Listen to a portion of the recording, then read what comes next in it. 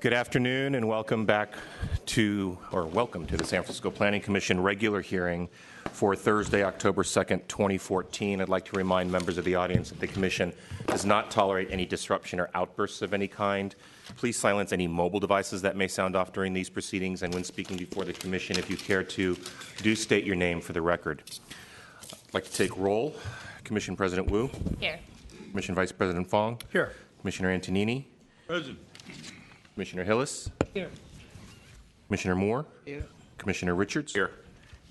And Commissioner Johnson. Here. Thank you, Commissioners. Due to the late start, we're going to be moving some things around on the calendar. We will be moving matters C and D to the end of the calendar, and item 12 for 490 South Van Ness will be taken out of order directly following item 8A, B, and C of Pine Street.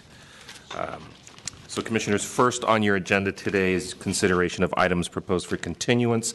Item 1, case number 2014.0668D.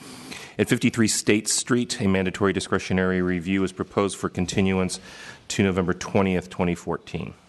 I have no other items proposed for continuance, and I have no speaker cards. Is there any public comment on items proposed for continuance? Seeing none, public comment is closed. Commissioners?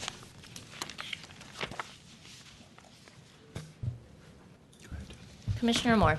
Move to continue. Second.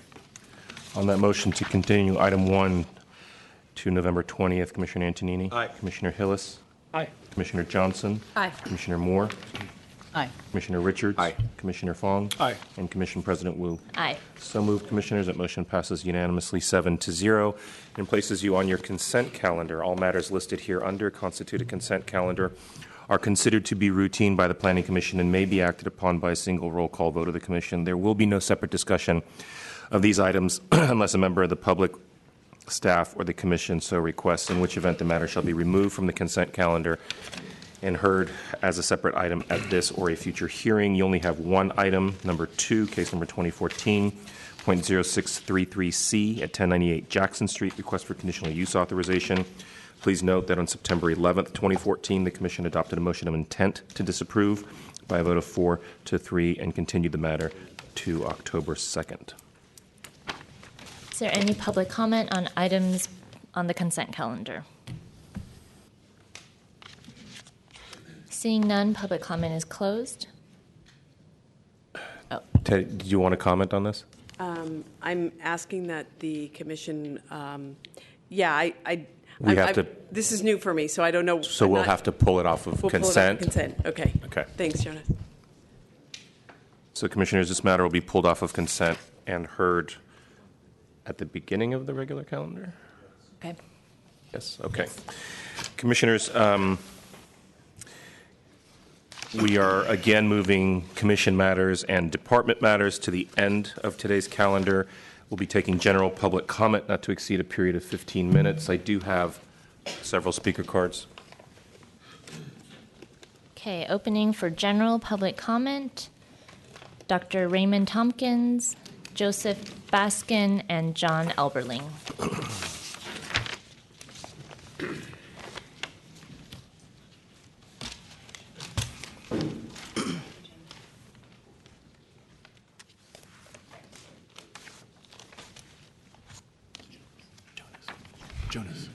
Jonas, do you have an extra agenda?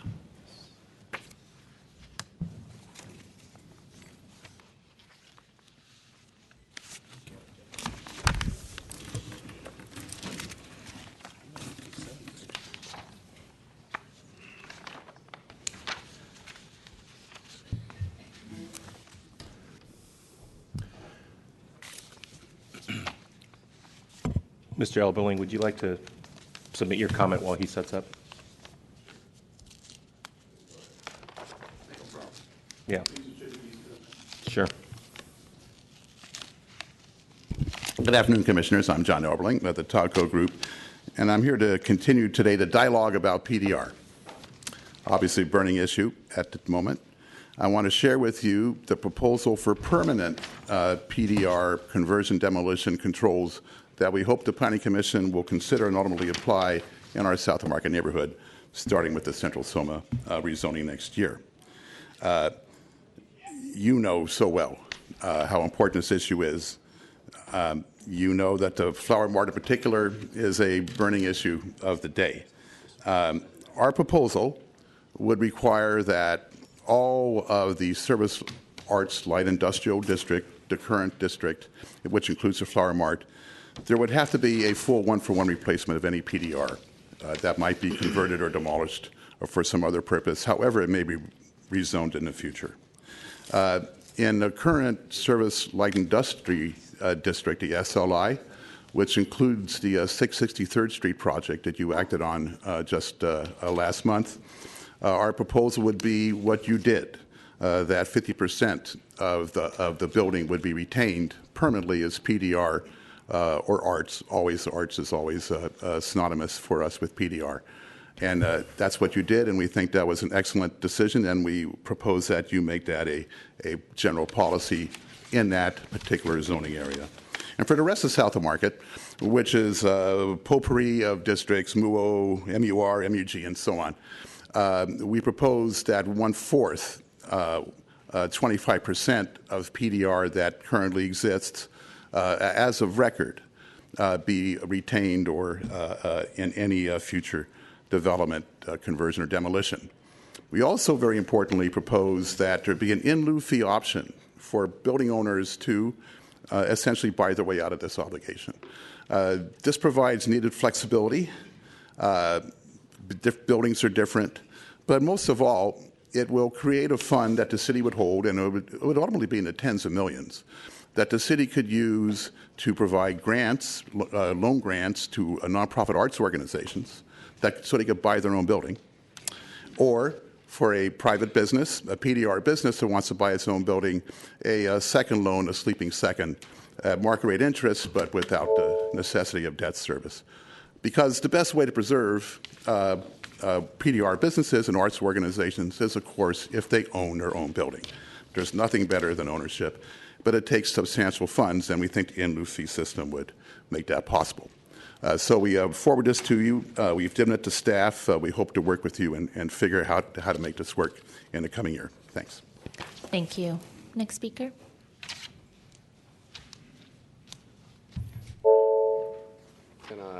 Could I get some assistance in putting this up on the screen? Once you start speaking to it, SF Gov TV will display it on the screen.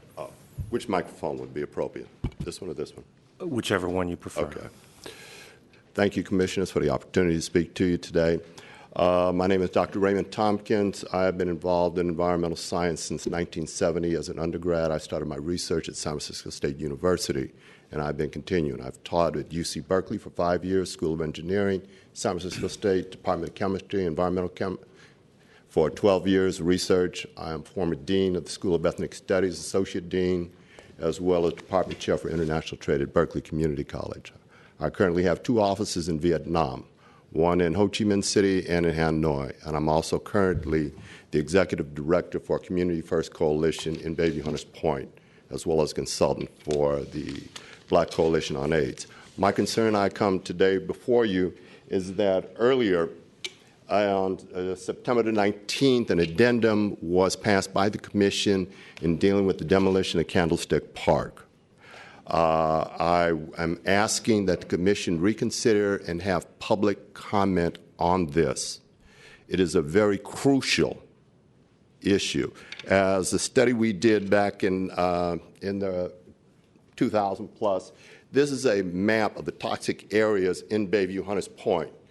And that over here is where Candlestick is at. If you look up there on the map, it's to the left.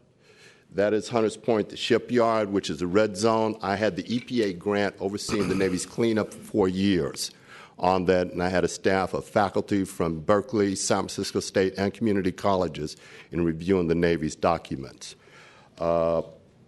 This situation, I worked with the city as well on Article 38, which they're considering Monday, and I'll be testifying at the hearing on that. I would ask that the commissions defer and have a public hearing on this matter. It is crucial. Right now, when we did the studies back in 98, and if I can get the laptop projection, thank you, blocking. This is a sample we did of benzene out at ground level where the babies play at the elementary school, which is in the zone that will be affected, George Washington Carver Elementary School. Back in 98, 55% of all the children in the first grade were asthmatic. I go back 10 years later. This is San Francisco Unified School District records, not an old grumpy old doctor hollering, that now it is 85% of the babies in the first grade are asthmatic. It is not a joke. Also, I've been working with the Air District and with UC, Berkeley, and State on approaching EPA on a particulate study. In the document which was presented to you, may I have the overhead projector, please? Thank you. This is a test, supposedly a pattern, that is going to deal with the expansion if you do the implosion on the upper level. I'm sorry, it is false assumptions that are being used here. The place where they did the monitoring they quoted in your document was San Francisco City College. That is on 50 Phelan and Ocean Avenue, 94112 zip code. They are not measuring the air in Bayview Hunters Point. Quickly, in the last point, in terms of I can go on and on.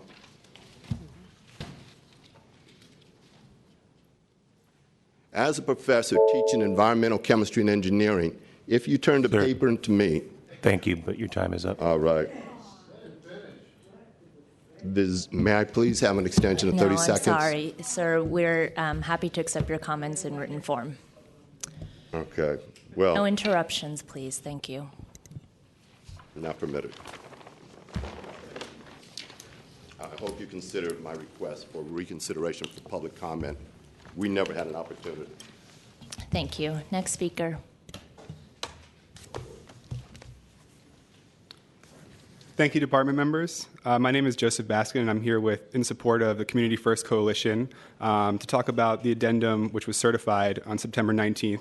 This comment concerns case number 2007.946E for the project titled Candlestick Point, Hunters Point Shipyard Phase 2 for the demolition and redevelopment of 702 acres of port property around Candlestick. On September 19th, 2014, the Environmental Review Officer certified Addendum 3 to the Environmental Impact Report, which modified the proposed technique for demolishing the upper section of the Candlestick Stadium.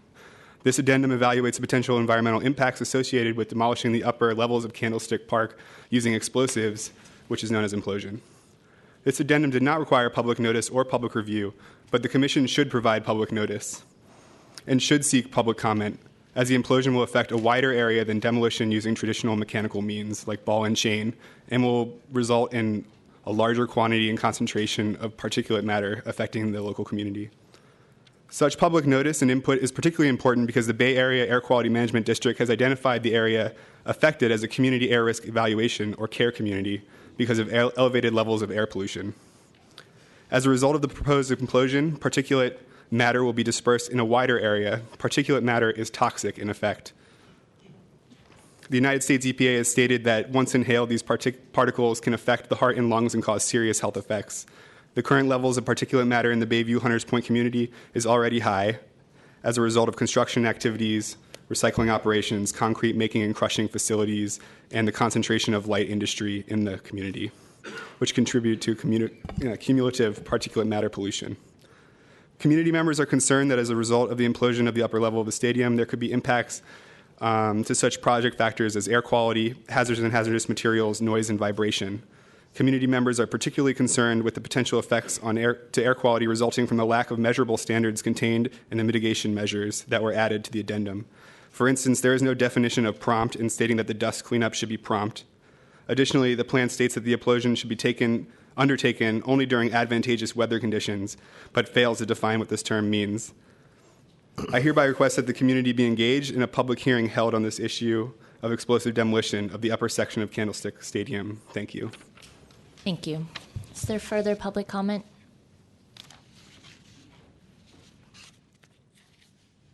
Yes, good afternoon, Commissioners. I would also advocate for the doctor's efforts. 85% is murder. 55% asthma is an obvious plague, but 85% asthma rates in children is murder. And to deny that or to ignore that is complicity in murder. But I was here for the earlier session, and I noticed that there was a discussion regarding the Airbnb gathering revenues for the city. Now, I was at a hearing the other day regarding Airbnb, and it's recognized that Airbnb is illegal at this point in TOTA. And so to authorize them to gather financing for the city is to engage them in a corrupt practice. So I would definitely urge you to reconsider any authorization of them gathering revenue stream. They should be tracked for any of their financing that they're using through this city.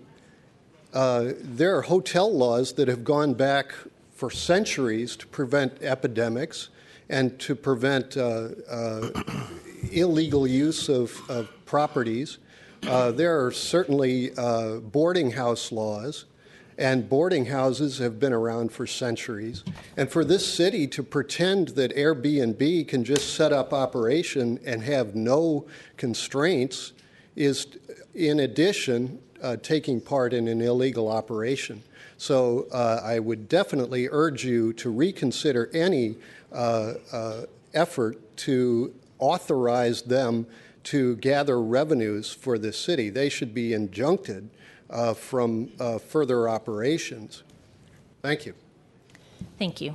Is there additional general public comment? Seeing none, general public comment is closed.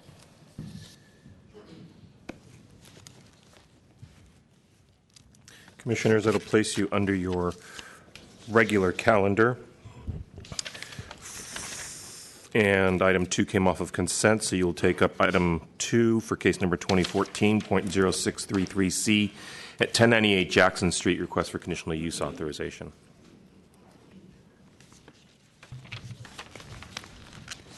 Thank you, Chair, members of the Planning Commission.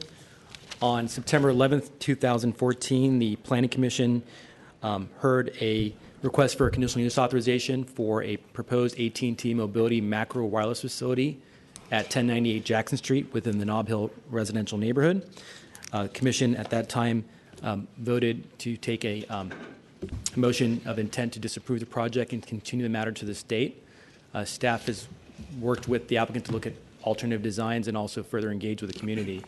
And we're here to answer any questions you may have. Thank you. Thank you. Project sponsor. Good afternoon, Commissioners. My name is Teddy Verhees. I'm with AT&T External Affairs. I am here today seeking your support to approve our conditional use application.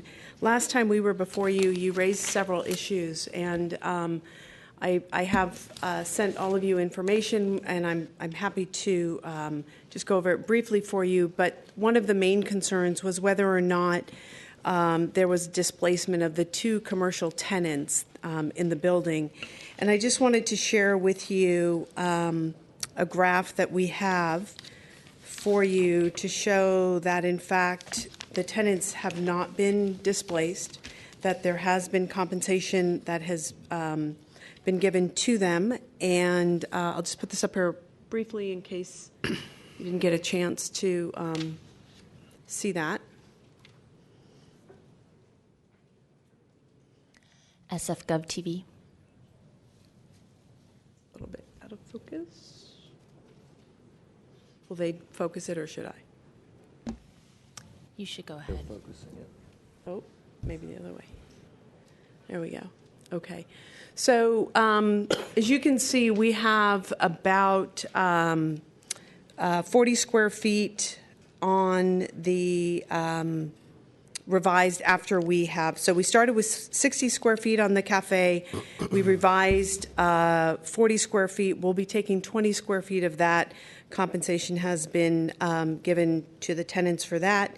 And the other one, we started with 100 square feet, and we will be occupying 52 square feet for the cleaners. In addition to that, we will be putting up racks that will make the space a little bit more usable for all of the tenants who occupy it. The other was that there was concern about aesthetics in the Preference 7 location. And we went back and worked with the planner a little bit and tried to figure out if there was anything that we could do with that. And you also see that if you thought that the tenants were displaced or for some reason you didn't want the equipment inside AT&T, the landlord has agreed to allow us to place the equipment on the lower roof. And this is what it would look like before, right here, and right after. So we also ask for your support as we try to, I have copies of the leases and everything that you've had as well, but we ask for your support to allow us to build this site as proposed. Thank you. Thank you. Is there public comment on this item? If there is public comment, please line up on the screen side of the room. The first speaker can come to the podium. Good afternoon, Commissioners. My name is Ari Redstone. I represent the ownership of 1420 Taylor Street, which is the building that is directly adjacent to 1098 Jackson. Excuse me. Most of what I really want to talk about is a letter that I received from Mr. Masri, the staff planner, dated September 30th, from John D. Bean, the general attorney for AT&T. I trust that you guys have read this letter. The letter really deals with the legalities around how, the basis for denying this application. Mr. DeBean talks about effective prohibition preemption. And after looking into this, there really is kind of a two-step test that is involved when you employ this effective prohibition, at least. I'm no lawyer, but this is what I've read. The first test is whether a significant gap in coverage exists. And per the Hammett Edison report, they've shown through a third-party report that a gap does exist. Excuse me. The second test is whether the wireless provider has provided sufficient evidence of the absence of alternatives in bridging the gap. And I guess where I go with that is the word sufficient evidence. In my mind, the application has been less than robust. And what I mean by that specifically is 1420 Taylor Street is not mentioned in the first original application whatsoever. And literally, I'm going to give you I took this from someone else, but put on the screen. Just to let you guys really see where our building is, it's right here, and here's 1098 Jackson. It just seems like an obvious omission in the report. And I know Mr. DeBean kind of addresses it here, but it seems kind of a bit of an afterthought. Why wasn't that addressed in the original application? I also want to draw attention to the fact on page 2, paragraph 3, it starts with one opponent questions the need for the site given the proximity of other AT&T macro sites, in parentheses, 3110 Octavia, so forth. This paragraph has nothing to do with the application at hand. They mention the last sentence says report verified that AT&T has significant gap in service coverage in the vicinity of 1800 Union. I know through my research that this was pulled off of another application entirely that was, I think, approved, received permits on August 21st. So again, has this study been robust? I don't have confidence that it has been. Why wasn't Taylor Street mentioned? Why did they continue to reference things from old reports? I would just urge the commission to, at a minimum, do a more, press for a more thorough analysis. Thank you. Thank you.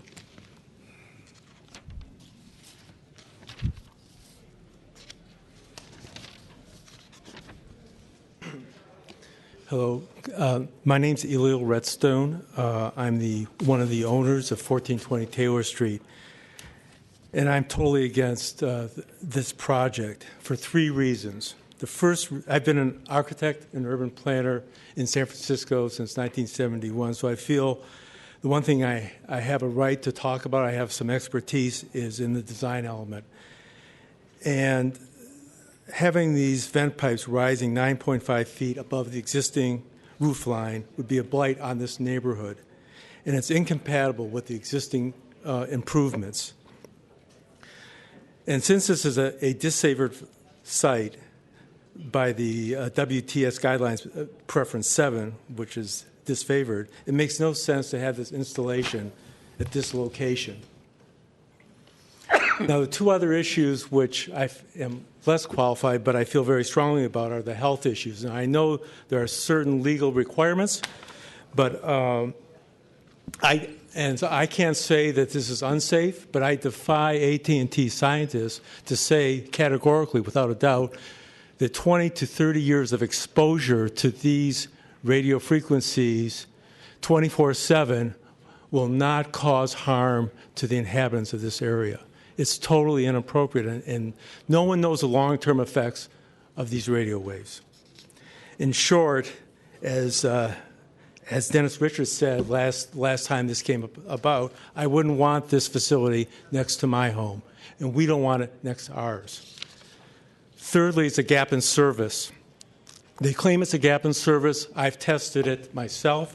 There's plenty of light service there, 4G light service.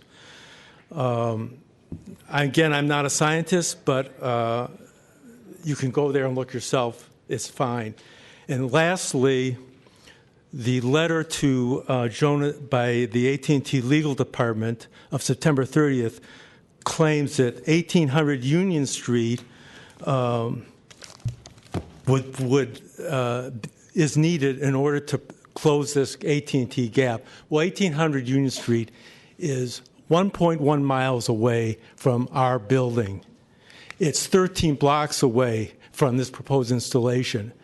This is, and it's in a commercial zone. It's either it's a ridiculous thing to say, they haven't done their homework, or it's a mistake. It shouldn't have been in there in the first place by AT&T, and it's really shoddy report writing by AT&T. So AT&T, in my opinion, needs to go back to the drawing board, work out a better solution. The Planning Commission is charged with protecting and enhancing the built environment in the city and should not be intimidated by legal threats by AT&T. Thank you. Thank you. Next speaker.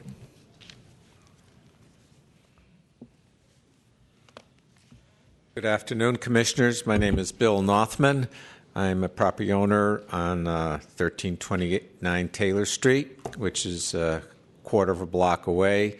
And my attitude is that it's incumbent on the real problem, additionally to the RF issues, is the aesthetic issues. And they're imposing these antennas that they appear to think that will solve the problem by camouflaging it with some other device that will camouflage these antennas, but they're still protruding 9 feet above the roof line, and the 6 antennas is intrusive in the visibility and the aesthetics of our neighborhood. And it would seem that that would be an issue throughout the city if antennas of that magnitude were put on any building. And it would seem that one of the issues would be that AT&T or any other carrier would come up with maybe an alternative means of communicating in terms of finding antennas or issues that don't have that kind of intrusive impact on the community, on the neighborhood.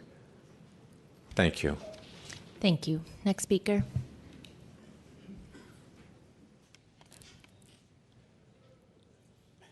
Good afternoon, Commissioners. My name is Kirsty, and I'm here to express my opposition to the proposed macro wireless facility at 1098 Jackson Street at Taylor, a Tier 7 disfavored location. I've looked carefully at the documentation related to this project, and I believe that there's potentially harmful misinformation throughout. If one looks deeply into the proposal, it is clear that the project will... Speak into the microphone, please. That's Sure. very hard to hear you. Sorry. Thank you. If one looks deeply into the proposal, it is clear that the project will adversely affect small businesses here. It will create a rooftop installation of 6 9-foot antennas, which will detract from the building's beauty and neighborhood character. It will be seen from public right-of-way and is not in compliance with the WTS guidelines, the general plan, the planning code, the residential design guidelines, and the urban design criteria. I understand that AT&T must close its service gap, but it has to close it by the least intrusive means. AT&T has not demonstrated that. Their research wasn't thorough. No good faith effort was made to utilize a higher preference site. Their application packet and recent letter from the legal department contain whole paragraphs unrelated to 1098 Jackson, instead referring to other projects. Omissions exist where they are required to provide contextual photographs of adjacent buildings, and they do not. I don't believe these omissions to be accidental. It concerns me that this misinformation could cause one to think that their proposal is sound and correct, when, in my opinion, it is not. Instead of preserving and enhancing neighborhood serving retail uses, it actually negatively impacts them and any future businesses at this location. Instead of conserving and protecting the existing neighborhood character, the project will cause an extreme visual change to the building with the installation of the 6 9-foot antennas, which will be visible from public view. This historically and architecturally rich neighborhood will be permanently altered. It also does not preserve this historic building, which was designed by an architect who has designed contributing buildings according to city documents, which also state that he introduced small apartment buildings to San Francisco. Other city documents recognize the developer as a significant person in local history. The opponents to this project, my neighbors and the small business owners, are of varied demographics of age, ethnic backgrounds, and income levels, but the thing we all have in common is that we love our neighborhood and want to protect and preserve it. The Planning Code and WTS guidelines are sensible and practical and support our basis of opposition.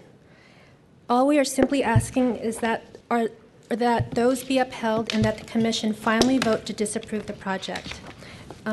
Thank you very much for your time, but I wanted to just add finally that the small business owners gave me 14 more letters yesterday, and one of them is actually signed by her. I don't have copies, but I have the originals if you'd like to. Thank you. Next speaker.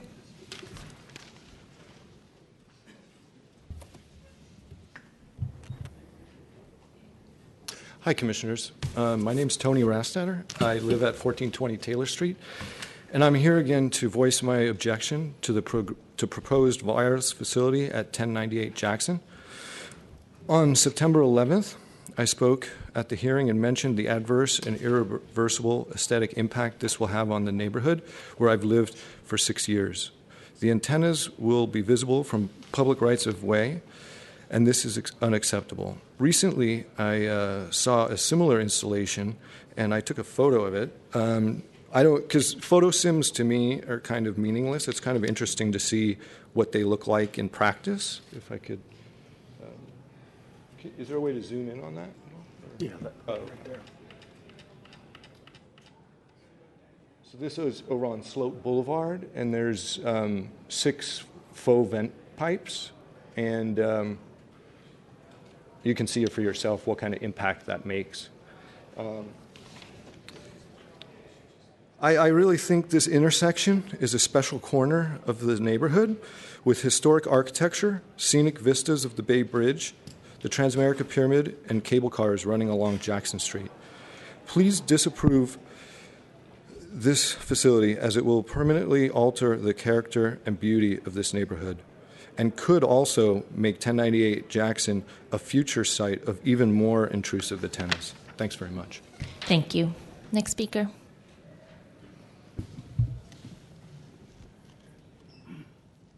Afternoon. My name is Kenneth Kaiserman, and I live in 1410 Taylor, which is 1098 Jackson. It's just the residential entrance.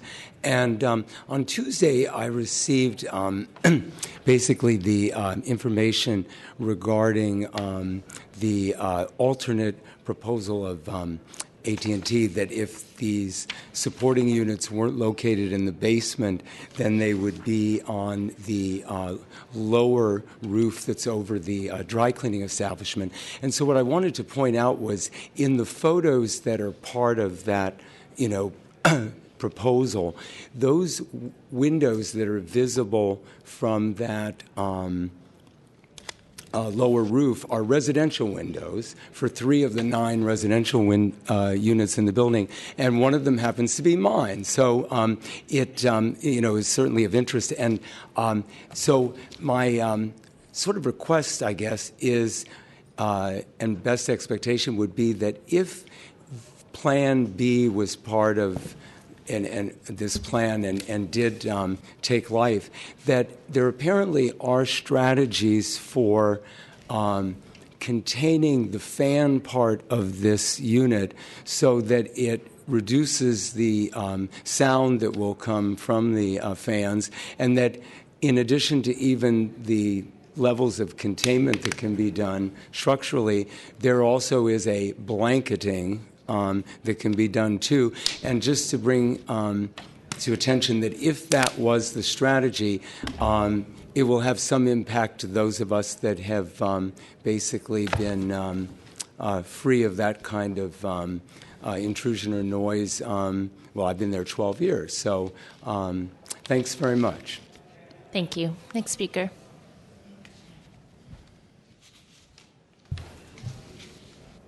Good afternoon, Commissioners. My name is Curtis Chan. I live adjacent to 1098 Jackson at 1420 Taylor, and I'm asking you to disapprove this installation. It is in an area that's disfavored, and it is totally out of scale for this neighborhood.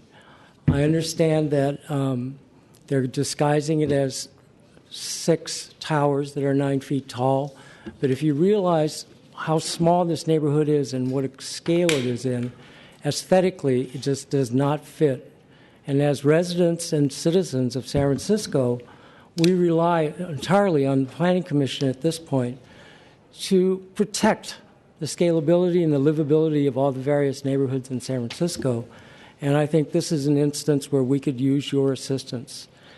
I realize that talking about RF emissions is a moot issue in terms of the health department and everything, but I spoke to Mr. Masri at one point and asked him why he didn't use the building across the street, which was much taller and had better coverage.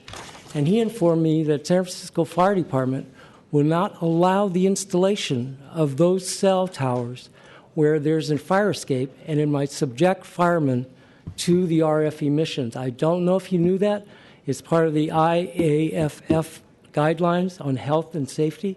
And 1098 Jackson also has a fire escape in front. So I don't know if that would be in compliance or not. Thank you.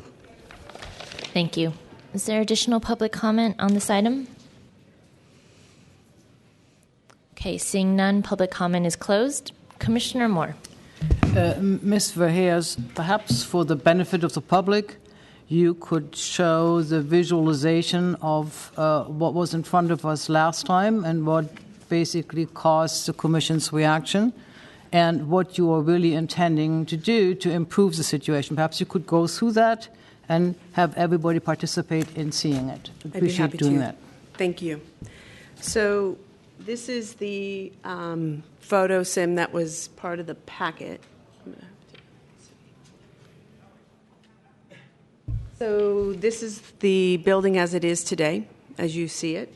This is the proposed installation with the 6-panel antenna. So this is the 3 faux vent pipes up here on Sector B, what we call it, and this is 3 for Sector A. Perhaps you could zoom in on that part so that as you're going to the new proposal, people could compare across. That would be helpful. Certainly. So one of the ideas that was that surfaced was that we can remove the cone or the vent pipe from the panel antenna itself. Right now, the vent pipe is about 16 inches in diameter, and the antennas are 11 inches in diameter. So if we were to remove the cone from that, it would have a panel on the front, and then I'll just put this up here.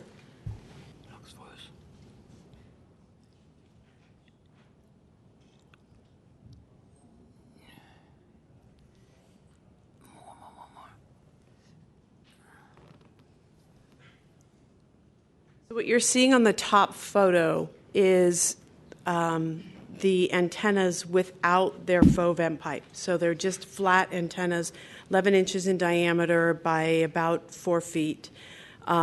So what would happen is there would be coax cable on the back side, which would be incorporated. It would be covered. It would be the same color as the front side, and then there would be a cap on it, so it didn't just look like three, sort of rectangular structures. So that's the option that we have that would reduce by about 15 inches the width up there, and we're also willing to move back about a foot. When we start to move back both sectors more than a foot, then we have to go up a little bit in order to keep the propagation. So we can move those back off of the edge of the building if you would like us to, and as well as Sector A, we can move that back as well. So both sectors could come back a foot. We could remove the radome, and that would reduce the width of that installation by about 15 inches. And then, of course, if the equipment, if you didn't want the equipment there in the storage area, we would put it there, and we would make sure that we had,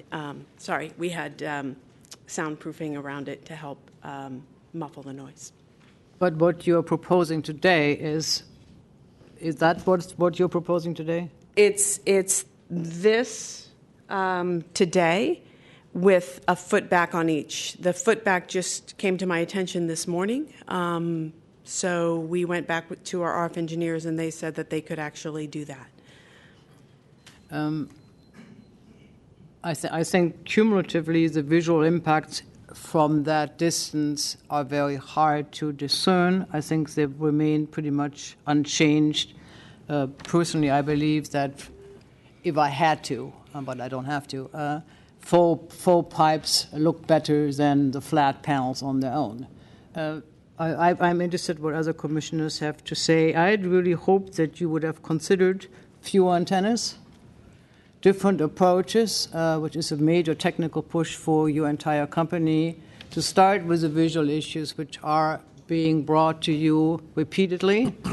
The letter from your colleague didn't help matters because this commission is very well trained in what the federal guidelines are, and we're very careful to support you. But I personally do not feel that we have been properly heard relative to the increased voice on city aesthetics. And they're getting louder as we are now really all noticing the cumulative effect of the lack of design, the lack of attention on where you're putting your antennas, and how it starts to really alter the cityscape, particularly in those corridors where we all have a collective memory and a collective pride of how we're perceiving not just one building, but the entire sequence of how we move through the city, either walking on the cable car or whatever it is. This particular project falls into one of those corridors, and so I'm not really convinced that what you're bringing forward today is greatly changed and kind of relieves my concerns over what I expressed to you last time. Thank you. Thank you. Commissioner Johnson. Thank you very much. First, I just have a couple questions on your revised proposal. So, again, we didn't see a lot of the visuals in our packet that was revised for this week. So can you explain what was the sort of changes with the equipment cabinet being on the side of the building? I think I saw a quick picture from Omar, but could you explain that a little further? Sure. So let me just pull up the schematic for you of what it would look like inside. So here is the cafe. That's the affected area in terms of the square footage. So AT&T will be taking up that blue area, which is approximately 20 square feet in that storage area. And then there you see at the bottom little square there, about 52 to 56 square feet approximately. So the idea was that if the commission rather have the equipment outside the building, that we could relocate that equipment to the lower roof. And we would, of course, make it integrated into the building as much as we could and put sound screening around it. But that is kind of the area that we would propose to place that equipment. Thank you.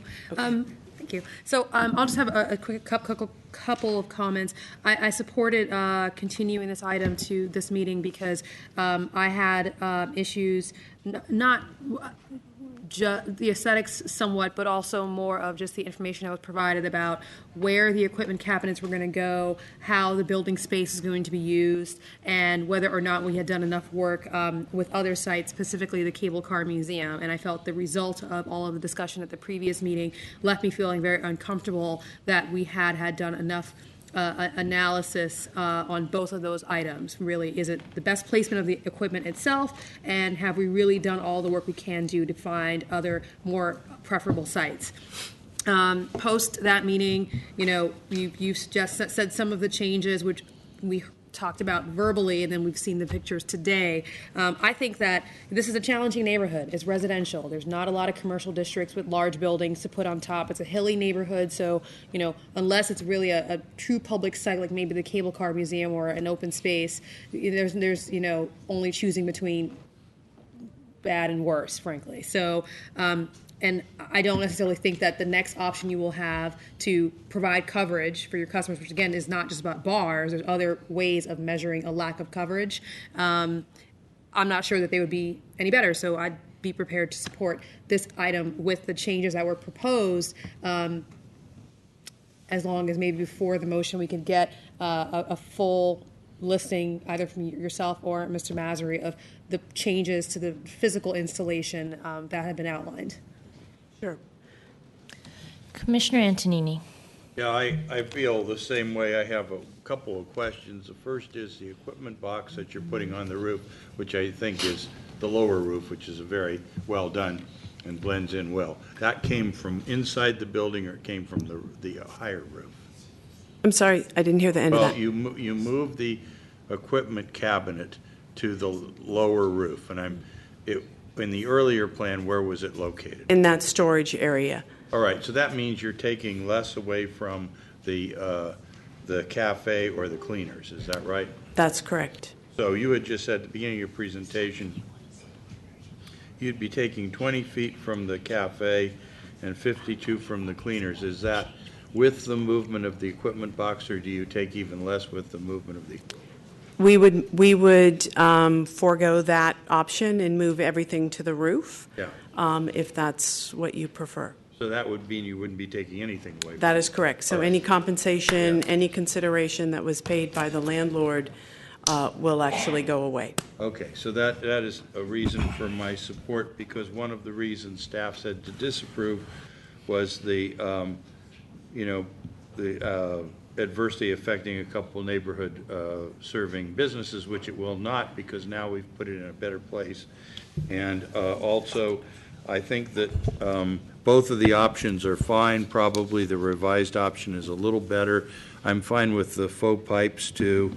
I mean, you have to have a pretty good memory of what the roofs look like, especially maybe a resident knows they look at it all the time, but those of us go through there less frequently can't really remember whether there was a vent pipe or not a vent pipe there. And so, I mean, it's kind of hard to really understand, and views are not protected also. I mean, they're talking about public views, but, and once again, the health issue is not before us.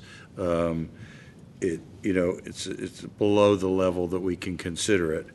And you analyzed a lot of different alternatives, so I'm going to vote against the disapproval, and more than likely, if that vote prevails, then we'd have to have a separate vote to approve. Is that correct, Mr.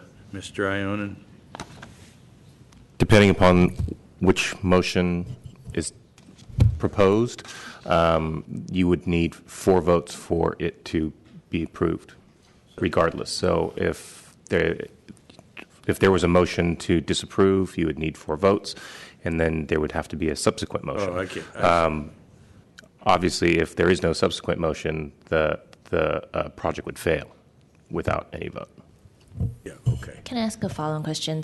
If there were a desire for a motion to approve, does it have to be a motion of intent to approve and scheduled for another date? We were just discussing that. But it seems as though this item's been before you enough times. You've had a motion to approve in the original packet, so you've all actually already reviewed that motion to approve. And in consultation with the city attorney, if this commission chose to go that route and approve this matter, then the wisest thing to do would be to acknowledge the original motion and then to verbalize findings as to why you've changed your mind, be it the revised design, the equipment location, or what have you. Thank you. Commissioner Richards. Yes, question for staff, Mr. Massery. Can you please go through the process of settling in on 1098 Jackson? How many sites did you look at? Could we peer that again for our own benefit? So typically what happens is carriers start to describe an area they're looking at. We'll have a phone conversation.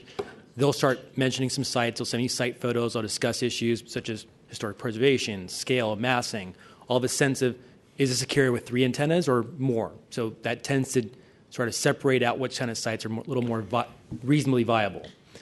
They'll start to discuss a certain site and maybe have not submitted a formal application yet. And then I'll start saying, okay, I'm looking at my map of other sites in the area. Are there co-locations we can go to down the hill, for instance? Have you looked at the Cable Car Museum? So I'll start researching alternate co-location sites, and then the wireless guidelines really drive you to finding a higher preference site. The challenge here is that most of the other buildings in the neighborhood are similar preference. They're all, most of the majority of them are disfavored. Or if there's a higher preference, they were blocked in maybe on 2 or 3 sides or had issues regarding those similar sites. So we're kind of narrowing down. So in your opinion, if we disapprove this today, we'd probably be back in a different building with the same issue in the same neighborhood? We'd probably see a combination of that and then probably more DAS installations with the antennas on the wooden poles. Okay. How many sites did you look at before you got to this one? I remember last week we had a Tier 7 site, and I think it was like 47. The formal alternative site analysis had 27 sites. 27 sites. Can you comment on the thoroughness of the report? I heard one of the speakers bring up the issue with cut and paste, maybe.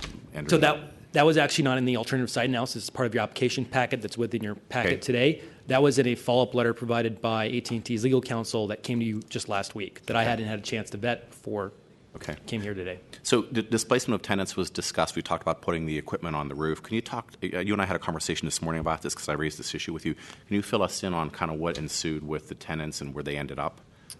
Well, when I first went out to the site, the tenants did raise concerns. It was obviously about a much larger facility, the 80 square feet, and how it was placed. The tenants had raised concerns about, one of the tenants does not have a lease in place or on a month-to-month. So they raised concerns about, feeling that this might be a sort of constructive eviction. That's not necessarily our role, but we do have to make findings that the tenants won't be adversely affected.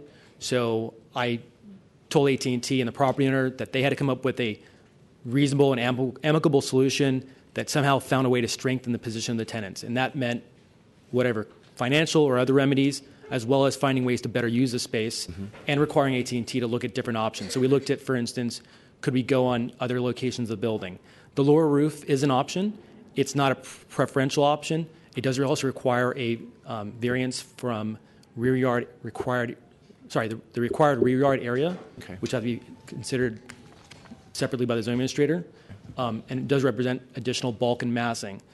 We're comfortable that the facility as proposed, with the condition that any minor increases would require full review, would help ensure that the tenants are not adversely affected.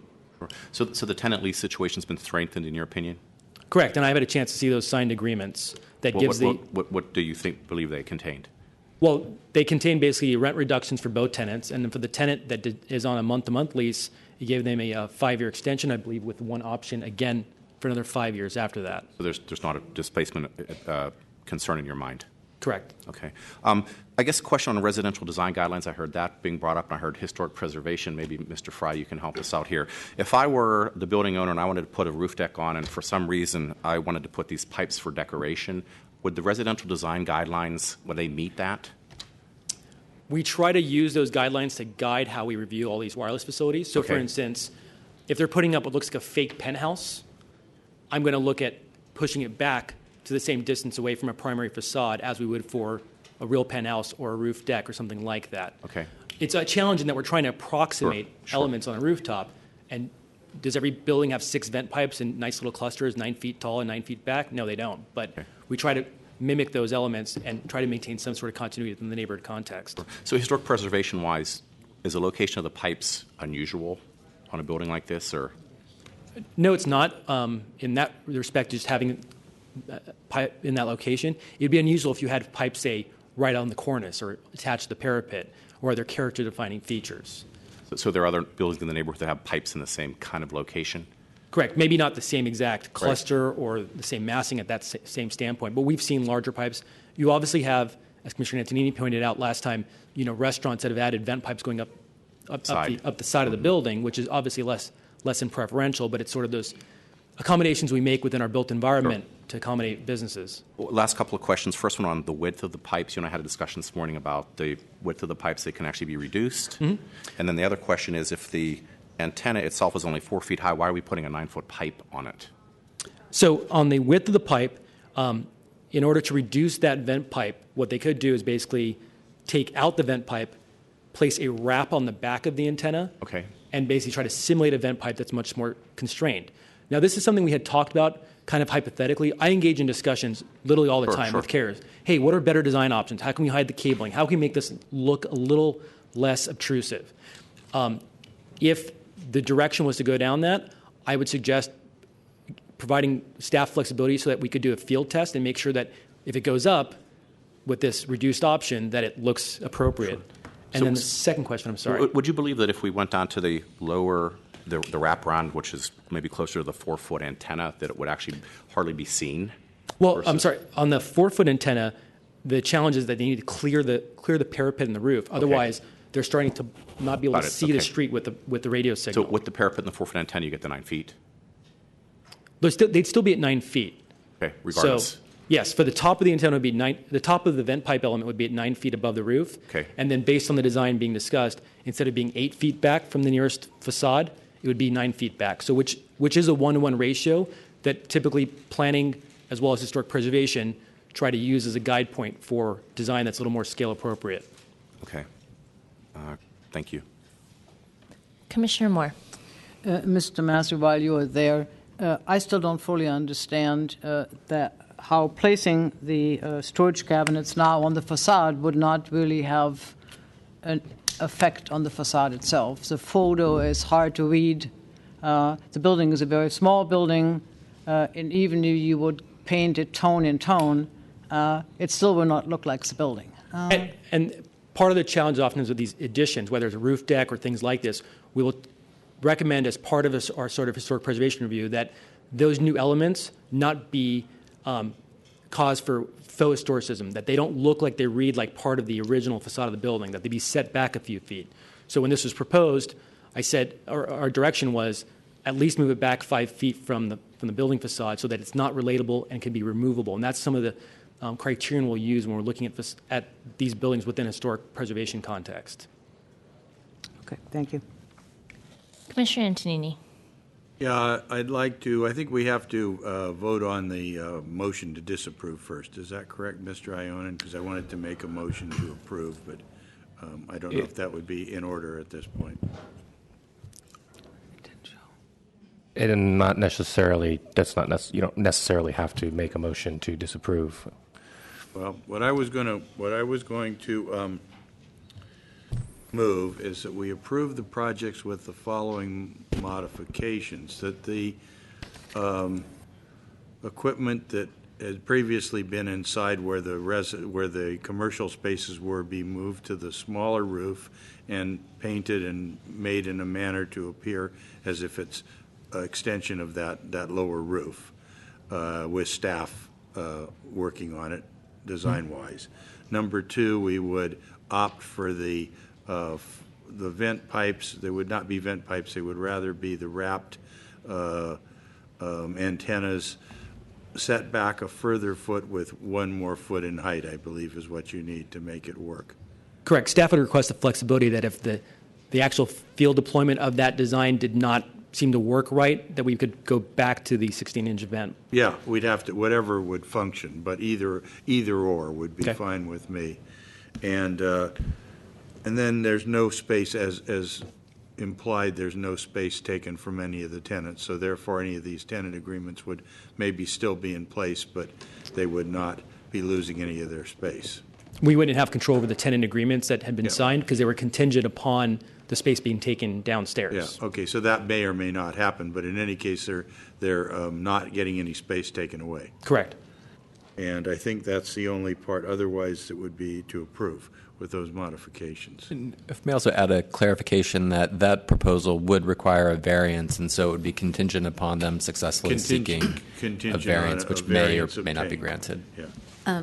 Deputy City Attorney Marlena Byrne, if I may jump in for a moment, I would also recommend that you just briefly articulate the reasons why you're choosing to approve this project now, that briefly describe the difference between the Right. prior proposal that Right. you saw and the current one, and why that Yeah. has changed your decision, since we do have in front of you Right. a motion to disapprove. Thank you. I'm happy to do that. All right. First of all, there are a different number of reasons given to disapprove. One was the adverse effect on the on-site neighboring retail businesses, which is no longer there because that's been taken care of. Then there was also the issue about aesthetics, and I think we have greatly improved the aesthetics by the changes that have been suggested by staff. So those were the two issues that I think have been improved a lot and made it different than when we heard it before, and that's why I'm moving to approve. Commissioner Richards. Question, Mr. Mastery. Right. So the wraparound is still emulating a vent pipe? Yes, but a slimmer vent pipe. A slimmer vent pipe, okay. And so do both of these designs pass historic preservation review? I would They do? believe yes. Okay. Mr. Fry, they do? Did the design go through historic preservation review? Tim Fry, Department staff. Yes, we work closely with Mr. Mastery on Okay. a regular basis for all of these, and we feel the vent pipes or some sort of cloaking element is an appropriate treatment. On this building? Yep. Okay, thank you. I'd like to second Commissioner Antonini's motion. Thank you. Commissioner Moore. I believe that the summary made from what we objected to last time and what we are seeing today is not really at all in concurrence with the way I understood us speak against it. And I think it summarizes a vision which obviously is Commissioner Antonini's disagreement with the motion as it was brought forward. I believe that in the analysis which was sent to us, the emphasis on the tenant space, while it is a very important one, was trumped up over what the aesthetic and other neighborhood concerns are.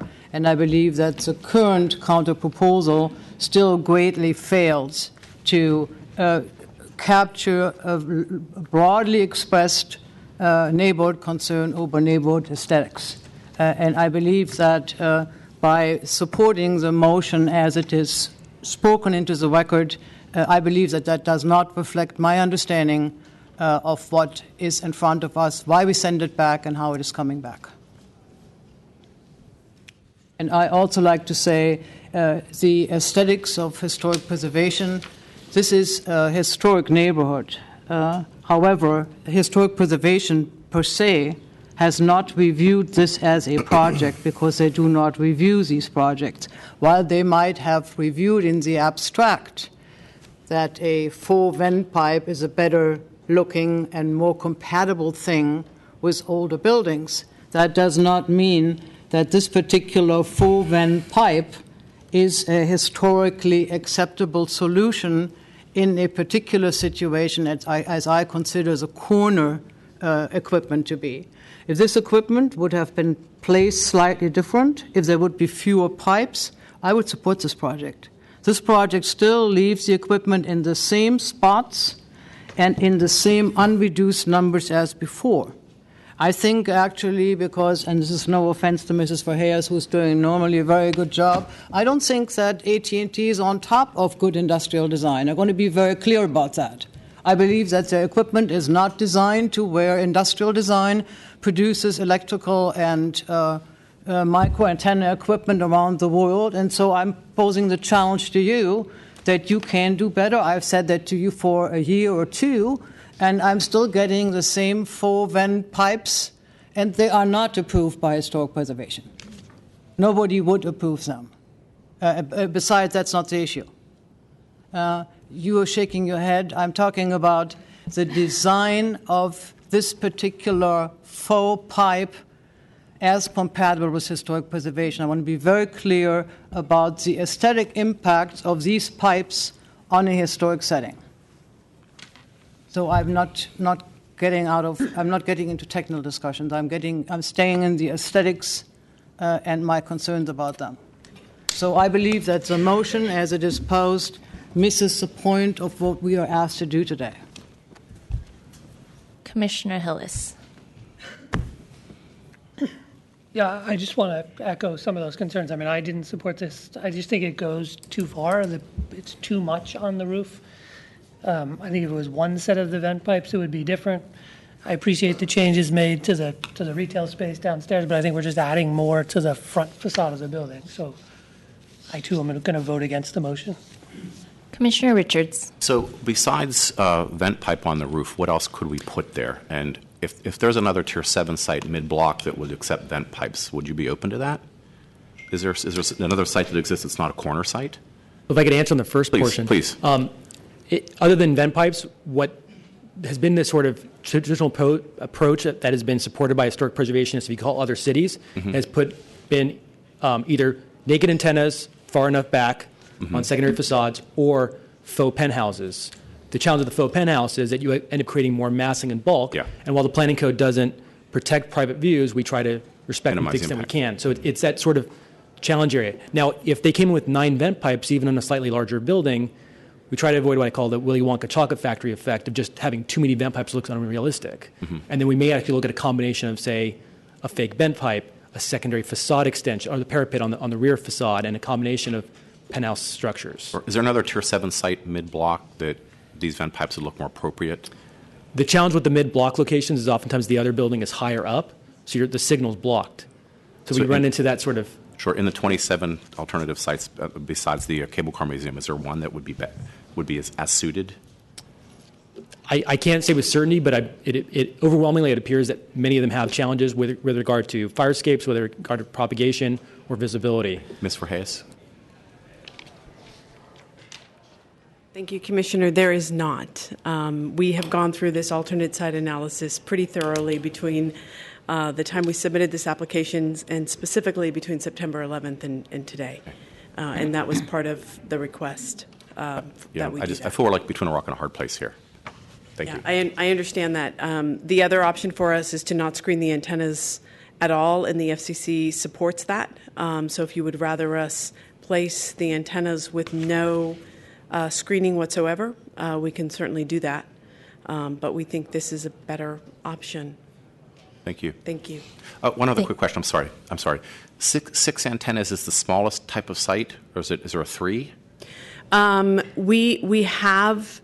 I think those are pretty few and far between. I know in our network, I don't even know. Like we proposed one for 1700 Union, and we ended up going to 1800 Union. So that was a little different situation. We can't. It would. I think we would rather not build a 3-panel site than have. It would. Yeah. Okay. Thank you. Thanks. Thank you. Please call the question.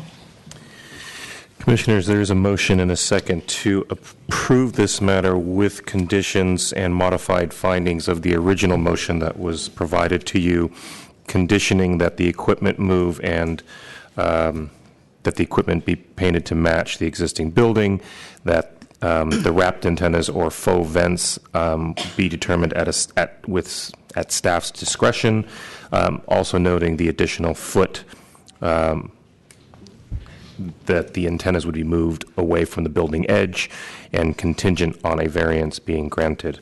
On that motion, Commissioner Antonini. Aye. Commissioner Hillis. No. Commissioner Johnson. Aye. Commissioner Moore. No. Commissioner Richards. Commissioner Fong. Aye. And Commission President Wu. Aye. So moved, Commissioners. That motion passes 4-3 with Commissioners Hillis, Moore, and Richards voting against. Commissioners, I will place you on item 7. for case number 2006.0383E at 1545 Pine Street, mixed-use project certification of the final environmental impact report. Please note that the public hearing on the draft EIR is closed. The public comment period for the revised portions of the draft EIR ended on June 30th, 2014. Public comment will be received when this item is called. However, comments submitted may not be included in the final EIR. Good afternoon, Commissioners. I'm Michael Jacinto from the Planning Department's Environmental Planning staff.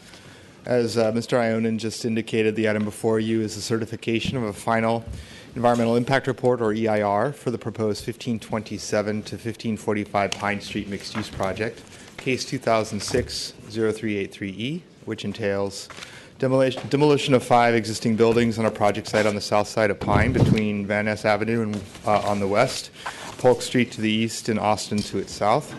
Construction of a 137,000 square foot 12-story mixed-use building that would have 2 levels of parking below-grade retail space on the ground floor and 107 units of housing in the upper levels. A copy of the draft EIR certification motion is in front of this commission. The draft EIR was published on May 14th, 2014. The public hearing on the draft was held on June 19th, 2014. The public comment period closed, as Mr. Ionin said, on June 30th, 2014. Comments and responses document was published on September 17th, 2014. There were no public comments received on the draft EIR in written form, nor did any member of the public address the adequacy of this draft EIR during the public hearing before the Commission in June. The evaluation of the environmental topics contained in the EIR found that the implementation of the proposed project would result in significant unavoidable impacts that could not be mitigated to below a significant level. The demolition of the 1545 Pine Street building, which for purposes of environmental review is considered a historical resource eligible under Criteria 1. Events for the California Register was identified as one of the temporary commercial structures built in the immediate aftermath of the 1906 earthquake and fire. In compliance with CEQA's mandate to lessen adverse effects, the EIR includes mitigation that requires preparation of historic American building survey documentation and some interpretation of those salvaged artifacts. The EIR also studies for alternatives to the project that would reduce or avoid this adverse impact. Due to the unavoidable significant impact on historical resources, the Commission would need to adopt a statement of overriding considerations pursuant to the California Environmental Quality Act should the Commission choose to approve this project. At this time, staff recommends that the Commission adopt the motion before it and it certifies the content of the EIR as adequate and accurate, and the procedures through which the final EIR was prepared comply with the provisions of CEQA, the CEQA guidelines, in Chapter 31 of the Administrative Code. This concludes my presentation on this matter, unless the Commission members have any questions for me. Thank you. Thank you. So, Mr. Ionin, we open for public comment now, correct? For the certification of the EIR, yes. Right. So is there any public comment on the certification of the EIR? Seeing none, public comment is closed. Commissioners? Commissioner Antonini. I think the EIR is adequate and accurate, and I would move to certify. Second. Commissioner Moore. Just for completeness, questions raised by this commission were answered and accurately addressed and also followed, so I am in support. Thank you. Commissioners, there is a motion and a second to certify the final environmental impact report. On that motion, Commissioner Antonini. Aye. Commissioner Hillis. Aye. Commissioner Johnson. Aye. Commissioner Moore. Aye. Commissioner Richards. Aye. Commissioner Fong. Aye. And Commission President Wu. Aye. So moved, Commissioners. That motion passes unanimously 7-0 and places you on items 8A, B, and C for case numbers 2006.0383 E, C, and V. For 1527 through 1545 Pine Street, adoption of CEQA findings, request for conditional use authorization, and the zoning administrator will consider request for variances. Good afternoon, Commissioners. Sharon Lai, Planning Department staff. Items 8A through C before you constitute the required approvals for the proposed demolition and new construction project located at 1527 through 1545 Pine Street. The subject 5-parcel mid-block site is on 3 lots that also front onto Austin Street. With a combined site area of 15,000 square feet, 4 of the 5 lots are located within the Van Ness and Van Ness Automotive Special Use Districts, and the remaining lot is located within the Polk Street Neighborhood Commercial District. The project proposes to demolish all existing commercial structures and construct a 12-story mixed-use building over 2 levels of subterranean parking. The eastern portion of the development is limited to 6 stories in order to meet the split zoning requirement of the site, which also provides a transition from the higher density Van Ness SUD to the moderate density Polk Street NCD. Please note that there is a typo on page 4 of the draft CU motion where the proposal is incorrectly cited as a 13-story structure as opposed to a 12-story structure cited elsewhere in the motion. The development proposes approximately 96,000 square feet of residential use in form of 103 dwelling units, of which 12 are permanently affordable units.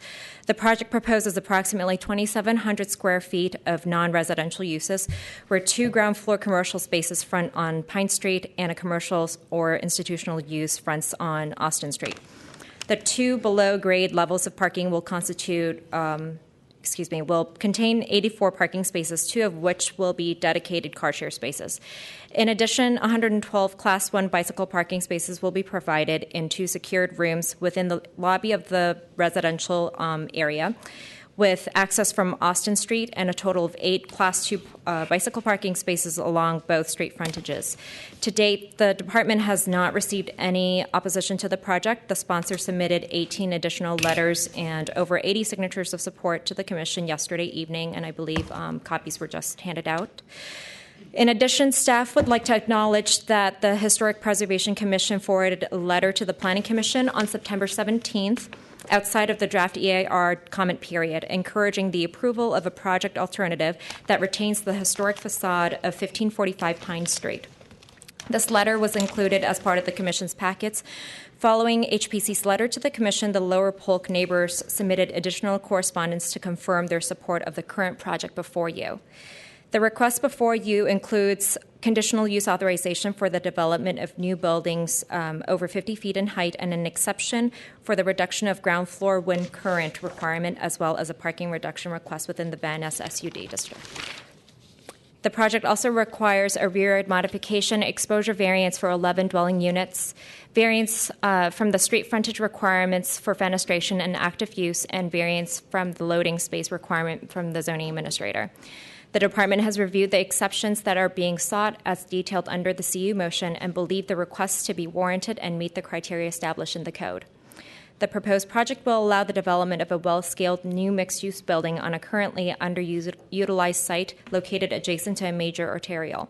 Furthermore, the development has been sculpted to reduce the average wind exceedances at the ground level and has been designed to appropriately reconcile the transition between the 2 different zoning districts that vary in height and bulk requirements.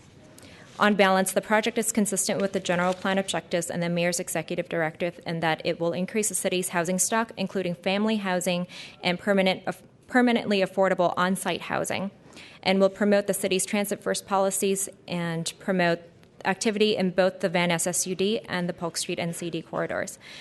As such, the department finds the proposal to be necessary and desirable and is recommending approval with conditions. And lastly, if the Commission wishes to approve the project, the adoption of the CEQA findings included as part of your case report must first occur prior to the action on the conditional use authorization. Thank you. Thank you. Project sponsor.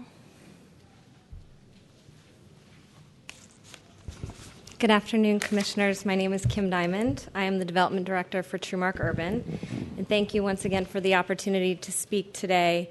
As always, we are very happy to be here and appreciate all the hard work that Planning Department staff and you have dedicated to our proposed mixed-use residential development at 1545 Pine Street. I'd like to spend a few minutes describing our community outreach efforts over the last few years, and then I'll turn our presentation over to Bernardo Fort Brescia of Architectonica to describe our plans and design. For the past 3 years, we've been working closely and collaboratively with the Lower Polk neighbors, local residents, and merchants in the area with a very clear goal of beautifying and strengthening the community. LPN expressed to us early on their desire that our proposed development activate the currently vacant and blighted site. In particular, LPN requested that we pay special attention to Austin Alley by adding eyes and activity to the street to help improve safety and security. Through thoughtful design, including ground floor retail on Pine Street and enhanced landscaping and nighttime lighting on Pine and Austin, the project will tremendously activate and improve the site and block as requested. We have presented our project numerous times to LPN and are proud to have received unanimous support from the organization.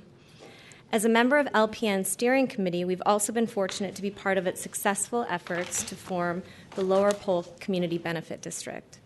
The Lower Polk CBD will provide a range of neighborhood services to help improve the quality of life for those living, working, and visiting the area, creating a more safe and secure community. In an effort to support the CBD, TrueMark is excited to be able to donate on a long-term basis, ground floor space at our proposed project for the CBD headquarters. This ground floor space on Austin will also provide a place for local artists to display and sell their artwork and be a part of the ongoing local art walk to provide new gallery space and further enliven the neighborhood and the alley. In addition to our involvement with LPN, we've been actively reaching out to the neighborhood and walking the streets, talking to our residential and merchant neighbors, and to let people know about the development and hear their comments and questions. We've had numerous community and one-on-one meetings resulting in overall neighborhood support for the project, including 37 letters of support, which you have before you, and over 80 signatures of support.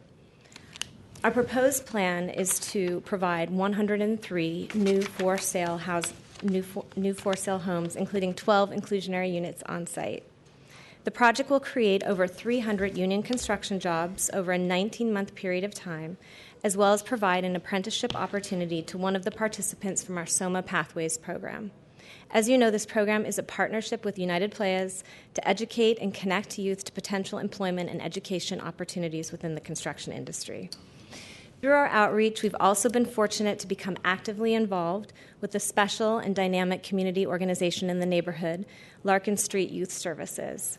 TrueMark staff has attended youth graduation ceremonies, volunteered at various events, and have become involved with their Friends of Larkin group, which raises awareness for the organization and fundraises to support their efforts to provide a safe haven for at-risk youth. In closing, I'd just like to add it's been a true pleasure and honor to work with LPN, the merchants, the neighbors that we've had the opportunity of meeting over the past few years, and we look forward to continuing those relationships. And we also truly appreciate the hard work and dedication of Planning Department staff. So I'd now like to introduce Bernardo Fortbresci of Architectonica, who will present the plans for our project. Thank you so much. Good afternoon. In designing this project, we had the challenge that the site is straddling two different zoning territories. In one case, the building is lower and has a certain density, and in the other portion of the project, the building is allowed to be taller and has a different density. So the density and the height are distributed in accordance to each one of the two zones. This fact of the site led to a profile in the building that created a lower and a higher building. And that gave us an opportunity to actually create a massing that was made of components that cascaded from that rise and profile against the sky and slowly diminished into a smaller scale as these volumes reach the street, so that there's almost a composition of two buildings coming together as one. I mentioned that descent to the ground because what is unique about what we are providing here in this design is that the ground floor is trying to set some positive precedents for the neighborhood as a whole, where there are a series of alleys that have an opportunity to become more active instead of just being some rear service street. So even though the site has a primary frontage on the street, we really have given equal importance to the backside and essentially have decided to design it as two frontages. And it is this that defines this project. Along the street, there's a lower portion of the building, which then there's which at one point recesses and retreats, but on the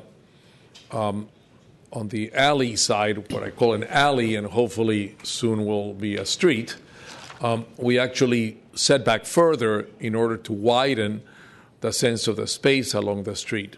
And it is our hope that this will be a catalyst for changes of use along that new street that we are proposing. You can see here in the images what we're doing with the ground floor of the building on arrival. And I think there's other images there that show you the proposed community space on the new street that we are attempting to create a frontage. And so here you can see the current condition of the block, and there are a series of existing buildings that are being replaced with a whole new series of framed gateways into what will be new retail that will happen along that frontage, but following roughly the scale of the components that existed on the site. You see the garage building on the right-hand side, and there's an equivalent piece of the building that happens on the ground floor that defines that same scale at the base of the building. We have worked with staff to deal with some of these issues of setbacks and massing of the building. Also notice that there is a substantial setback on one side of the building that relates to the height of the adjacent building and allows more light and air to our neighbor. It's a friendly gesture. It's not a required distance, but we decided to do that and discussed it and coordinated with the neighbor. Here's the view of what will be the alley and the proposed community space that you heard being explained earlier in this presentation, where you see what is called Art Spot, and that it will happen along the ground floor of our secondary frontage, and probably, if I had to say what defines this building, is precisely this. I think this is what makes it different and special, and I think from the urban design point of view, hopefully is a contribution that other people see benefit and will also replicate this move in some of their other frontages. There is about 4 alleys of this kind in this neighborhood that could become safer places and friendlier places if this kind of reaction would happen along that side of these properties as well. You can see here what happens today and what we're hoping to create in the same type of location, in the same exact location. I think that's it. Thank you very much. Thank you. Okay, opening for public comment. If I call your name, please line up on the screen side of the room. Public comment will be 2 minutes. Andrew Chandler, Kabir Seth, Alan Miloslavich, Rudy Corpus, Joel Koppel. My name is Andrew Chandler. I'm chair of the architecture department at City College of San Francisco, but I speak today as chair of the Lower Polk Neighbors. TrueMark Urban gave a sort of an accurate overview of their interaction with us. It was not normal interaction. It was very involved and very cooperative. It was exemplary from my point of view. There are a couple of things that I think are important to note about the project. Number one, no resident was displaced. This is something we really encourage in the development in our neighborhood. Number two, all the BMR units are on site, something that we fully support as a neighborhood as well. In part of their full engagement of the neighborhood, They were fully engaged as well as LPN was assisting the formation of the Lower Polk Community Benefits District. It was not peripheral involvement. It was direct. It was impactful, and it contributed to the formation of that district, and we really want to thank them for that.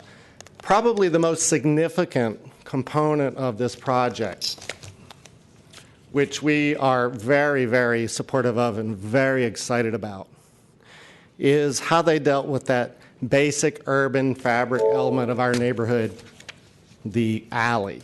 And the fact, and you heard Architectonica speak to that, the fact that they have taken that risk, they listened to us, we are committed to changing the nature of those alleys. This is the first project in the neighborhood that has stepped out and taken that on as a challenge. And so obviously just designing something there doesn't do it, but we will follow up and work with the city as the city looks at redesigning these alleys and redefining what they can bring to the city. Thank you. Thank you so much.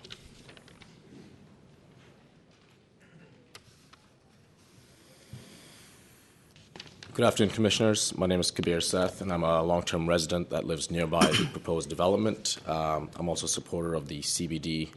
It's part of Andrew Chandler's efforts. Personally, I'm pretty excited to see what TrueMark is doing and donating space on Austin Alley. And as a resident, I'm looking forward to the art walks that they will be helping to sponsor in conjunction with the CBD. And I encourage your support of this project. Thanks. Thank you.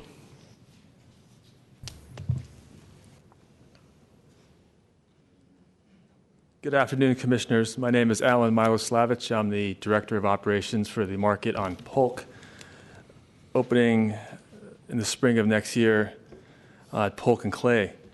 As a business member of the neighborhood, I appreciate how TrueMark has reached out to the local community about this development. Housing in San Francisco is much needed, but must work for the community, and TrueMark, with their design, has achieved that. I strongly urge you to vote in approval of this project. Thank you. Thank you.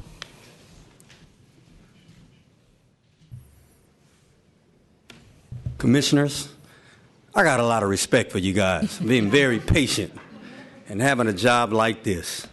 I sat back there probably 3 hours. I'm like Elvis, I'm all shook up. You know I gotta love TrueMark to be here standing there that long. So anyway, my name's Rudy Corpus. I'm born and raised in San Francisco. I'm the ED of a violence prevention program that serves kids all over San Francisco for 20 years now, United Players. I'm here to support TrueMark. They have been a great asset to our community.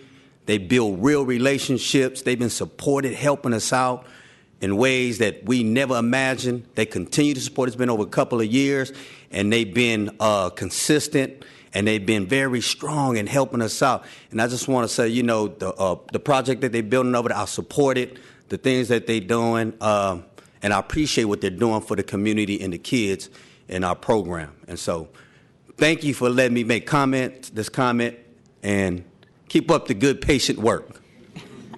Thank you. Let me call a few more names. Danny Campbell, RJ Ferrari, Rob Poole, and Adrian Simi. Good afternoon, Commissioners. I'm Joel Koppel with Electrical Workers Local 6, here to voice our members' strong support of the project. If it were up to us, TrueMark will hopefully be maybe next year's Housing Hero Awards winner. They're just a treat to deal with. They've helped link us up with United Players to hopefully get kids from the Soma Pathways programs into the apprenticeship program.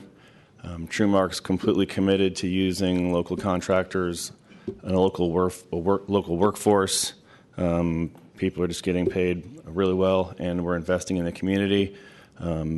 The two sites to be demoed are vacant, so I couldn't think of a better usage for the property. Again, we're here to strongly support the proposed project, 1545 Pine. Thanks.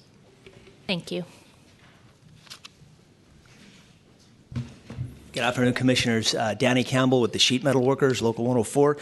And thank God I didn't have to go after Rudy. Thanks, Joel. We're here today as well to support this project. It's a fine project. As a project sponsor said, 103 for-sale units that will be added to the city's housing stock, including 12 that'll be below market rate at a time when the city is experiencing an affordability crisis. It aims to create a safer, more vibrant neighborhood as well. But most importantly, the development is going to ensure the creation of local direct and indirect construction jobs, jobs that will pay good middle-class wages with health care and retirement benefits for the workers that are going to build the project so they can afford to stay and live in this city, which I would challenge the other developers in this room to do the same. So finally, the sheet metal workers, on behalf of the men and women of the sheet metal workers, we urge your support on this project. Thank you. Thank you.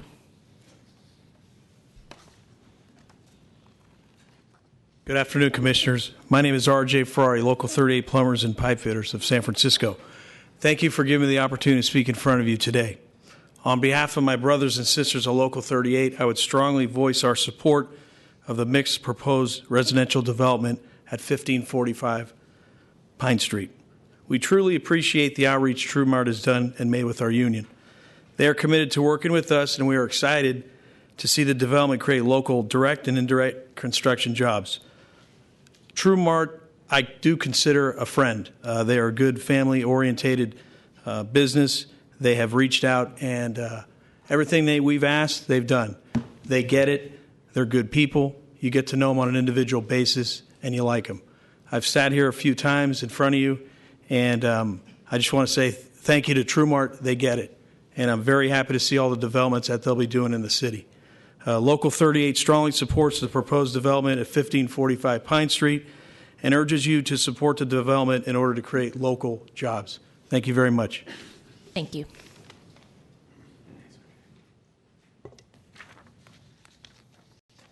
Good afternoon, Commissioners. My name is Rob Poole with the San Francisco Housing Action Coalition, and I'm speaking on behalf of our 140 members. Thank you for the opportunity to speak to you today. TrueMart Urban presented their proposal for 1545 Pine Street to our Project Review Committee, and our members were in unanimous support. This is a great urban infill project that's making active use of what's now an underutilized site. It's bringing a lot of housing and retail to the neighborhood. We love the BMRs on site. It's 12 permanently affordable homes or moderately priced homes. We love the lots of bike parking, car share on site. They've made a tremendous focus to activating the streets, both along Pine and making a lot of improvements to Austin Alley, which will make this a very vibrant site and attractive to not just the residents of the building, but the people within the community. And as you can see at this hearing, they've really engaged the community. They've taken their feedback. They've put it into their project, and I think you have a great project in front of you, and we hope you approve it without any delay. Thanks for your time. Thank you.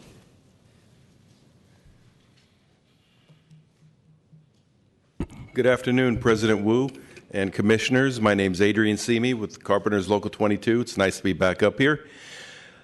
Just to let you know that Carpenters Local 22 does fully support this project as well as all of other TrueMark's other projects, and that's because TrueMark supports Carpenters Local 22. They've made a commitment to use a union general contractor on all of their projects. And what that means to us and what it means to the city of San Francisco is young folks learning a trade. It's getting in an apprenticeship and continuing their work and their education, because it's an education. An apprenticeship is an education. And that's a pathway to a career that they could end up sitting up there where you're at someday. And we appreciate that and hope that you will support this project just like Carpenters Local 22 does. Thank you. Thank you. Is there additional public comment? Yes, good afternoon, Commissioners. I'm David Grace. I'll be the prophet of doom in this case. I will not support it. I'm seeing Tim Redmond the other day did an article regarding the overdevelopment of San Francisco and the massive amount of vacancies He pointed out that there are probably 40% of these new high-rises that are empty. They're being bought as second, third, fourth, fifth homes for billionaires, and that Airbnb is seeing to it that the development is not occupied by local residents, but is instead being used as Airbnb sites. So where it's a bait and switch, and that we're being told that residents and affordable housing will be developed, but the reality is that no one is living in these places, and that we're overdeveloping San Francisco. So where I don't have a specific animus toward the developers in this case, I am definitely opposed to, until we get this resolved about Airbnb and multiple condos that are sitting empty, and that 40% of these high rises are empty, we're going to have a boom and bust cycle. Thank you. Thank you. Is there additional public comment? Okay, seeing none, public comment is closed. Commissioner Richards. Thank you. I met with the developer a few days ago, and I was really impressed with the standard that they set for the engagement with the community, and the real strong, and I believe, good faith desire to positively impact the community that they're building in. So a couple of the things that resonated with me was outperform the CBD, which I think is a real positive for the community. They actually engaged the unions, which we just heard. The Austin Alley frontage, I think, really is an admirable treatment of the design, because I actually walked up the alley a few days ago and I could see that it probably needs some positive change. There's a community space that you're going to be giving the CBD. I did recommend that you at some point probably get a CU to serve wine, because you can't do art exhibits with no alcohol. I like the setback from Grub Steak. I think that's admirable. You didn't really have to do that. That's to the east. I think it's a great design. Today, nobody lives at that site. It's boarded up, and 102 units, whether all of them are completely occupied or not, is going to be a huge addition. As for the historic resource, I looked at the alternative that the Historic Preservation Commission provided in their letter by President Haas, and I don't think keeping the facade, which to me is actually pretty much demolishing the historic resource, really works with the design. So I support the demolition of the historic resource. Is probably one of the exceptions you're going to hear me say that. Thank you. Commissioner Moore. Markedly urban, I think they get it. I would agree with that. And I am very happy to see this building take a tack, which we have frequently talked about, frequently challenged, because the alley guidelines as they're being executed don't really exist at this moment. And we have frequently talked among ourselves that as the city moves forward, the alleys are becoming our next generation of neighborhood streets. That is where people will meet and talk and stand, rather than having the fast-moving corridors like Pine and Bush and whatever they all are, carry the traffic, but the neighborhood activity will also be on these alleys. The building takes 5 parcels, which is a large aggregation of parcels in a small-scale city as San Francisco, but it scales the building in a manner that I believe is significantly sensitive. It also meets a very clear distinction in how it talks about the 2 zoning districts without asking for a height exception. I appreciate that, which makes the building interesting.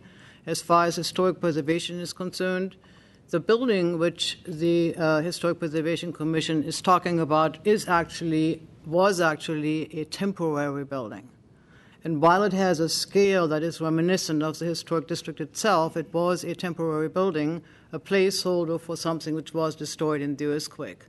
I believe that the simulation of the scale of the building, as Arquitectonica is doing it, is very much reminiscent of that building as we perceive it today, because it's one of the more interesting forms of a building. So I believe that there is indeed enough of a recall in terms of scale and vertical accentuation, and I'm in full support of the project, and I believe it is going to be a great neighbor to some of the other new buildings which we will see in the corridor. Thank you. Commissioner Antonini. As I also really support this project, and, to the one speaker who spoke against it, there is a shortage of condominiums. That's why the prices are so high. And so we need to have more construction of condominiums. And so this is going in the right direction, and it's doing all the right things. It's having affordable on-site. It's having the entrance to their garage off of the alley, not off of busy streets like Van Ness and Pine, where it's appropriate where it should be. And no one is being displaced. And in fact, there was an interesting article today in today's Examiner, a young woman named Sonia Truss, who basically had been displaced from voluntarily from San Francisco because she couldn't afford to buy anything here, and she's formed this group called BARF, Bay Area Renters Federation. And basically her two gripes are the city has not built enough housing over the last 30 years, and she also thinks that it makes no sense not to build housing on empty lots or to build on where there's no displacement in this case. And, she talks a lot of common sense for a younger person, seems to be willing to get engaged. So this is a group I want to hear more about. But let me tell you more about this project itself. I really like what they're doing on Austin, making the alley with the lights, also putting lighting on Pine, and they've worked well with using the heights that they are allowed by stepping down to the adjacent buildings. Lots of support. They have also had less parking than they could have, and they will seek a variance for that, but that sounds fine. And other exemptions, the dwelling exposure is somewhat of a technicality because even the units that have the dwelling exposure look upon a 25 by 25 foot open space. And you've heard about all the community benefits. So I think this is one of many projects that we're seeing that is extremely well done and very heartening to see these projects come forward. So I am in full support. I would move to approve. Second. Commissioner Johnson. Thank you very much. Definitely also supportive of the project.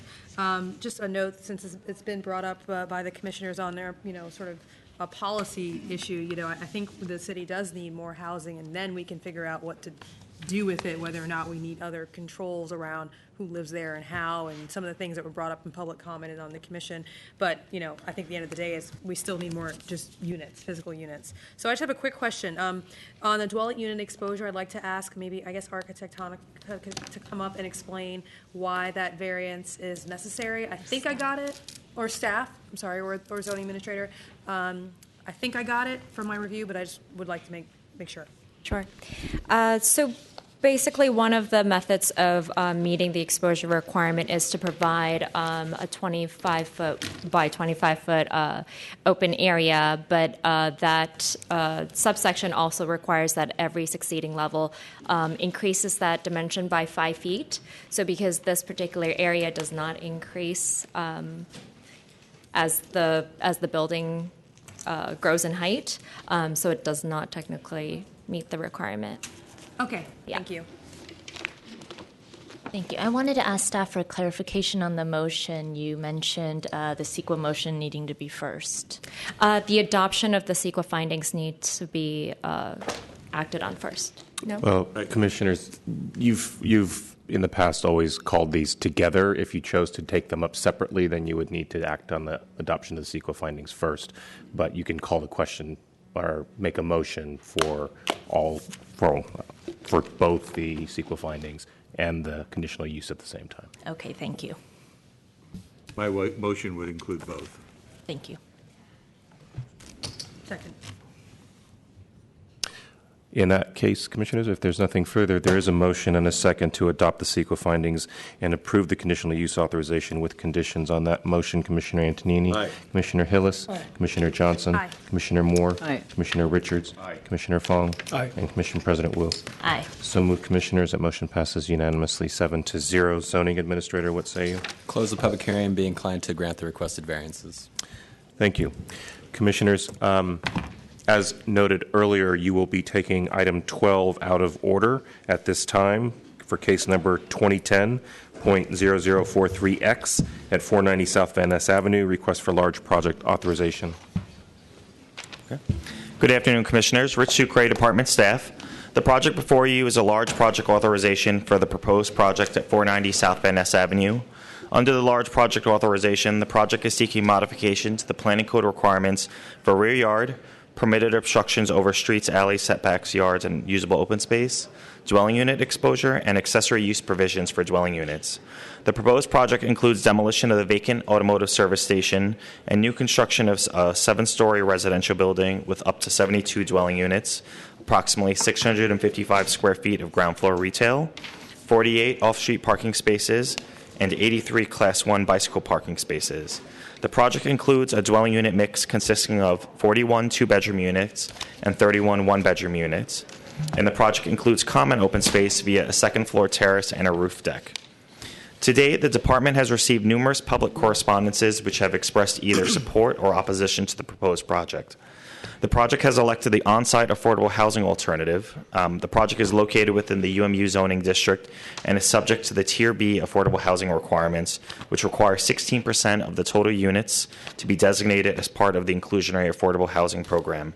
The proposed project contains 72 units, thus 12 units will be designated for affordable housing. Since the September 4th public hearing, in response to comments from the Planning Department, the project sponsor has updated the design of the proposed project and has incorporated the following revisions.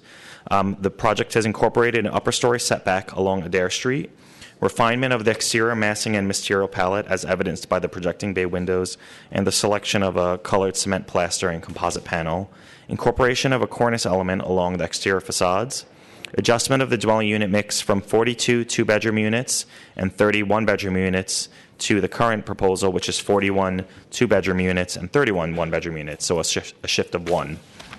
Reduction in the size of common open space from approximately 6,025 square feet to 5,270 square feet, and incorporation of new private open space for 4 of the dwelling units. At the public hearing on September 4th, the Planning Commission requested additional information on the feasibility of relocating the proposed parking entrance from Adair Street to South Van Ness Avenue. Based upon discussions with SFMTA and the Planning Department's environmental planning staff, there would be no objection to relocating the parking entrance along South Van Ness Avenue. However, the proposed project would need to provide additional detail on the specific location of that garage entrance to ensure that there are no conflicts with the adjacent intersections. And in addition, the project would have to re-undergo additional environmental review, thus reopening the CEQA that has been provided for the project. Further, change in the project's proposed vehicular access to the site would require additional environmental analysis since the community plan exemption did not actually review that type of alternative. Currently, there are some existing traffic calming measures on Cap Street, including speed humps and a bulb out along Cap Street.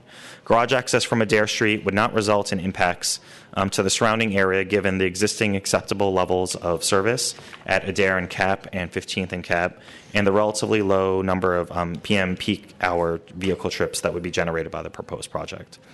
Finally, in response to the comments from the planning commissioners regarding projects in the immediate vicinity, the department has included a map of major projects within a half-mile radius of the proposed project site. This map highlights projects that were subject to a large project authorization or a preliminary project assessment. And that map has been provided to you along with proposed unit counts and the attended projects.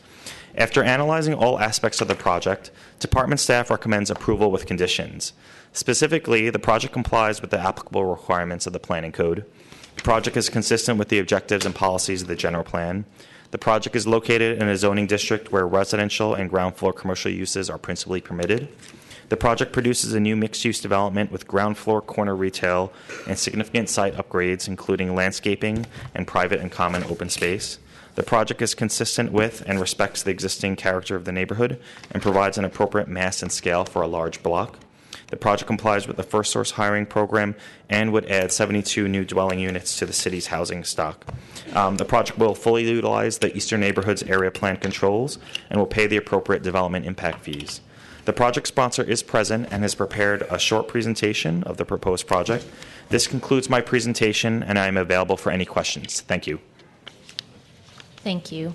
Project sponsor, seeing as we've heard this item a number of times, we'll give you 5 minutes, and please limit your comments to the changes. Certainly. Good afternoon, President Wu and Commissioners. I'm David Silverman with Ruben, Junius, and Rose. We're working with the project sponsor on this case. The This is the third time we've been before you. After the last hearing, our architect added the setback that was requested by the commission at the top floor and has made additional changes on the rail at the ground floor. The architect is here to go over that with you in detail if you would like. We also have our traffic engineer here from Sandus. He studied in some detail the appropriate entrance for the garage and concluded that the entrance on the alley is the best location. He can explain that to you, too. The whole project team is here, and we'll be happy to answer any questions. Thank you.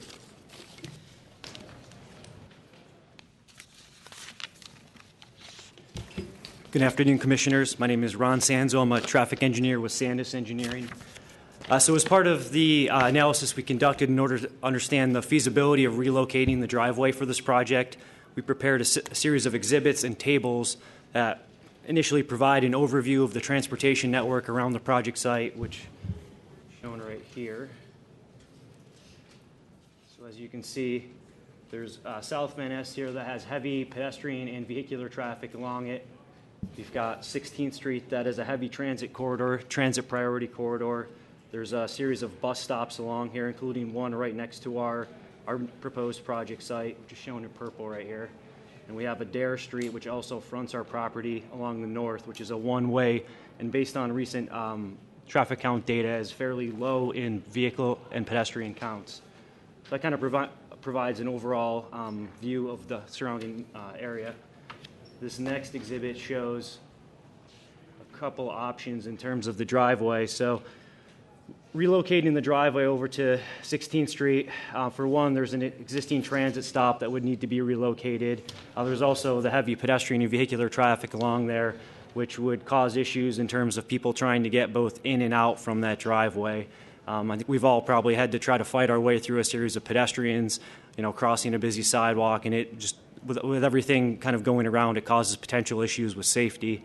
Very similar over on Van Ness. We don't have the transit component, but there's still a heavy vehicular component and pedestrian component. So either one of these locations would provide significant pedestrian and vehicular safety issues in our opinion.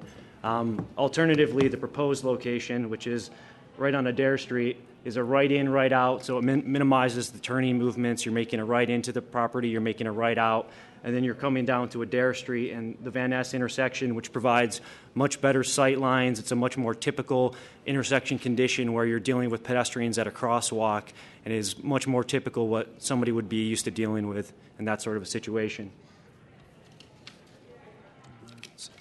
And so lastly, put together a table that shows, for comparison, on a series of different categories, each of the three driveway locations, the sight line, coming out of, once we're out of Adair and on to the intersection of Adair and Van Ness, are much more preferable compared to the other two locations, which would be restricted because the driver would need to be set back, and you'd have a very limited range of sight between the cars on the road, the trees, as well as the actual building walls, which would be kind of abutting right next to you.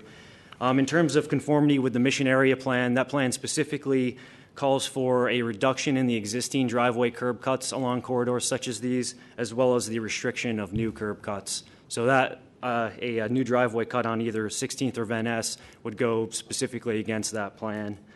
Again, potential for conflicts with vehicles, pedestrians, and bicycles, very low on Adair, just given the volumes we're seeing with the counts that were done along there. On Van Ness, you have very high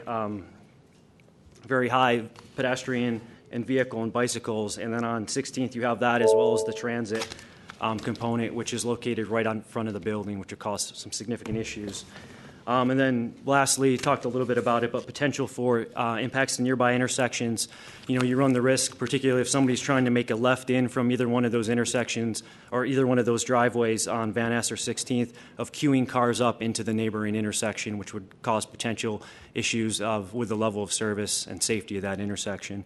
So in summary, from a traffic engineering perspective, we feel like it doesn't make any sense to relocate the driveway from Adair. Thank you. Thank you. Thank you. Opening for public comment. Please line up on the screen side of the room. Paul Stoll, Sonia Traus, Tommy Avicola Mecca, B. Alicia Mero, and Rafael Solari. First speaker can come to the podium.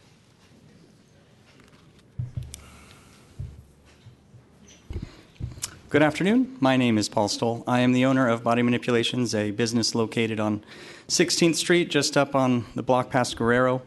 I'm also a resident of San Francisco the last 22 years. I'm a homeowner. I own a condo in Potrero Hill, and I've rented out of closets and everything in my past. And to me, I fully support this project. I desperately believe that this city needs more housing. Bottom line, we all know that. But wouldn't it be nice if even more housing consisted of people that had a well-thought-out plan and actually considered affordable housing?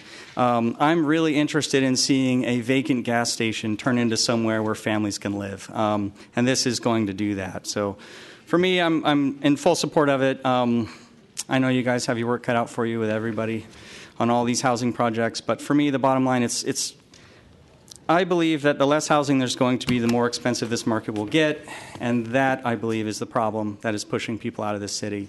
If we have more housing, more affordable housing, I think that's the solution to keep people here. I do not see this as a vehicle for just rich people to move into my neighborhood. I really don't. I just need more residents that can come to my business. Being a piercing tattoo shop as I am, I believe those people will be my clients. I'm into it. So thanks, guys. Thank you. Next speaker.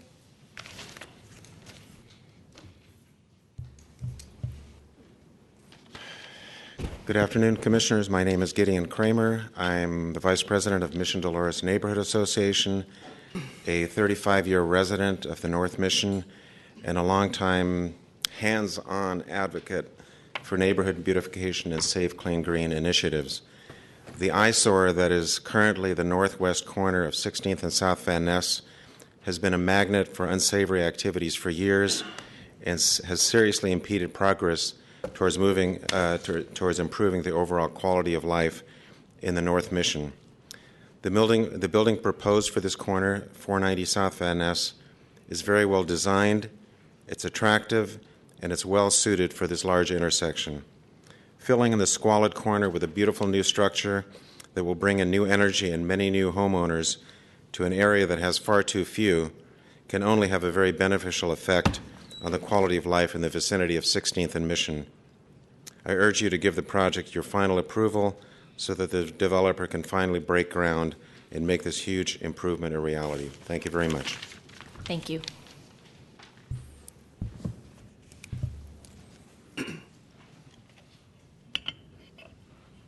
Hi. So I'm also in support of this project for all the same reasons that more housing at all price levels is helpful for the general market. I'm excited for San Francisco to be able to take advantage. To take advantage of all of the pretty high-income people that live here and take advantage of the fact that they're able to pay high rents and able to support tall building and high-quality building. That's not always true. Cities go through different stages, and sometimes you're going to have times when it's impossible to build because no one will pay for anything new. So this is a really exciting time. Obviously, I support this project. Thank you. Thank you. Next speaker. Hi, my name is Rafael Solari. I'm a neighbor. I live on 14th Street, 2 blocks north of this project, and I urge the commissioners to approve it. I am very much in favor of building more housing in this time of a big housing crisis in San Francisco, and this project in particular I like because it is high density and close to transit, the BART station and all of the bus lines that run along Mission and on 16th Street. And I think it can only help to put more people in an area with lots of amenities and lots of access. And so for these reasons, I urge the commissioners to approve the project. Thank you. Thank you. Next speaker.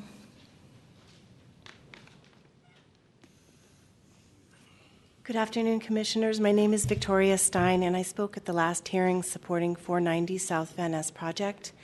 I own a building at 15th and South Van Ness and 26th in Valencia and lived in the Mission in the 80s.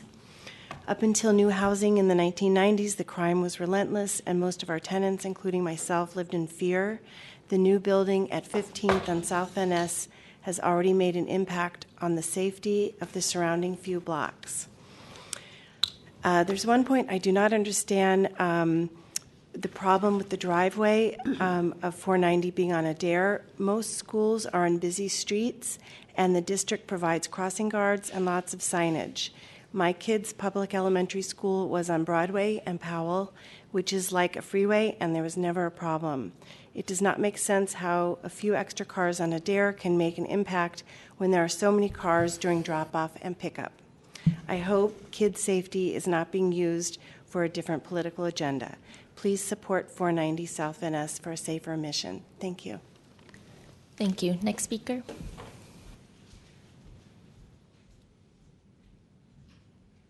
Hello, Commissioners. My name is Elizabeth Moore, and I'm going to read into the record a letter from Paulo Driscoll of Mission Properties Incorporated, who is a neighbor.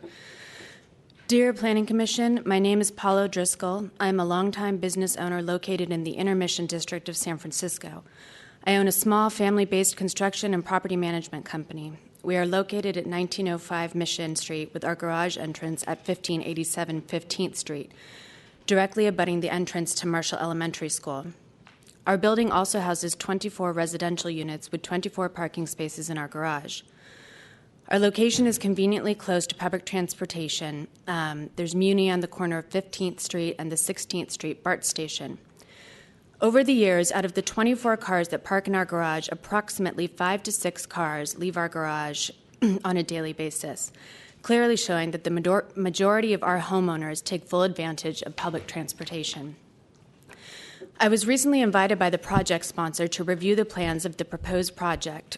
I believe that the project is in keeping with the Eastern Neighborhood Plan that past commissions worked so hard to complete.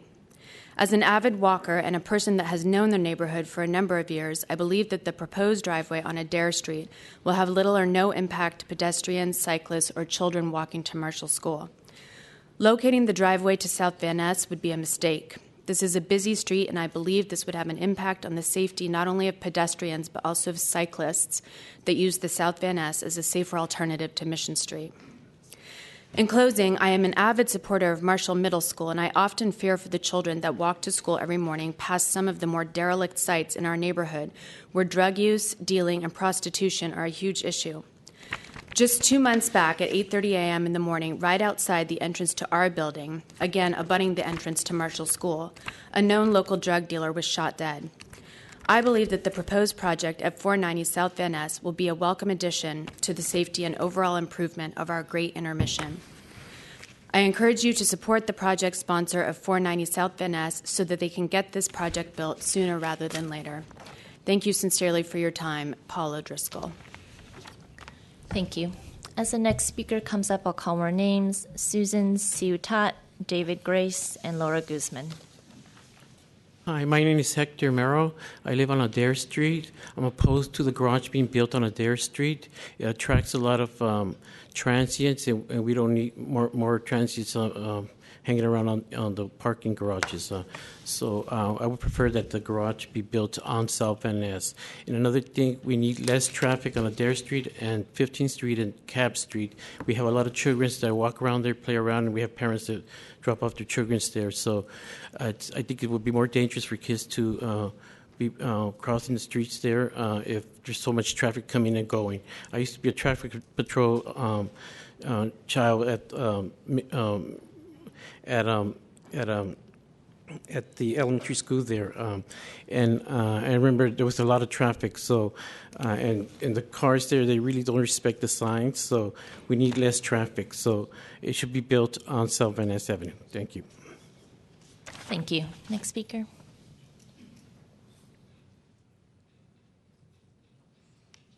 Hi, good afternoon. My name is Beatrice Godino.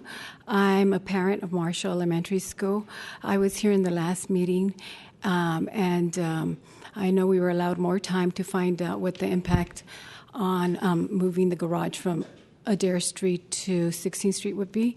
I know that the developer stated that they always wanted to move it to 16th Street, but that they were mandated by the SFMTA and the planning department. Well, me and Susan Ciutat, she's not here she had to leave.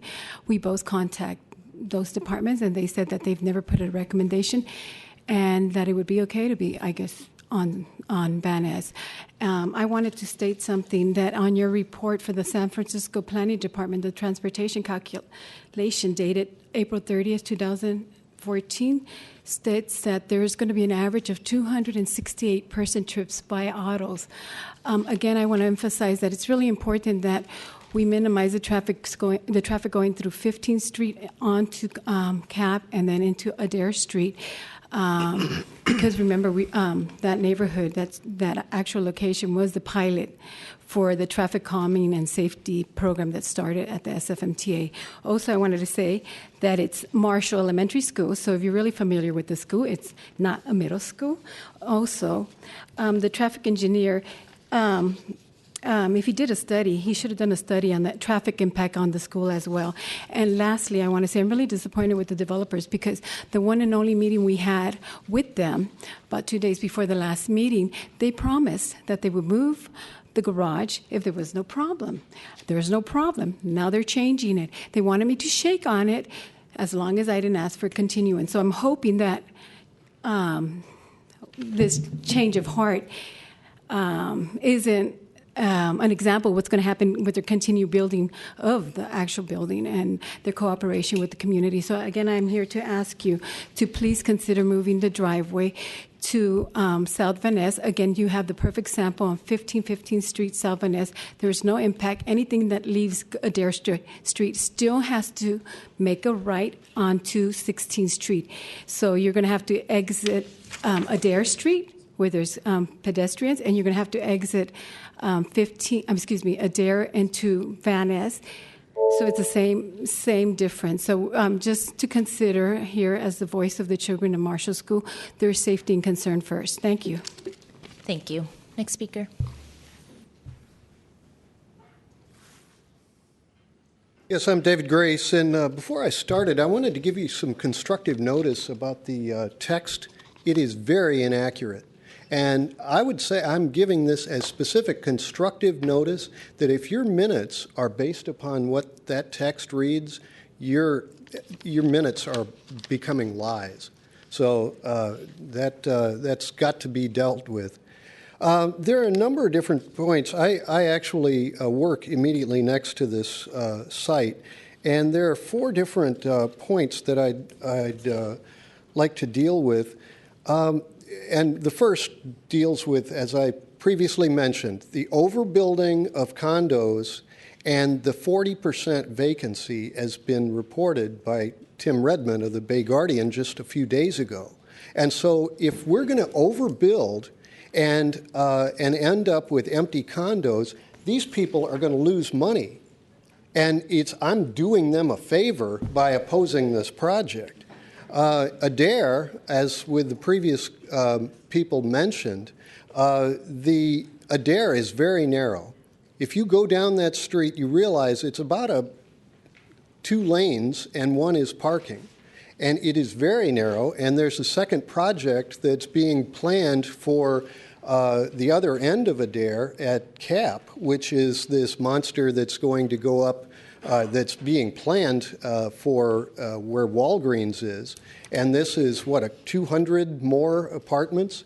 So Adair is going to be a virtual highway.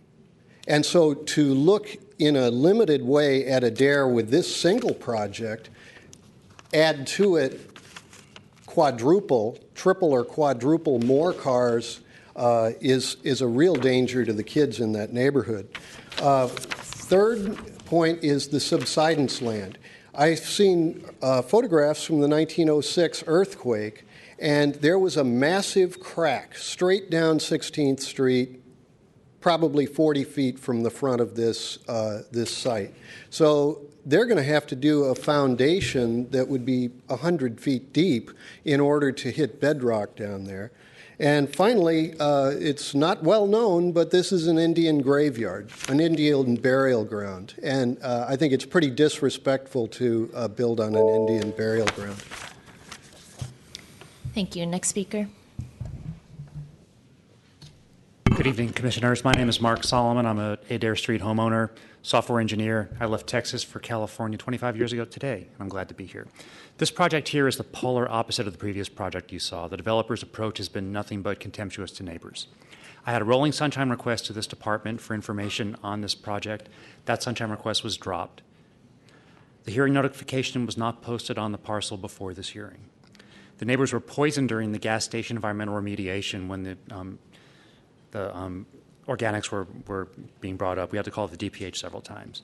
This project is not compatible with Section 101.1 of the Planning Code. It does not respect neighborhood character, Section 2. Commuter traffic will impede muni operations, Section 4. And Section 8 says access to sunlight and vistas should be protected from development. It really does not meet the controls you have to deal with. The alley controls were the compromise in exchange for greater heights. We need a 55-degree alley control like Ken Rich promised me for the 27.5-foot street. That should be a 40-foot cornice right there and should go back all the way. The project blows through the Mission Area Plan Policy 3.1.5 to respect public view corridors.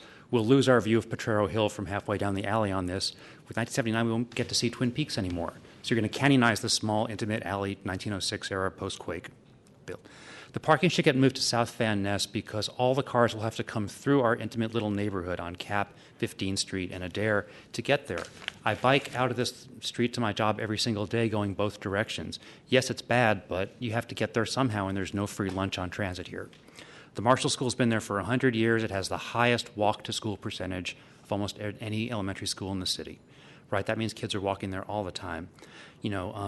The neighbors don't want to have the noise from this condo garage door opening into our intimate neighborhood.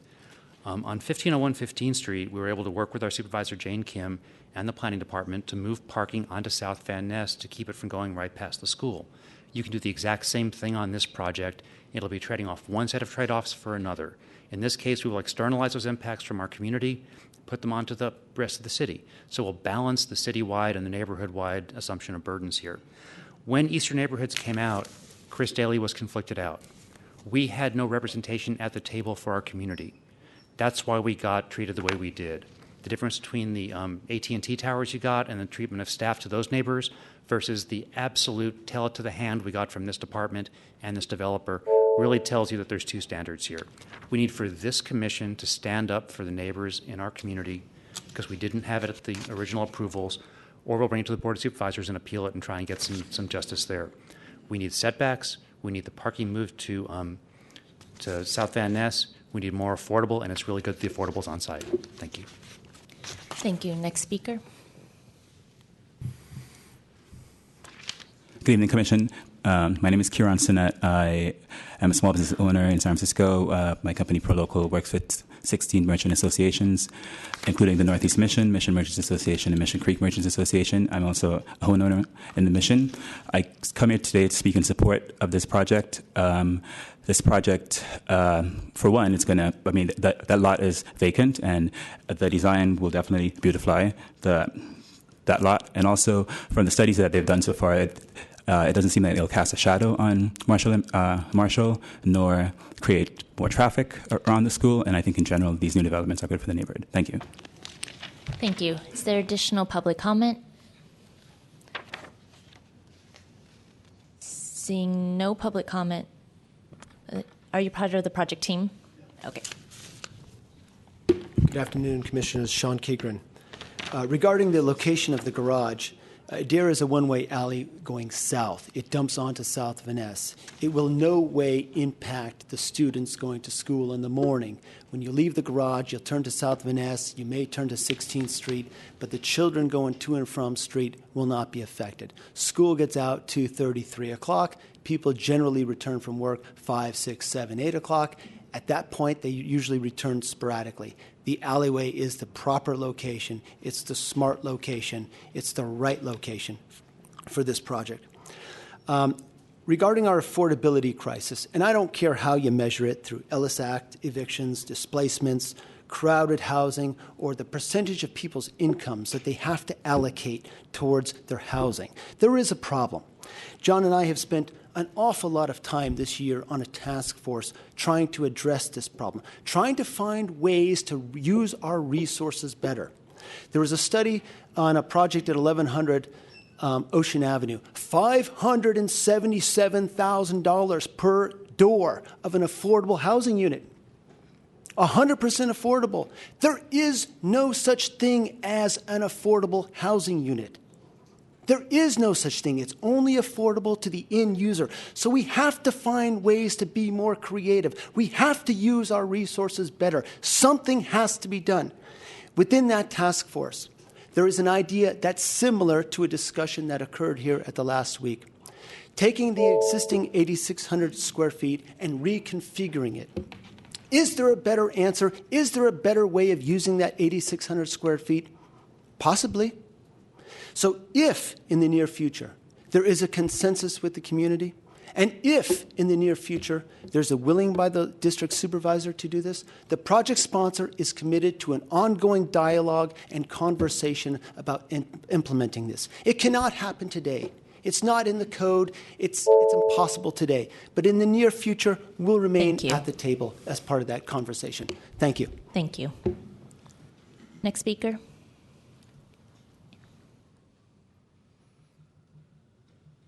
Good afternoon, Commissioner. My name is Jean-Pierre Berthy, and I live in the Mission. I own my own place, and we support also this project. I'm very excited about it, and I feel if this driveway was on Venice Street is very, very, very dangerous.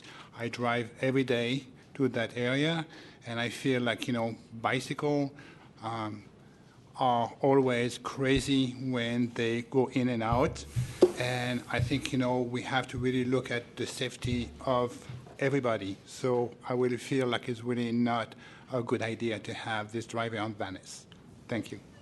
Thank you. Next speaker. Commissioners, good afternoon. John O'Connor, Residential Builders. Just likely briefly touch on the Eastern Neighbourhoods. Eastern Neighbourhoods initiation April 2008. We attended 45 public meetings from April 2008 to November 2008. They were here, they were at land use, there was everybody that wanted an opportunity to participate in the Eastern Neighbourhoods got the opportunity to participate. This project is consistent with Eastern Neighbourhoods. You've got an underutilized lot for many, many years, abandoned now. You're creating 72 units of housing, 12 on-site below market rate units, 60 entry-level units. At this stage, this project has been here 3 times. It started out 2010, then I guess they had to do some remedial work, come back in 2012. I think it's time to move the project forward today, approve the project, and as the previous speaker said, if there is a willingness to move forward with the square footage issue, the project sponsor is open to that. So I would ask you to approve the project today. Thank you. Thank you.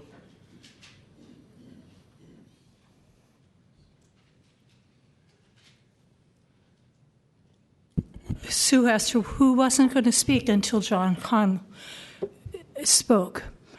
He is right. There were hearings in 2008. I wish this commission would take recognition officially. What was the economy like in 2008? What was the economy like for the preceding 5 years when there was extensive public hearings?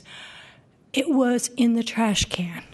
So the Planning Commission, the Planning Department, and the public was looking at a very different context in housing prices. You are today in 2014 on the verge of 2015. If you don't insist on having a hearing, just talking about are the assumptions that were made in the mission plan valid today in housing prices and how much market rate housing prices would be basically somewhat affordable compared to what it is now. And it's all like we're hiding our head under a towel and we don't want to see how things have changed. And if the planning department insists that had perfect knowledge of what would happen in 2014 and 2015 when they did the extensive community hearings in the early 2000s on the mission, I would be surprised. You can't say that with a straight face. And this commission can't say that with a straight face. I'm sitting out here reading an analysis of Prop M and the economy of the city, because I happen to be weird. And the housing prices in 2008, that's the thing I was looking at. The median housing price for purchase was $400,000. A two-bedroom unit would be $1,950 to $40. That was the unit prices for housing in 2008. Just happened to be reading it. What are these units going to sell for? What is the context of people who live in the Mission in rent-controlled housing? It's all around there. So I am asking you to basically be honest with yourselves and honest with the public. What are the assumptions that drove the adoption of the Eastern Neighborhoods Plan in 2008? And what are the conditions and the market today? You are displacing people massively, and open your eyes and you will know it. Thank you. Next speaker.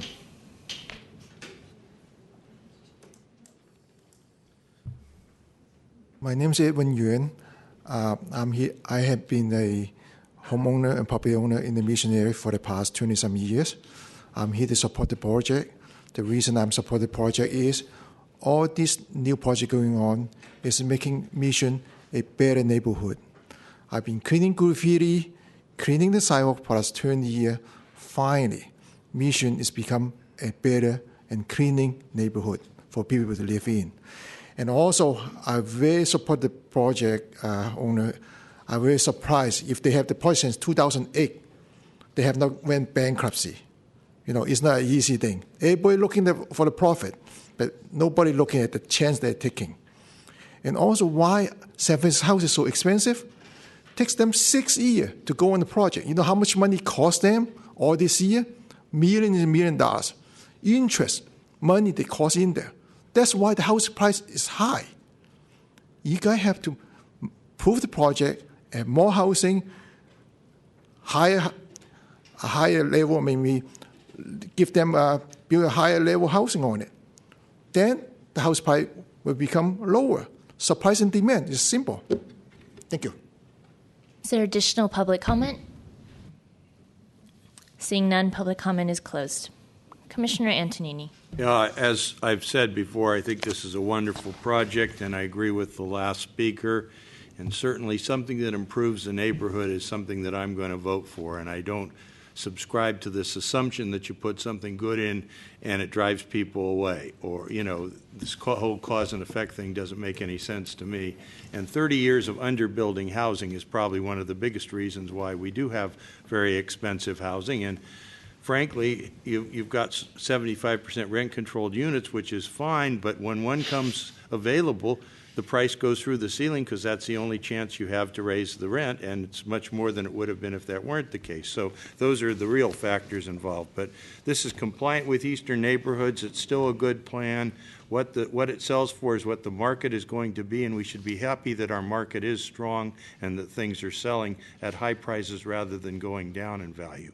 So, and, you know, I like the fact the speaker has spoken accurately about the fact that when you build projects like this, you tend to have a reduction in crime, vandalism, graffiti in the area, and that's a big part of what we're supposed to do as commissioners and try to improve neighborhoods. So the other things about this in particular are the things that have been said before. It's affordable on-site, 16%, and I'm certainly amenable to what one of the speakers said.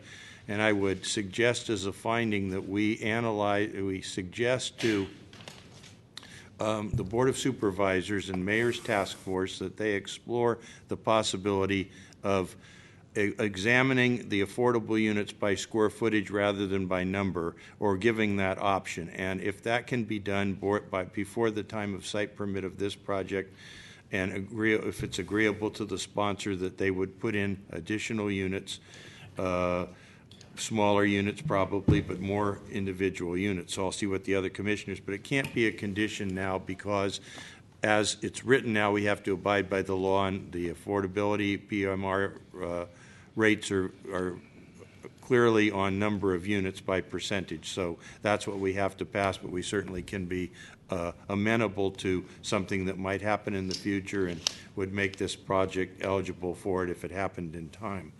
A few other things about this that's been said already.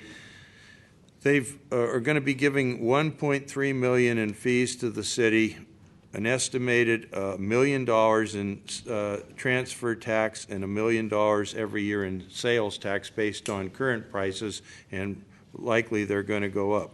They spent $1 million on cleaning up the gas station. They're providing ground floor retail, providing less than the allowed parking and stackers, and only 48 parkings on site. And this is, I get to the point where some people have talked about the impact on Adair and on Cap Street. And to give you an analogy, I happen to live on a street. We have single-family homes on both sides of an easement where people come down to go in their garages. We have 10 houses on each side. They each have a minimum of 2 cars, which means we've got at least 40 cars coming in and out of that alley per day if they come out every day. And often I go out there with the grandchildren. We put little cones in front of there to keep any cars from going quickly while we're playing for safety reasons. We're there for an hour in the evening from 5 to 7 before a car comes. It's even less frequent when a car comes during the midday of weekdays, and probably not that busy even on Saturdays and Sundays. People don't come out of their garages that often in residential situations. So that's around 40 to 50 cars. They're talking about 48 on site. So I think I sympathize with the parents. They want to keep it safe for the kids, but you got bigger fish to fry. I mean, this is a minimal impact, and the logical place is to be on Adair. As was pointed out by, I think, Mr. Keegren came and said they come in the to their coming back, and they're not going to cross the school. They're going to make a turn onto. When they leave, they have to go South Van Ness, and when they arrive, more than likely, they have to make the right turn, and Adair's a one-way street. So in most instances, they're not going to cross the school. And if you really want to protect the children, you'll get a white zone, you'll put speed bumps in, you'll change that to a one-way street so, you know, the traffic comes only in one direction. It's easy to spot, and those who want to pick their kids up pull over into the white zone and pick them up. Others pass through. So anyway, they've got these housing units on South Van Ness, would put eyes on the street, which I think is very important. And they've also made significant changes based upon commissioner comments, bringing down the height on Adair significantly, I think around 10 feet lower, maybe a little bit more than that. And I think that makes for a better looking building, and it does allow for more light, even though it was compliant with the 45-degree light that the planning staff had asked for. So it's even more compliant now that they've done that. And this is a large project authorization, and we are asked, does this promote the health, safety, and welfare of the city? And I think it clearly does. So I'm very supportive of this project, and I will see what the other commissioners have to say, but I'm prepared to make a motion to approve. Commissioner Johnson. Thank you very much. Just a couple of comments. First, I want to start by thanking the staff for the map that I requested. It's really nice. You know, you say something and then it happens like magic. The map actually really, really helps, right? Especially, you know, from all different contexts. First, talking about, you know, just even having sort of a layman's perspective or sort of a common sense perspective on how the physical neighborhood character will change, what the circulation will look like, even just having a mental picture in your head of how many more people are we talking about within a half-mile radius really, really helps. And so I thank you, and I hope that it wasn't too much work, because I would love to see this for other large project authorizations going forward. I think it's really helpful. So looking at this map, you know, when I was looking at the revised project, I want to start with the parking, because I think that's the one piece that's still sort of, I think, up in the air whether or not it could be done, will be done. My thoughts on it are, I think that the original proposal is honestly the best one. I actually thought about this after I did the reading, and last night I happened to be on 16th and Valencia meeting some friends, and I rode my bike back down 16th towards Mission Bay, and I kind of paused. It was like 10 o'clock at night, so I didn't pause for too long, but I paused at the site, and I said, I just don't think, just even from a common sense perspective, that the parking, the ingress and the egress for the cars works on South Van Ness or 16th Street. I think that it produces far more negative impacts than positive ones of not having cars on a smaller Adair street, and those are just the trade-offs we have to make. And personally, I think that the ones that were made to have the parking where it currently is work the best for that situation. Just a couple of other things. One comment and then a question specifically about the project. So I actually vehemently disagree with Commissioner Antonini on his suggestion of having the percentage be defined by square footage versus number of units. I don't think people who need assistance with housing, some sort of subsidization from market rates in whatever market we're in, need less space than the ones you can pay market rate. And I think having by units actually gets us more family-sized, affordable units. So that's what we need right now. So I actually don't agree with that. And also just on another policy quick statement, I would love the Commission to begin talking more about public finance and housing finance as a part of looking at development in the city, but I don't think that those conversations necessarily need to be tied to specific projects, because I think at the end a box is a box, a housing unit is a housing unit, and then how we pay for it in terms of subsidizing the cost to build a unit, it doesn't change whether it's affordable or not, is a policy decision that's separate from whether or not we build it. So that's just my thought. And then on the project itself, I know that there were some changes that were made as a result of commissioner comments, and also going back to the community from the last time we saw this project approximately a month ago. Can the zoning administrator comment on whether or not those changes were, is he here? He's here. Or staff, can you comment on whether or not those changes affected the requested variances for the project? No, Rich DeGray, Department staff. No, the changes in the project didn't affect any of the modifications. They were already exceeding, for example, their open space requirements, and the same units that required an exposure modification are the same units that still would require a modification. So all of I think the 4 modifications that they're seeking are still applicable to the project as a whole. Okay, thank you. Thanks. Thank you. I want to echo some of the comments of Commissioner Johnson. I think that this would be a great forum to talk about financing for affordable housing. I think that many people come to us with those frustrations, but we see projects on a case-by-case or a singular basis, and that it's very challenging to try to project what new policy will be when we're looking at individual cases. To that point, I think that I also would not be supportive of including anything about changing the mix or calculation around affordable housing for this project. I know that there are many discussions going on. There is a task force about a dial. There are many task forces going on right now, and so I think that we should leave the policy to a different forum on that issue, but we should bring it here more generally. Commissioner Richards. I grew up in the plan area, Market Octavia plan area, and so I can understand the tenure, the frustration around how long things take to get done. And, I think we've asked the development community to put things on hold for a period of time until we got this plan formed. It's formed. It is a different, 2014 is much different than 2008, 2009. I completely agree. I think that I'd like to take Ms. Hester up on her idea to do an informational on the results of the plan. I think we talked about this on September 4th, and Commissioner President Wu agreed that would be a good forum to actually understand that. As for the specific project, it is plan conforming. It's sensitive to the historic Redstone building next door. I like the setback. That's a much better design idea. I have a question for the traffic engineer. Is Mr. Sandus? Mr. Sandus, okay. We heard about the garage issue, and somebody brought up the fact that the school's open early in the morning and the mid-afternoon. People normally leave to go to work, earlier and come back later. In your professional understanding, I know this wasn't included in your driveway options comparison. With the time of day, with the placement of the school, do you foresee an issue with conflicts with school children and the cars coming out of the garage or going into the garage? Okay, so the question is, is the time of like the school's operation going to conflict?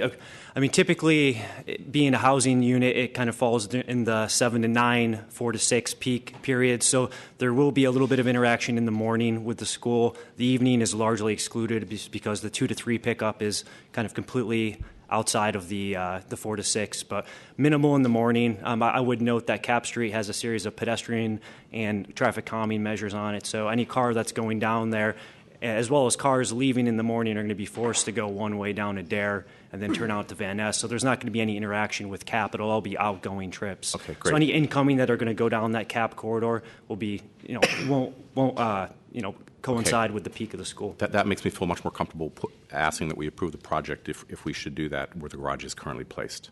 Thank you. Appreciate it. This is large project review. Commissioner Antonini read through some of the criteria that we have to approve this project or disapprove this project. I am sympathetic to the community, certainly on displacement of both businesses and residents. I think there are other avenues for understanding what that is, and I think at the time of the affordable housing fee nexus study gets reviewed, whenever that is, we should try to include money on study of what these projects do to actual businesses and individuals, and I think that's a conversation for another day. I also think that we should have a mayoral task force update. I think you mentioned several different kind of work streams. I really look forward to seeing what that's all about. I'm a little bit confused on it, and I think that conversation on the percentage versus unit mix is another day as well. If it so happens the policy process catches up with the actual project and they're willing to do it, that's great.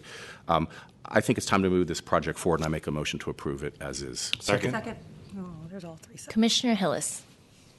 I'm supportive of the motion. I just wanted to make some comments on the design. I think the massing's great and kind of works nicely with the Redstone building. It's just kind of, there's a lot going on this design. So, I mean, if amenable, I would just want folks, the project team, to work with staff on the design and just simplify it and have more of a rhythm to the design. I mean, if you look at the Redstone building, it's a pretty long facade, but there's nothing different about it as you go, and it looks great and it looks elegant. And just, I think the colors, we've added kind of another color to this. I think we've contributed to kind of jumbling this up. But there's now 3 shades of red or pink and white and setbacks in various places. So I think if we can make this a little more simple and a little more elegant, it would do better for that corner. So that would be my only. Want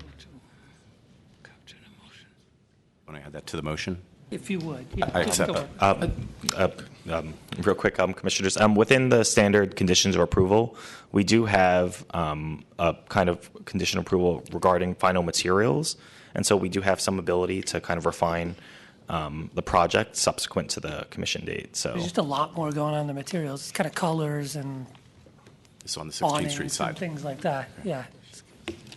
I think what the commissioner is saying is beyond the normal standard. He's specifically asking us to look at the simplification of the building form. Thank you. Commissioner Antonini. I would agree with those comments. I think continue to work with staff. Adding of the cornices was nice. If they were a little stronger, it might make that roof element a little more definite. And, just trying to find a rust color that's a little bit more in keeping with the color of the Redstone building next door would be good. But those are things that easily can be done by staff during the planning of the project, and certainly any kind of simplification while still trying to emphasize articulation is a good thing. Commissioner Moore.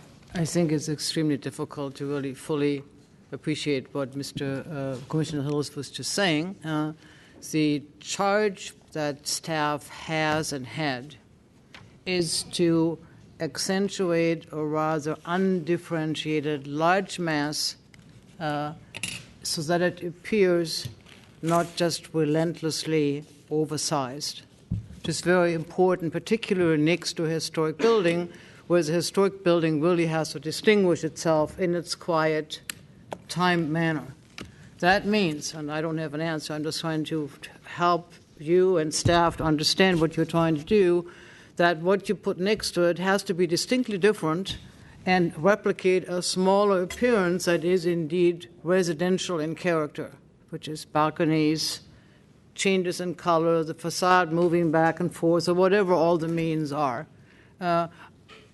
Zucker, do you feel that what was said helps you to helps the architect because you have already spent quite a bit of time on this project. Yeah, I think this is very helpful in terms of continuing to move the project forward to getting something even more in line with what the department and the commission would support. So, yeah, I think we can work with this. Okay, so we're still trying to uphold the objective that the building has to have variation in facade, not exaggerated. It's still a quiet building which does not necessarily scream for attention on its own, but that there is indeed a harmonious next to each other with the adjoining buildings so that it doesn't compete. Does that summarize a little bit what you're saying?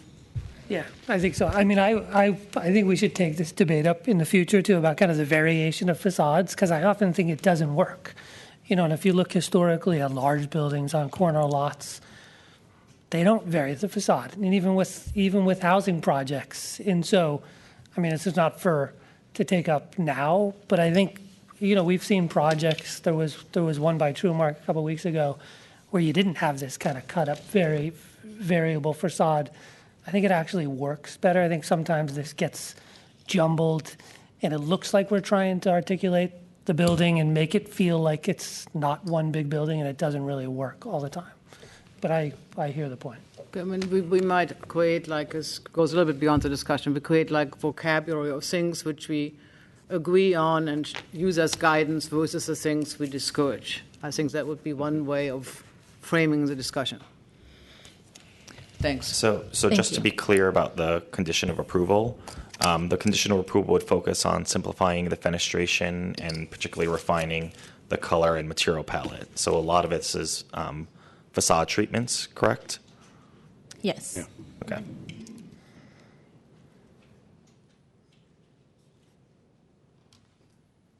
Commissioners, there is a motion and a second. If the maker of the motion is amenable to that amendment and the seconder as well, thank you.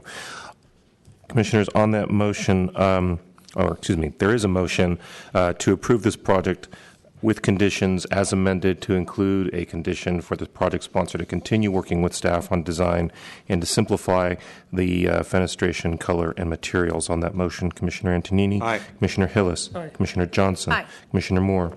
Aye. Commissioner Richards. Aye. Commissioner Fong. And Commission President Wu. Aye. So moved, Commissioners. That motion passes unanimously 7-0. Yeah, the Commission will take a 5-minute break. That's a good idea. Wrong motion. You're going to keep your mouth? Jonas? Yeah, I'm keeping.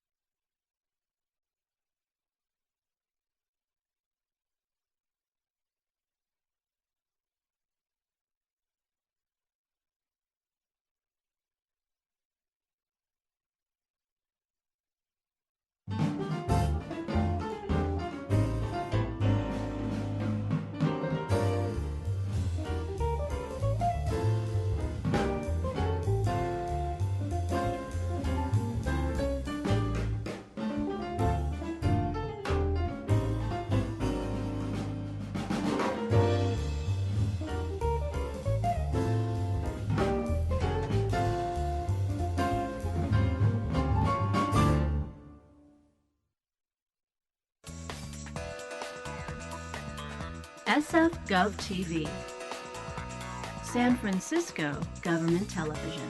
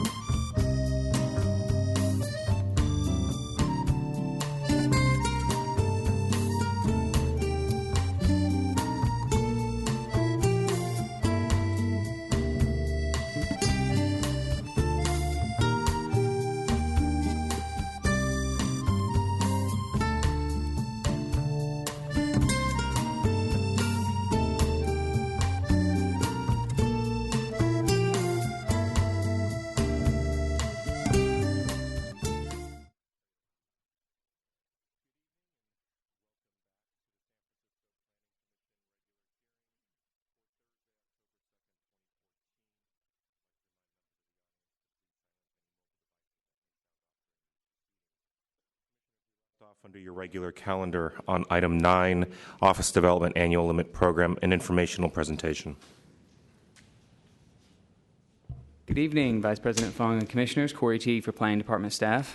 I do have a copy of the presentation here for the Planning Commission, and I also have copies for the public if they are interested. We're here again today, or this evening now, to discuss the Office Development Annual Limit Program, and if I could get the monitor, that would be great. If you remember, we were here in August to discuss the status of the program and provide an overview of the history of the program and an overview of the mechanics of the program and how it works. You asked that we come back with some slightly more detailed numbers and projections moving forward so that there could be a more detailed discussion about the need for a potential new policy on how we run the system in terms of how projects are approved, whether a new policy like that is needed or not. And so that's why we are here today, again, to review the current data, to review some of our projections, discuss the potential for a new policy if needed, and specify new, next steps. Just to quickly run over the numbers as they are today, if you'll remember, the program is split into two caps, a small cap and a large cap. The small cap is for office projects between 25,000 and 50,000 square feet.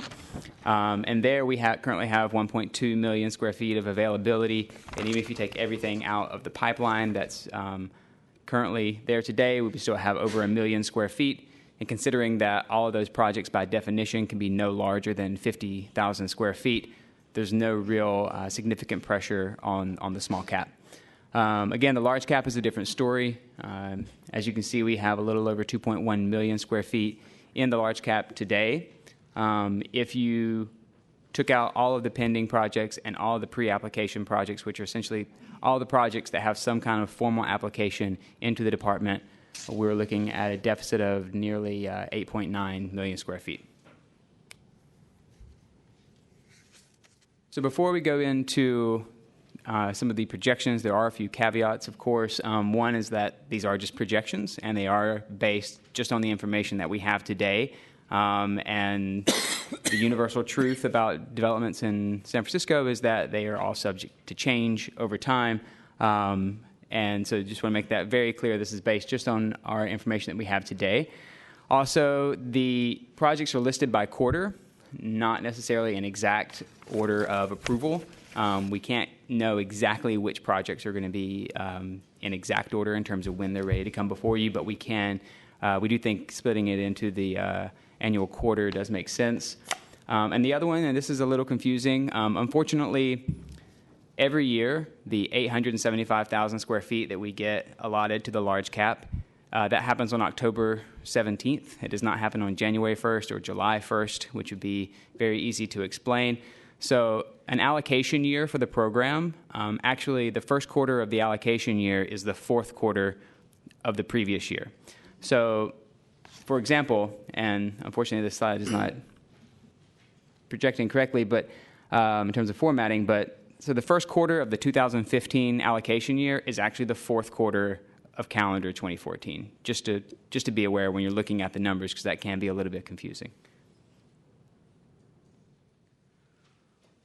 So this is a copy of the table that was provided in the memo to the Planning Commission, and this lists the specific projects and other events that will impact the large cap during the 2015 allocation year. So you can see that right now we have 2.1 million. We will get our annual allotment of 875 this month. We have several projects that are either ready to go right now or are very close to ready and could easily be in front of the Planning Commission by the end of this calendar year. We have we have 2 projects that could go in the second quarter, as well as some revocation that we think is going to happen and bring a little bit more square footage into the large cap. Q3, we have 2 large projects, and in Q4, 1 very large project that technically would put us below 0. So the timing of that project, just depending, it could theoretically have to happen after the October 2015 875,000 square foot allotment.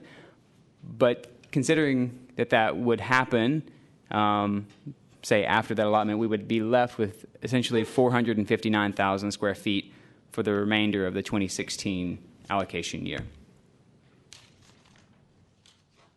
This graph is essentially the same table, but in chart form.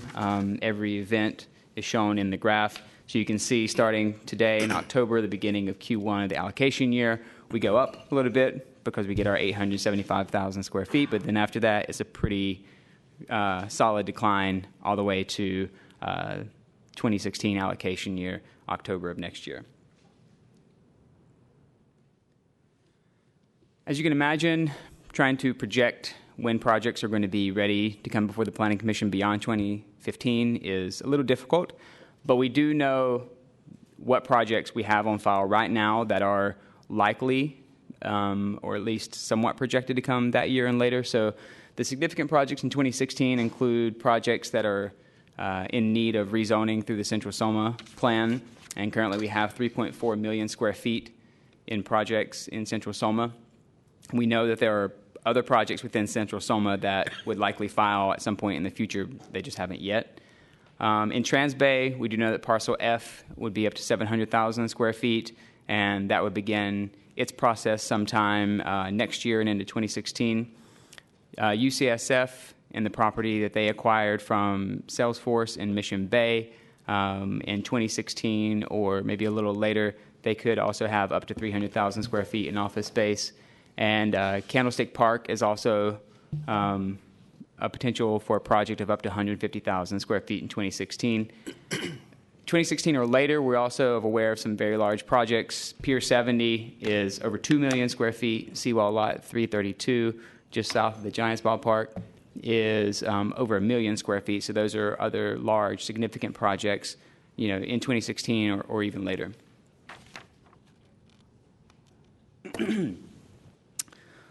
So again, our last presentation, we didn't get into the details of whether or not a new policy is definitely needed or not. We really spent time going over the program and how it works and how the numbers work last time. One of the main reasons we are before you today is to talk about the need or lack of a need for a new policy right now. So you have a few options in front of you. So option one is clearly just to continue the status quo, allow projects to come before the Planning Commission as they mature, as they're ready for review for Planning Commission review. But the other option is to choose the same type of policy that has been done in the past by other commissions, which is a competitive pool policy, where you have a specific period of time where a specific number of projects are reviewed at the same time under additional criteria, with only certain projects that meet those criteria at a certain level being approved. And if you were going to adopt such a policy, there would be multiple key considerations that would be needed to create the framework for that policy. One, which is very important, is the effective date. As you know, right now, the director has a policy that no large office projects can be calendared at the Planning Commission until this issue has been addressed by the Planning Commission. The effective date of such a policy could impact what projects are able to move forward before that policy and after. The length of the allocation periods is also important. You could have one every 6 months, one per year. That could change over time, but regardless, it's an important distinction that would have to be made in any such policy. The issue of artificial allocation limits. If you have a competitive pool, there's a question as to whether or not you would want to allocate everything you have in that pool in one allocation period, or a significant amount of it, or hold some of that purposefully for later allocation periods to allow other projects later in the pipeline to have an opportunity to compete for that space. And then the performance period, we currently have a policy that's a little bit lax on the performance period due to the poor economy in 2008, 2009. That is something else that could be looked at. And then the other item, which unfortunately is slightly cut off is what additional review criteria would be included in such policy. Again, Section 321, the Planning Code, already provides kind of the standard review criteria. But in the past, the other Planning Commission policies adopted additional criteria within those to review projects. Some of the potential additional review criteria that could be considered are proximity to rail transit, impact to on-site PDR uses, creation of new PDR uses, the intent of the underlying zoning district, green building design, or other measures as you may see fit. There is a third option. We touched on this just a little bit with the performance period. The current policy that the Planning Commission and the department is operating under for this program was adopted in 2009 during a very down economy where there were a number of office projects that had been approved in prior years but were not able to move forward due to financing issues. The Planning Commission essentially instructed the staff not to actively bring these projects back to the Planning Commission for revocation if they were past their 18 months to get a permit, as long as they were staying active with the project. It is possible that you may want to simply adopt a policy where there is no competitive pool. It's still case by case for each project, but that there is more of a stricter performance policy criteria where after the 18 months a project is brought back for revocation or at least some type of informational hearing about the active state of that project if they have not gotten their building permits to make sure that the space that you are allocating is in fact being used actively. So these graphs are updates of the graphs from the last presentation, but with current numbers. You can see basically we're not going to allocate any more in the 2014 allocation year because it's over in 2 weeks.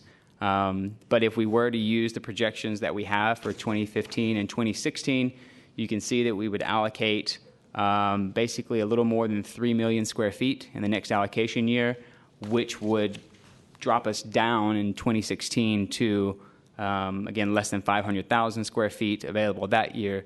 And then each year thereafter, we would only have the 875,000 square feet that we get each October. This chart is an example. If you were to adopt a competitive pool policy and you did adopt an artificial limit on how much you were going to allocate in any one period, again, to hold some space for future projects, you can see that the blue line is smoothed out a little bit over time to allow other projects in later years to compete for that space. And again, this just shows the comparison. You can see the really big difference is between 2015 and 2016. If we do just one at a time as they come forward, we expect to see a big drop in available space within the next year. Whereas if there was a policy with an artificial limit, it definitely smooths that line out a little bit and allows more allocation for future projects.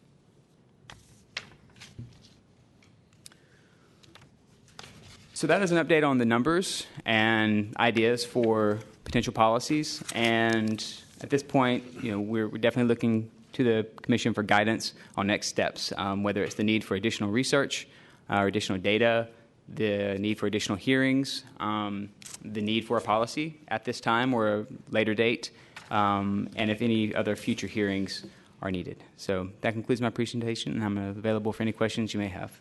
Thank you. Director Ram? Thank you. I just want to thank Corey again for his work on this. Also, just to, I think a couple of things that might have changed since last time, perhaps worth mentioning.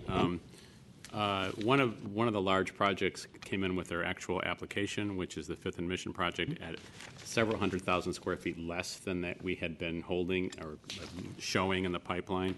That's one of the reasons that the number is a little bit higher than it was last time we had this conversation. I think it was about 400 or 300,000 square feet less than what we had originally thought they were going to propose. So that gives us perhaps a little bit of a cushion that we didn't realize we had. Also, Corey found that we think there are some projects coming in for revocation that provides another 125,000 square feet or so. So I just wanted to give you an indication of some of the things that have changed since last time. Puts us over 1 million square feet when we get or 3 million square feet when we get the allocation on October 17th. Thank you. Opening it up for public comment, 2 cards, John Elberling and David Jones.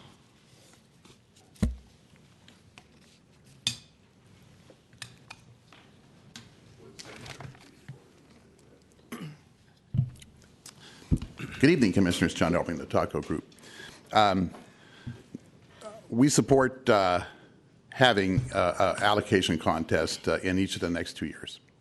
One thing to note about the presentation, the 8 million deficit number that was noted long-term includes support projects and the Mission Bay projects that actually are not counted against the cap until the building permit is issued in the future. Those projects are certainly several years in terms of getting under construction down the road. So when you're looking at, and we're asking you to look at the next 2 years for this current decision-making about how to proceed, those projects just will not occur, will not be counted in that time frame. In the next 2 years, according to the current memo, it will be about 3,150,000 square feet available in the next 2 years. That number may go up some. There is some discussion about adjustments to the counting methodology that could increase it. But if that remains the same, our recommendation is that you split it 50-50 and allocate half in each of the next 2 years, about 1,575,000 square feet. And we recommend that you do establish new priorities for its allocation. The last version of priorities adopted in 2000, which I reviewed carefully, are terrible. They're just a list of platitudes. They really offer no guidance. It's just a bunch of highfalutin language about general objectives that everybody would agree with, but so it's impossible to rank anything that way. Instead, we recommend that you establish clear tiers of priority based on really important objectives that the city wants to achieve and our communities want to achieve. And so highest priority criteria, for example, would include funding for the Transit Center District. That's a desperate city issue. 2 of the projects on the list for the coming year would qualify. We know that's important. The other issues, providing affordable housing sites, including new PDR space in the project, the other high priority topics we've talked about, the 5M project may or may not include some aspects. In the second tier of priority, it's basically, if you look at our list, it's a compendium of best practices in community building. Our main issue with office buildings is they're all by themselves. Plain vanilla office buildings are dead zones. They do not build neighborhoods. They don't. And if you look at this list of desired intermediate priority objectives, they're all aspects of making an office building part of a real community, not just another downtown 5-day-a-week, 9 to 5, otherwise dead zone. We think that's crucial for Central Soma, and we hope that you follow through in that regard. Thank you. Next speaker, please. Good evening. I have something for this viewer if it's still operating. And this is for the planning commissioners.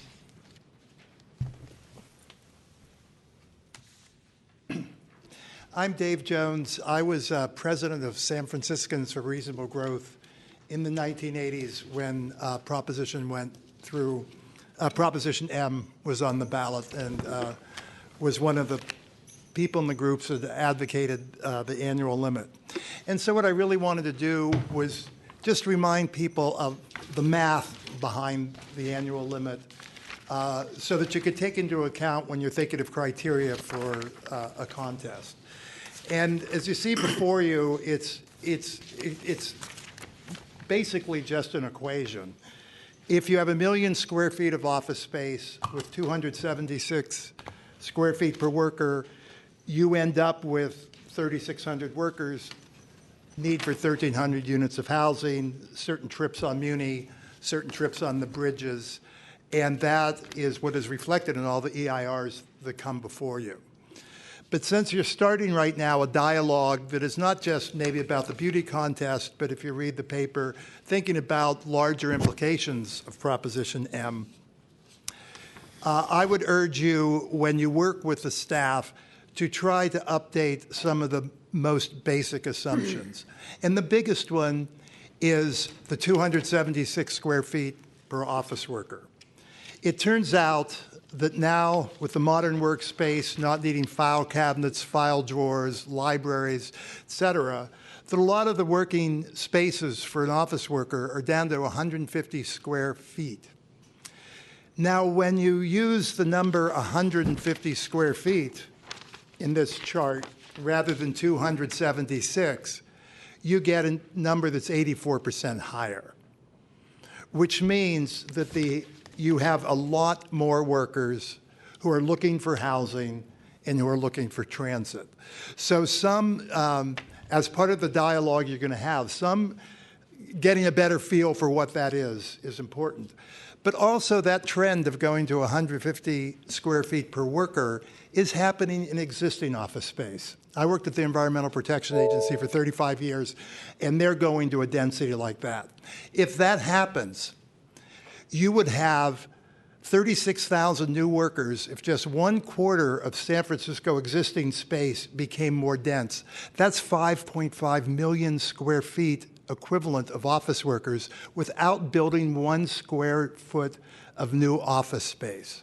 So the new demands from existing office space should be put into the mix when you're thinking about the demands and the beauty contest for Prop M.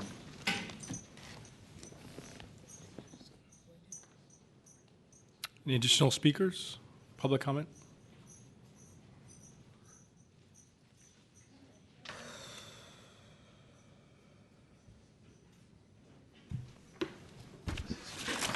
Good evening, Commissioners. Dan Fratton with Ruben Junius and Rose, and I'm here tonight on behalf of the 100 Hooper Street project, which is a collaboration between Urban Green Development, Rockwood Capital, and SF Made.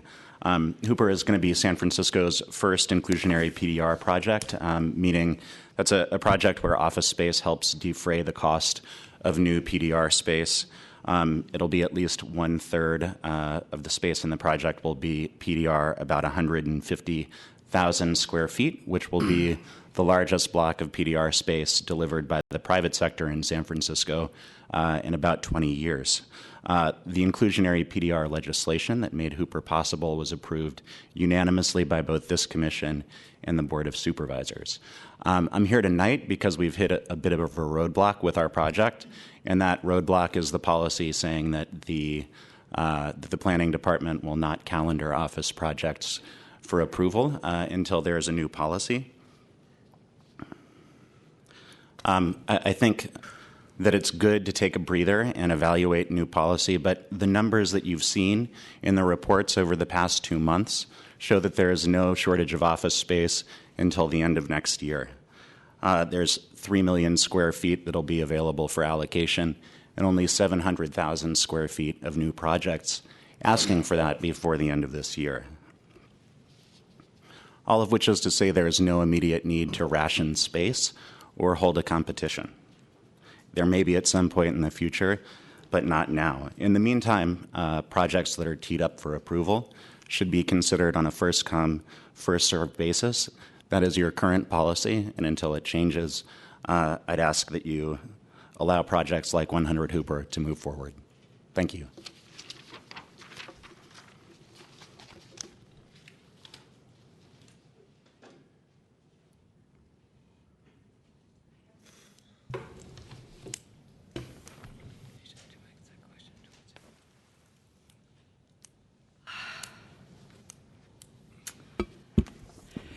Sue Hester, I was the attorney for San Franciscans for Reasonable Growth while David was the president of the board. I am talking about the need to develop housing has to follow the production of housing for the workforce and of transit. This has been all lost in the shades. I don't know anyone from the planning department who really understands that Prop M didn't come out of the blue. It came after 9 years of hard work at the Planning Commission, testifying by the likes of us that used to have non-gray hair about the need to develop transit and housing. And nexus studies were done, and fees were put in place, and the downtown plan was hijacked until the planning department agreed that office development had to pay for housing. So we were very effective in getting in place the transit impact development fee, the jobs housing linkage fee. And after that, we took it to the ballot. After the EIR had already been done, after the planning department had said, this is the amount of space, we said, you can have that amount of space. You can't have more because we can't build a housing as fast as it's needed. And the whole assumption in the downtown plan was that the primary office use, which was called office, is concentrated in the downtown area. It wasn't concentrated all over Hillengong, south of Market, in the Mission, and Dogpatch in Mission Bay. Because the entire transit system that has been built up by billions of dollars of investment from the city was concentrated in funneling people to downtown, what we think of as downtown, the financial district. So the appropriate thing to do now is to look first at how transit is supplied to all the new neighborhoods that you have designated and allowed for office space. How much housing is built? And it has to be not $2 million condos, but the housing that can be afforded by the people in the workforce in general in San Francisco. We had not had a history of supplying housing for people who commuted from San Jose and the peninsula. That needs to be put in the calculation as well. I'm asking you, and this is my handout, to look carefully at additional hearings before you make any decisions. Thank you.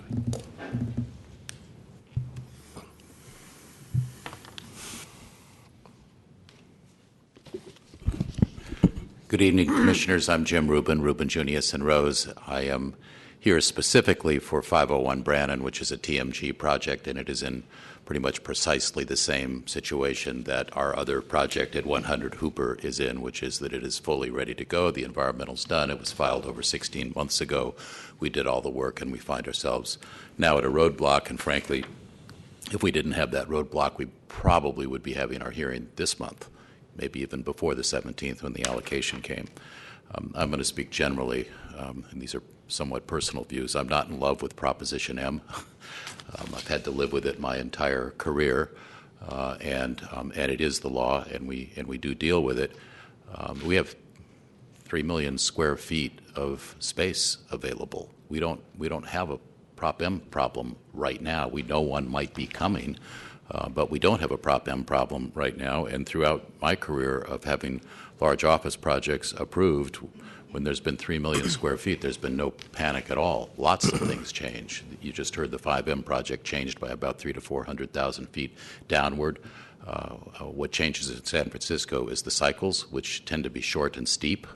So we're going to have one at some point, and maybe it'll even be before some of these other large projects come up. Personally, if Prop M had any efficacy, it probably, in my opinion, doesn't have much now. It's a different city than it was in 1985, and we will have to address the Prop M issue at some point, I expect, but we're not going to be able to do that in the next year or so. And I think that the projects that are available, while the demand is here, we do have tenants wanting these buildings to get built. They'll take them now. They'll even sign leases ahead of time, but they have to be approved and entitled. We need to get through the discretionary portion of that entitlement in order to deliver anything of any interest to the marketplace. So I'm asking you and suggesting to you based on history that now is not the time to impose an artificial rule or limitation on the allocation of large office allocations to projects that are ready to go. I also noticed, and I thank John Elberling for this, both of our projects, the 100 Hooper project and the 501 Brannan project, made it into his priority list. So thank you, John. Any additional public comment? Okay, public comment is closed. Opening up to commissioners. Commissioner Antonini. Well, thank you. Interesting topic and critical topic, and I agree a lot with what Mr. Rubin just said. Cycles come and go, and we are at the top of the cycle, but it doesn't mean it's going to go on indefinitely, and judging from the past, it probably will become less. So if you push a bunch of office space off into the future and it's sitting there idly when nobody wants to build anything, it doesn't make any sense. So, and there are some people who feel that Prop M was one of the reasons why we drove a lot of business out of San Francisco into suburban office parks, and it could have had a lot to do with it in the 80s because we spent billions of dollars to make San Francisco the business center of the Bay Area, providing a BART system that brought people right to downtown San Francisco. And amazingly, around the mid-'80s is when things started to go south and east. So I'm not sure if there's cause and effect here, but it probably didn't help. But in any case, it is what we have to deal with. The important thing about moving ahead with what we've got now is there are questions out there that the city attorney is looking at, and a couple of very critical issues that most of you all know what they are. We've got space that's been converted from business to other uses. Therefore, it only makes sense in my mind that these should be added back because they are no longer business spaces. They no longer have the same impact that business space, office space has on transit and housing. They are used for housing themselves in many instances. Most notably, the AAA building is a big one. The hotel on Omni Hotel is another one. Those are just a couple of the largest ones in terms of square footage. The other one is a demo policy, and it's a policy where if you're building, demolishing a 200,000 square foot building and building on the same site a new 400,000 square foot office building, you have to take 400,000 out, which makes no sense to me because you're taking 200 away and you're adding 400, therefore your net from the cap should only be 200. So we have not gotten an opinion, and we won't get an opinion for a while from the city attorney.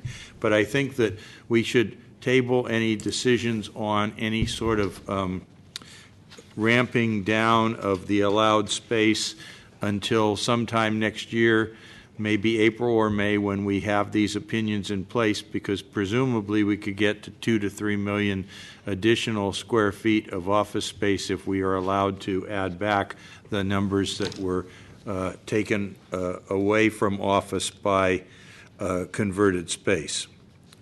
On another subject, there's some positive things with this. Everybody's talking about the impact on transit and the impact on housing. Everybody also are often complaining about Google buses and techies living here and working down the peninsula. Well, much of the space that's being built for office is being occupied by tech companies, and presumably, it looks like a lot of the buildings, particularly LinkedIn and others, are going to be occupying buildings that are under construction. So they're going to have workers, and many of these workers will be people living in San Francisco, and they, rather than being on buses, they'll be walking to their jobs or, taking local transit instead of, being a burden on the regional transportation and adding to pollution. So, and that's a good thing by adding more space here.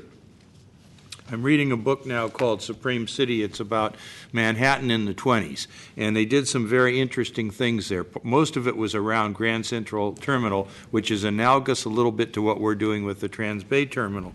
And two things they did with that is they undergrounded trains and they electrified them. But what they also did, they ended up building many hundreds of thousands of square footage of office space, huge buildings like the Chrysler Building, Lincoln, Shannon, Empire State, and they were all in this midtown Manhattan area, which heretofore had not been a business center. All the business was down in Wall Street. But what they did at the same time was they built a huge amount of residential housing. They built high-end stuff on the recaptured land around Park Avenue and built big apartment buildings for wealthy people or high-income people, and also a lot of that happened on Upper Fifth Avenue, but they built a lot of market middle-income housing in places like Tudor City, where Fred French built 45,000 housing for 45,000 residents in that one development. And all this was done privately. It was done privately. Part of the reason we got so much housing was the city of New York in 1921 had enacted a 10-year exemption for real estate taxes on new residential housing, which is probably something we're not going to be able to do today, but it certainly resulted in the building of a lot of housing. And so, I think we have to look at the long view on these things and try to concentrate business and housing in easily walkable areas. We're doing that with Trans Bay. We're doing it with Rincon Hill. We're doing it to some degree. Dogpatch is a little further away, and Mission Bay, but all of that's fairly close together. There will have to be an increase in transit. I sort of like some of the suggestions. I'm not saying put any restrictions or favor one project over another. It isn't time to do that yet. But I like the idea of prioritizing Mello-Roos funding to the transit district, which is something we need to get money to. So that would be a good one, and certainly building housing nearby your project, be it market rate, middle income, or affordable. You're going to have all different categories of people. You'll have a lot of workers here who can afford market rate, a lot of middle income people that will need something that's more affordable, and I think all of this in a mix is what we're doing on Rincon Hill and Trans Bay, because there are a lot of projects being built that are affordable or 30% affordable in Trans Bay. So I think the quicker we can get those things built, the better off we are. I just have a question for staff at the end of my comments.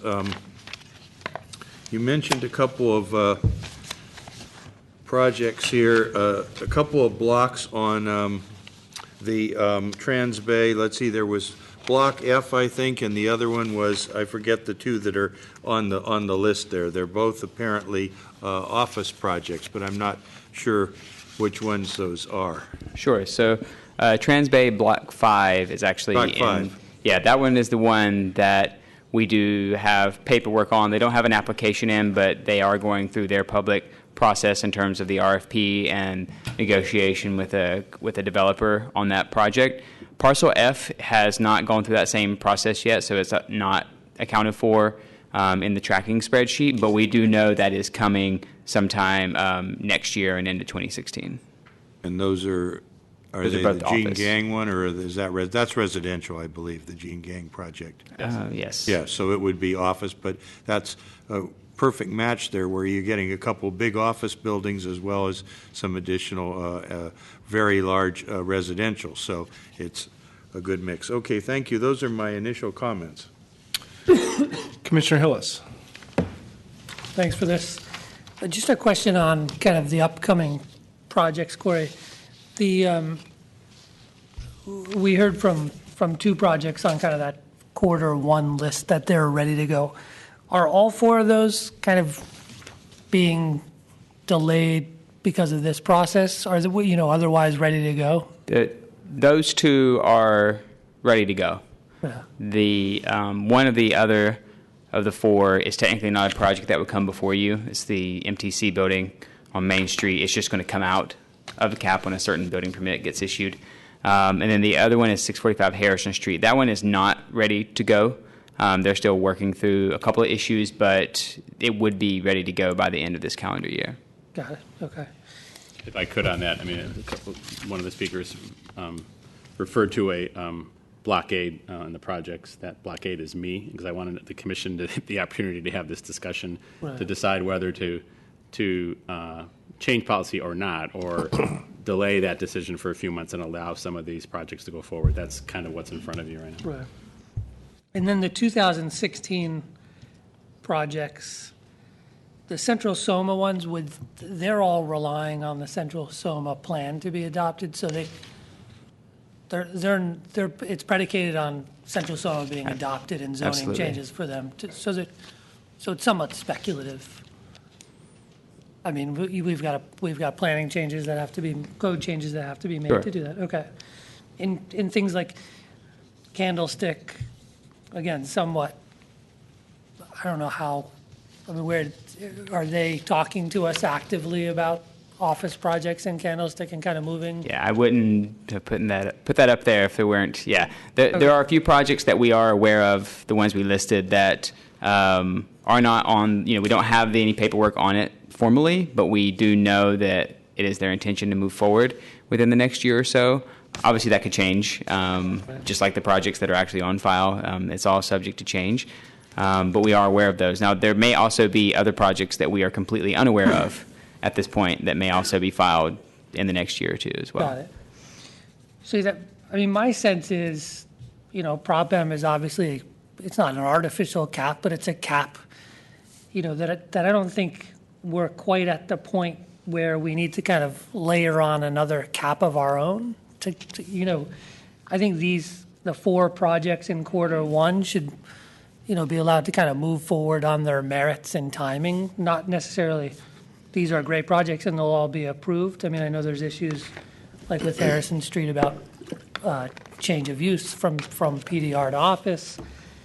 But it seems like, I'm not comfortable necessarily saying let's keep delaying those. I think we should move forward on the projects that are kind of in the queue and before the department and wanting to come to commission.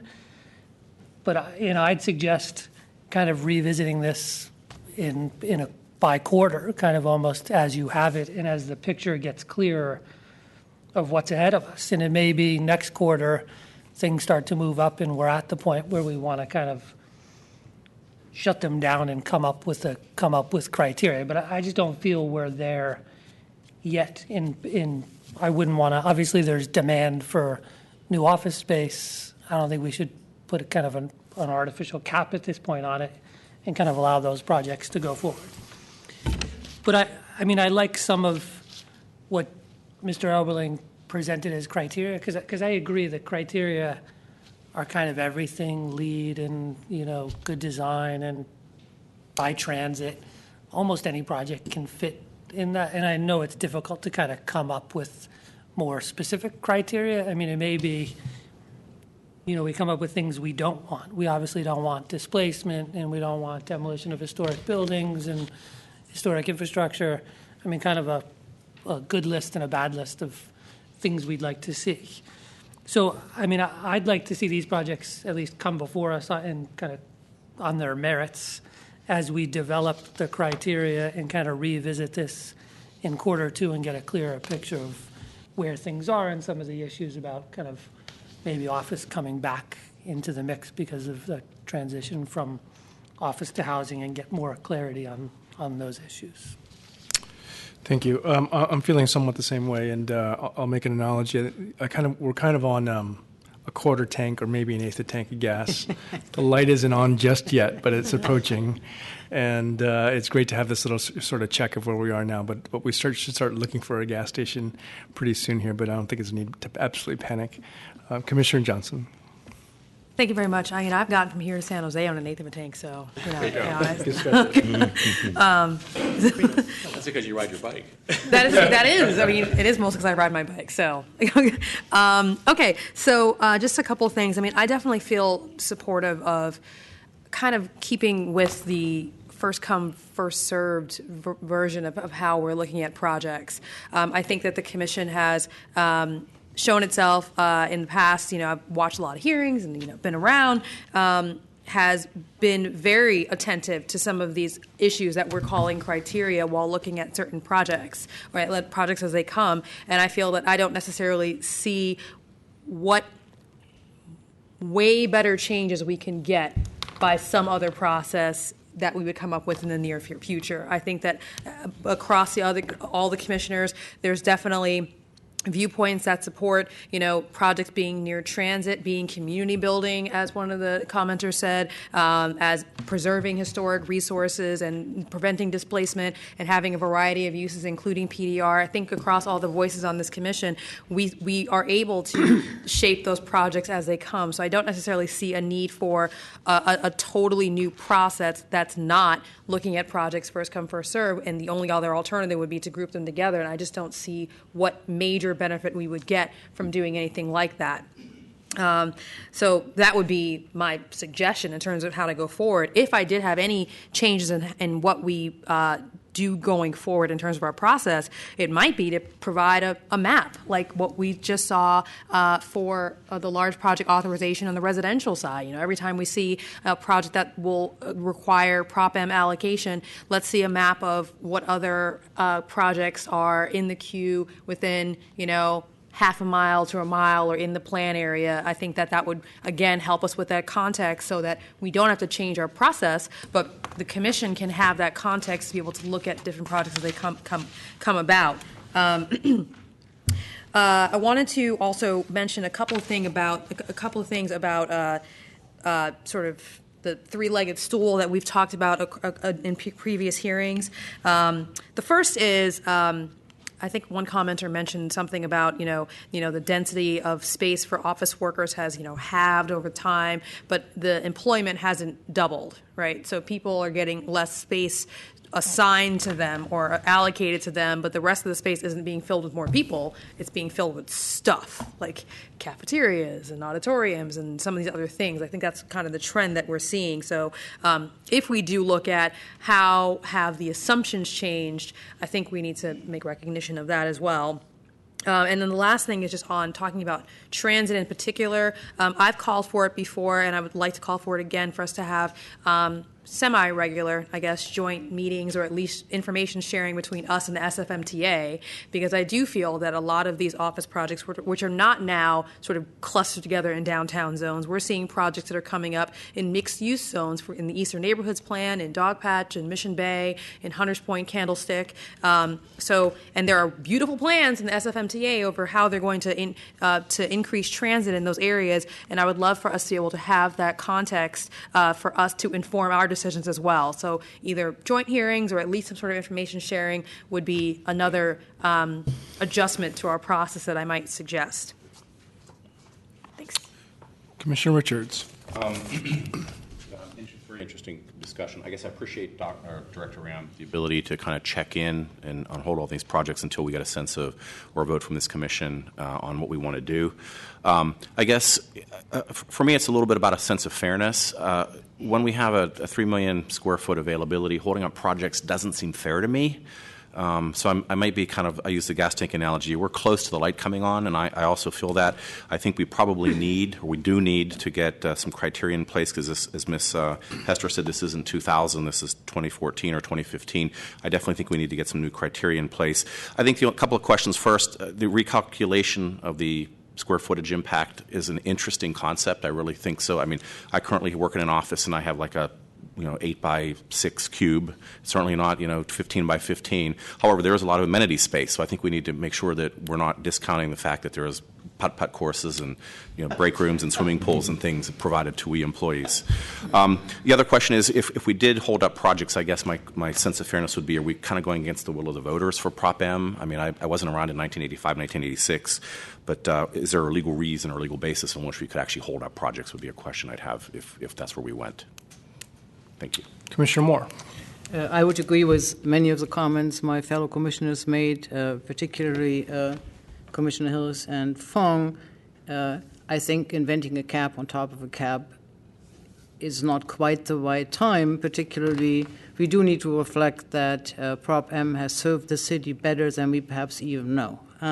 While all other cities continued with rampant speculation, even with the early signs of economic demise in the time when Prop M was created, I only like to mention Houston, I practiced in the middle of Prop M and saw the efforts which went into understanding of what Prop M meant and what it produced, where and how. I believe that adding to the list of values or basic principles to reflect on, looking at the job housing linkage and transit impact fees is a very important thing to do, because we cannot really move forward without really understanding the direct correlationship of an already very dense city where driving by car will not be the future of this city, but more and more understanding efficient and contemporary transit which keeps up with technology and innovation. That is where the city will be remaining successful, and that's cutting edge. Prop M was admired by many cities across the country at a time when nobody else had anything, and we were still being pretty good, including our ability to use larger buildings for reinterpretation when office went down and we were able to adopt it to housing. In most cities, that wasn't possible. They had empty, obsolete buildings standing around, creating like these office clusters, but there was nothing else to get to them or to even shop or live or do anything. So we indeed had a city which was really adaptable to having a Prop M, and I do think that we can move with a reasonable managing of square footage into the future. The one thing I like to ask, and I'd like to ask actually Mr. Teague, as to whether or not we have ever looked at what stricter revocation would mean if we would decrease the numbers by which entitlement can be held, and see how it creates like an additional cushion for us to recapture allocable square footage. And again, it's a hypothetical exercise. I'm not threatening anybody, but I do know that there are excessively long entitlements which have not been only taken through one economic downturn, but through a couple of others. And again, I'm not singling anybody out, but I find that to be excessive and somewhat counter to recognizing the healthy, forward balanced city. So just to be clear, right now we have an 18-month performance period for office allocations. You're saying you're curious what would happen if we reduce that time period from 18 months. Right, and we have entitlements which have been reapproved, but they're entitlements which were gotten more than 18 months, but Sure. almost 18 years ago. And I'd be happy to provide a little bit of history of where we are with the performance period for office allocation. So Prop M basically says that any project that is issued an allocation has to commence construction within 18 months, which is an incredibly tight time frame. Previous Planning Commission policy has adopted a policy that would be interpreted as a project must receive its first building permit and must be issued within 18 months. Even that, especially for larger projects, is still incredibly challenging, even if you are being active and moving forward with your financing in total good faith. The current policy that we're operating under now is a Planning Commission policy adopted in 2009, which basically says not to bring back projects if they're past their 18-month performance period, as long as they are demonstrating that they are active with the project and are not otherwise, for lack of a better word, abandoning the project or just holding it. And that's the policy we've been under now, and that was directly related to the downturn in the economy and projects that had been approved but then just could not get the financing to move forward. So there definitely is an option for the Commission to pull back on that now that the economy is better in terms of being more strict with the 18-month performance period. And I'll also just throw in that there's been some discussion about the additional criteria and how they need to, the criteria we use to adopt or approve these projects maybe need to be updated, or maybe there's some interest there. The way the competitive pool policy has been presented to you is kind of like a package, but the Planning Commission can adopt its own policies on how you handle these projects, and you could adopt things like a more stringent performance period, additional review criteria, without necessarily adopting a competitive pool approach. You can still have policies that inform how you look at projects on a case-by-case basis. That is another option for the Planning Commission to consider. If I could just add to that, I think Corey's right in that the 18 month is something that to shrink that would not be realistic. It's very, very tight time frame on a large building to go from Planning Commission approval to a permit. It's just because of the nature of the financing nature of the DBI process. But where you could think about changing your policy is to say after, pick a number, 3 years, 2.5 years, we could come back to you with projects that have been not started and say, okay, here's the projects that are still out there. What do you think? I will say that there's very few projects now. Until recently, there were projects that had languished for a number of years, but there's almost none left. Virtually every project that you have entitled, any large project that you have entitled, is moving forward. The only exception being a couple of fairly recent approvals in Mission Bay, and it looks like they're moving forward pretty quickly. I can't think of one large office building that is not actually moving forward that you've approved. Having said that, it sounds like what the Commission, it sounds like there's pretty strong consensus that we should not change policy yet, but maybe check in 3 or 4 months, maybe the first quarter of next year, to see where we are, bring the projects to you that are otherwise in the pipeline that would come to you naturally, if I could use that word, and then maybe in that during that time frame, early in the first quarter of next year, we could bring to you any projects that have been sitting out there more than, I don't know, 3 years or something since you approved them. If that makes sense. That sounds like a good idea. I know that there's certain projects, and there might all now coming be forward, which have been approved a long time ago. Many of the commissioners might not even be around anymore because some of them are older than, I know, 15 years. We don't need to mention addresses, but there are some. The only one that was hanging out there that was that long was on Bush Street, and that is moving forward. There's Pine and Cooney. The uplot, there is Bush Street, the St. Mary's project that has been around for a long, long time, and I suspect somewhere in the woodworks there are others. I wanted to ask you one more question, Director Ram. The issue of the PDR project, particularly the Hooper Street project, which Mr. Rubin, I think, mentioned.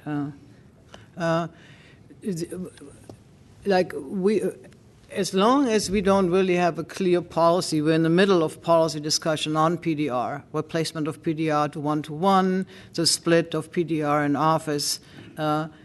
I would love to have that discussion prior to, at least a policy discussion prior to that project coming forward, but I'm not quite sure. Is there a reason why you are holding it back? Is it just for fairness, or?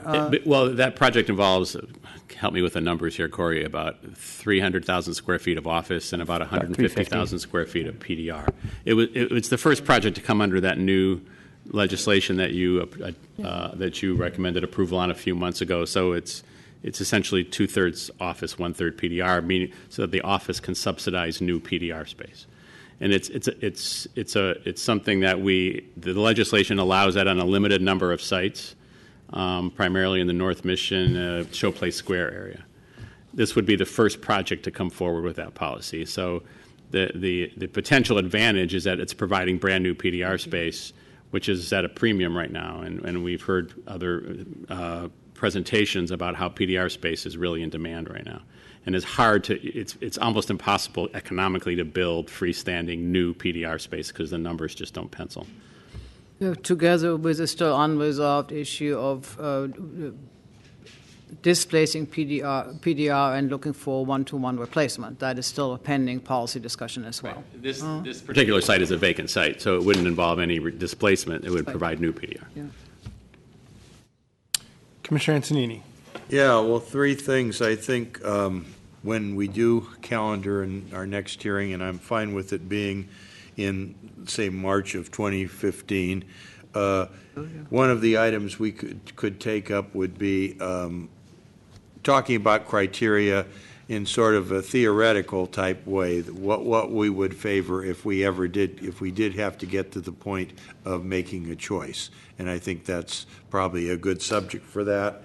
And then the other thing I would like to see is a list of projects that I was thinking 30 months was probably a reasonable, that's 2.5 years, over 2.5 years from their approval that have not moved forward. And it doesn't mean we have to do anything with them, but at least we should know where they are, what's their status, what are the prospects of them moving forward.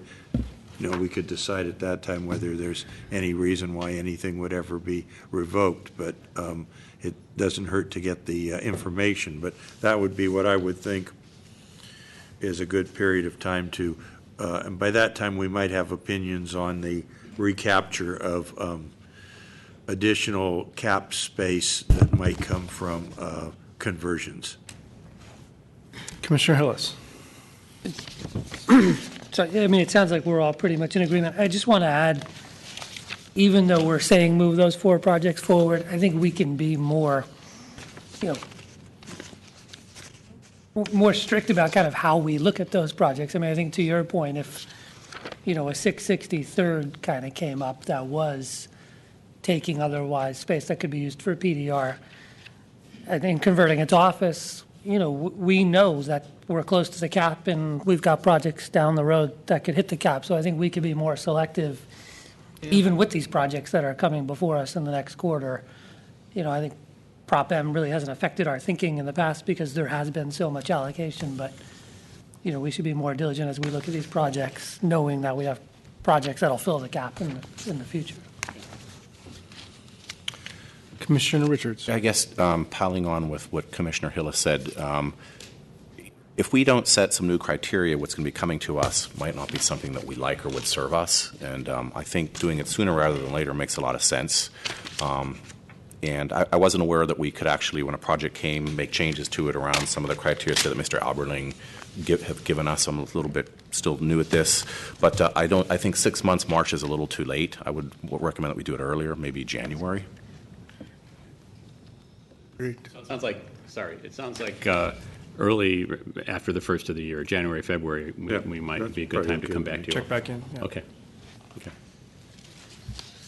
Okay, anything else? All right, thank you. Thank you. Appreciate it. Commissioners, that will place you on item 10 for case number 2014.1249T, office conversion controls in landmark buildings. This is a planning code amendment. Good evening, Commissioners. Steve Wertheim, Planning Department staff. Timely conversation around PDR as it relates to landmark buildings in PDR 1D and 1G districts. This is legislation proposed by Supervisor Cohen's office. I'm going to turn it over to Andrea Bruss from Supervisor Cohen's office to explain the impetus and some of the details of this legislation. Then I'll follow up with relevant details I think are important and be here to answer questions.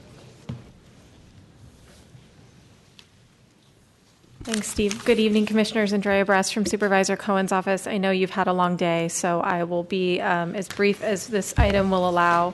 The supervisor introduced this legislation in response to a number of concerns that we heard from tenants, particularly those in PDR buildings in the PDR 1D and 1G, which is the Showplace Square and Northeast Mission areas that were being displaced or at risk of being displaced for office tenants if buildings were landmarked. I'm sure many of you remember the debate we had on 2 Henry Adams in particularly.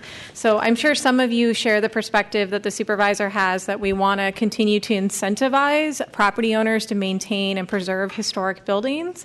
But given that the current planning code allows these buildings to be converted as of right into 100% office space, there was a very real tension between wanting to preserve PDR space and still provide incentives and revenue to be able to support the maintenance and rehabilitation of historic structures. For a building like 2 Henry Adams, the consequence of a nearly full conversion of that property was the displacement or potential displacement of about 77 businesses, and it was unclear at the time if they were going to be able to find adequate replacement space. At the same time we were thinking about that item, we asked the Planning Department staff to take a look at other landmark eligible buildings in the PDR 1D and 1G, and they identified about a dozen of them, which, assuming they all went through the landmark process and converted into office space, we were looking about a loss of nearly 1 million square feet of PDR, which given our, we talked a little bit about the legislation that you just passed a couple of months ago where we were trying to develop ideas about how to incentivize new construction of PDR because the demand was so high. It seemed counterintuitive to also at the same time have a policy that could lead to that level of reduction in space.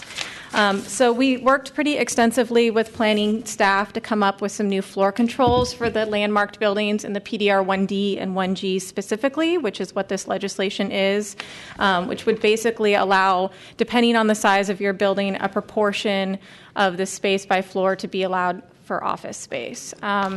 We also spent a fair amount of time with the Historic Preservation Commission over the last month, and they at their meeting yesterday voted to support this legislation with a number of the recommendations that are also contained in your packet as suggested modifications, which are the results of both our conversations with them and with other key stakeholders in this issue, which is one, to make all of the office conversions conditional use authorizations in the landmark buildings, largely because we had a lot of criteria that we wanted both the Historic Preservation Commission and the Planning Commission to take into account as they were considering these projects.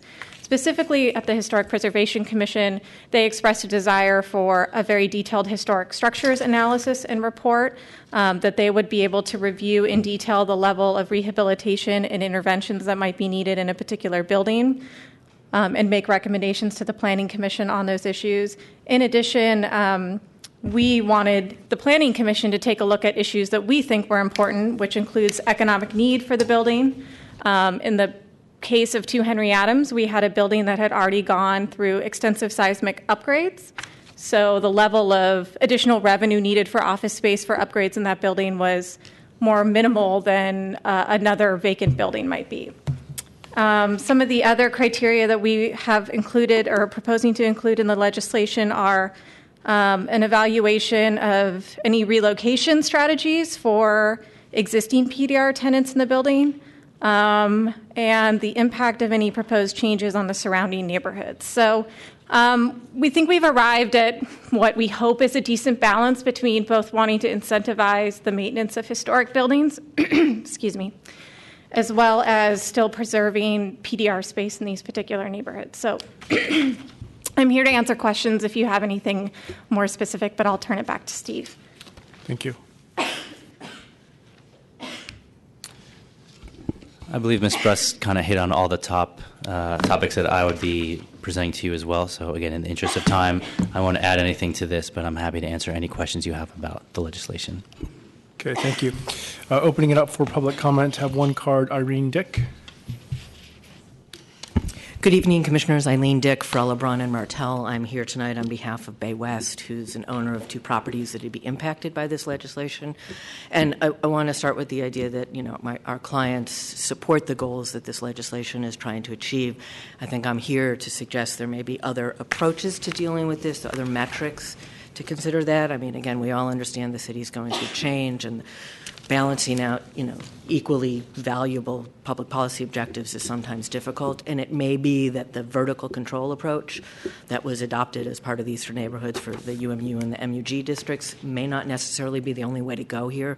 And so one of the suggestions that my clients had recommended and asking the Commission to consider and perhaps have some discussions before they allow some discussions rather to happen before you make a final decision is that you use a square foot percentage approach to consider how to do that. And perhaps, again, try to noodle around, as I say, the metrics of doing this and still get to the goal. And I'm not here to have a means of doing that. I know, again, it's come up fairly recently to the best of my knowledge. But the idea is at least to consider that. You maybe, again, give yourself some time. I understand there's some time before the interim controls. And please correct me if I'm wrong. Is there any time pressure on anything needing to be adopted anytime soon by the board? I'm sorry. So again, I just wanted to throw that out. I'm not, it's kind of a timeout approach, but also just looking at an alternative for comparative purposes, if nothing else. So I'm just throwing that out as a suggestion and hope you'd consider that. Thank you. Thank you. Additional public comment?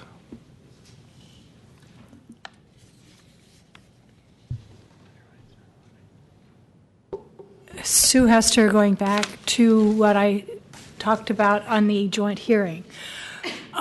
Everything means nothing unless every single permit for the industrial buildings in the areas, the eastern neighborhoods areas, south, basically is reviewed by planning staff. Right now, you review none of them. People can come into the building department and say, oh, we're just doing a tenant improvement. No one looks at anything. And so any solution must be every permit on these buildings gets reviewed by the planning department staff and that the permit history come up for that building. Not just, hey, I have same to same, but here's a history for the building. You're deluding yourself by thinking you are doing an effective control by floor. If floor number 3 never comes to the planning department and people have a financial incentive to put things in there that you think you're banning. So the solution is immediately, not 5 months from now, not 2 years from now. route everything to planning for industrial areas. You had a big mess, and you have a big mess on your hand about 663rd, because the entire building was converted to offices without ever being reviewed by planning department, and you all know it. 350 Bryant Street, the same.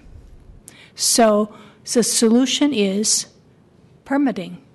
Talking to the building department and saying the building department doesn't have that power for these buildings without someone from planning looking at it. Thank you.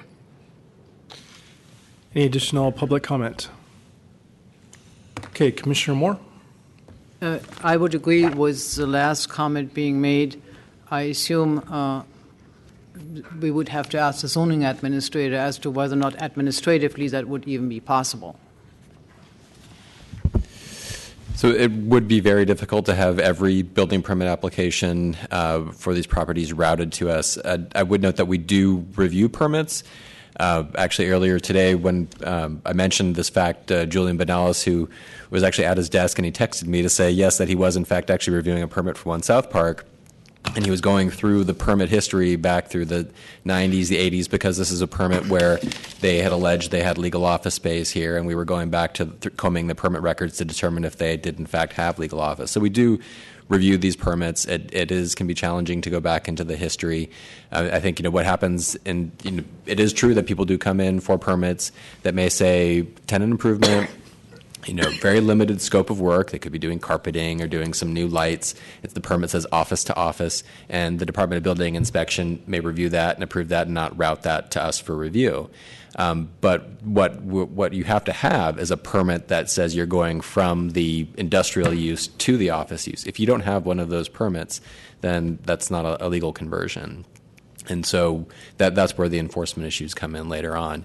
Certainly think we can discuss with the Department of Building Inspection, and this issue was discussed earlier this morning, is it a threshold, certain value on the permit that triggers it to get routed to us? I don't know that is the answer, but I think we can certainly discuss this further with the Department of Building Inspection, and this would mostly impact our Southeast team, and ensuring that we do have the staff to actually review the additional permits that may come to us, when in fact there may not necessarily be a reason for them to come to us, but we have to still have the staff to review those permits. We can look into it further. I would be interested for that to occur partially in light of the fact that there is a stated admission that there is pressure on providing, maintaining, and protecting PDR. I think it would be in everybody's interest to take a finer look at the details, particularly certain buildings are more obvious than others. I just leave it with that. The one thing I would like you to also comment on, and I overheard you earlier, this is also following up with myself talking to a number of architects, including Mr. Pfau, who is one of the architects who created the first prototype for our hybrid office PDR space, that the vertical control approach is really the only way of how it can be done in order to also separate out conflict of uses, code conflicts, et cetera, et cetera. Could you briefly summarize those points? Absolutely. I think this was looked at extensively under Eastern Neighborhoods about having a feasible planning code requirement that would ensure that only a certain amount of the building was converted. It was determined that the story controls were the most enforceable. I agree with that. It is something that is already in the planning code, and I would definitely discourage the Commission from having an additional requirement that is different from something that we already have in the code that I think is and can be an effective tool. So I would certainly encourage you to stick with the story controls versus some other fractional way of measuring space. Particular measuring space in buildings has a number of different interpretations, which are very hard to know, even when you're an architect. So I would strongly support your push for that, and not even spend any additional time, because that tool is pretty much known to the profession as something we should support. Thank you. Let me just follow up on that. And I stirred up a little conversation this morning about this, and while I understand now the difficulties and challenges with enforcement and how much easier it is to go by floor and the type of use, even maybe the structure of a building, I do think, though, that if you had the ability to enforce it and you could go by percentage, it would really sort of open up the creativity of the use of these buildings. Some of them are very cool. You see Airbnb, well, it's not PDR, but they sort of use the building vertically, not by levels, but stacked up, and the building sort of split. I think there could be some interesting and cool conversions if it were by percentage, not by floor. And if I just may speak very briefly Please. to that, I mean, it is something that otherwise, you can have for a manufacturing space a certain amount of accessory office. And so that is where that creativity, I think, is probably most appropriate. And we have reviewed and approved projects that have maybe some discrete design component, but that also have prototyping, manufacturing. And so, it is looking at how do you make those spaces function correctly. So we do that, but this is going to be, I think, a bit of a different, because we're talking about going to just pure office uses, not office that's an accessory to another, manufacturing use. So this is just a pure office use, and for that, I would say the story controls are more effective. Understand. I do want to share, and something was pointed out to me earlier today that how we act on these, and maybe this is the appropriate and logical way, but I wanted to express it. How we act on this, I think, is going to affect other decisions down the road and some precedent setting with the Central Corridor when other buildings maybe that are outside of this particular project here area. What we act on now is going to set the course for later, and we could be on the right course. I don't know. I think that's it. Commissioner Antonini. Yeah, thank you. One of my concerns, I think this is well intended. I think it has a lot of benefits, but I asked Mr. Wertheim for the maps, and I'm still not entirely clear. I don't need them right this minute, but in any case, where this is taking place, because 662nd is an island of still zoned PDR, which has really been used for office for years and years, and everything around it is either entertainment, housing, office. There isn't really much PDR in that area anymore. So I just want to make sure that this is appropriate to areas where we don't put restrictions that would preclude office uses where office is the only game in town for some of these areas or something like that. Mr. Wertheim, did you want to answer? So Steve Wertheim, Planning Department staff. So the PDR districts are those districts that we rezoned in 2008 as part of the Eastern Neighborhoods Plan, and the PDR districts are, many of them are the Bayview. We're not talking about the Bayview districts, which don't allow office and landmark buildings anyway. We're talking about the ones that are in the Central Waterfront, that are in the Mission, that are in the Showplace Square. When you start moving into SOMA, you have districts that function the same way, but they're not technically PDR districts. They're SOMA mixed-use districts that were part of the rezoning in 1989. That's what we're talking about in the Central SOMA plan, looking at, but they would not be affected by this legislation. The SLI district and the SALI district, as they're called, are not part of this legislation because they're not technically PDR districts. They function similarly. Thank you for the answer. I understand the distinction, and we're not dealing with one of the examples I gave, but I do think in places like Showplace Square, we're sort of in a hybrid there, where we have design uses, mainly design uses, that are still functioning and need to be protected to some degree, but it's probably an area where some office might be appropriate too. And, so it just kind of depends where we are on this, and that could be true in parts of the Mission also. For example, some of the things that have been brought up to me, and I think they make sense, is Rodney, Commissioner Fong mentioned the square footage idea. And that is certainly something to think about, even though some people say it's difficult to enforce that. It might be difficult to enforce the floors unless you're there all the time seeing what they're actually doing on the different floors.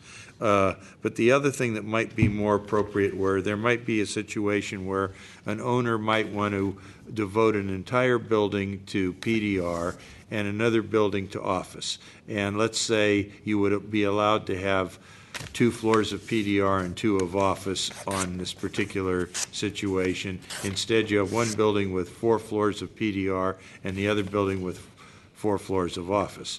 I'm just saying we may have to leave that possibility in place. And I hear you mentioned CUs coming up, but that would be fine. If we had this before us for various changes of use, and it would be a CU, and we had these as guidance the legislation that the supervisor is proposing. However, we could make decisions that would allow for some of these other situations if we felt it was more beneficial to allow flexibility. If we're meeting the same thing here, trying to be too rigid on the situation where you would never have any office on the main floor might be going a little bit too far. But I think there's a lot of good stuff in here, but those are my concerns.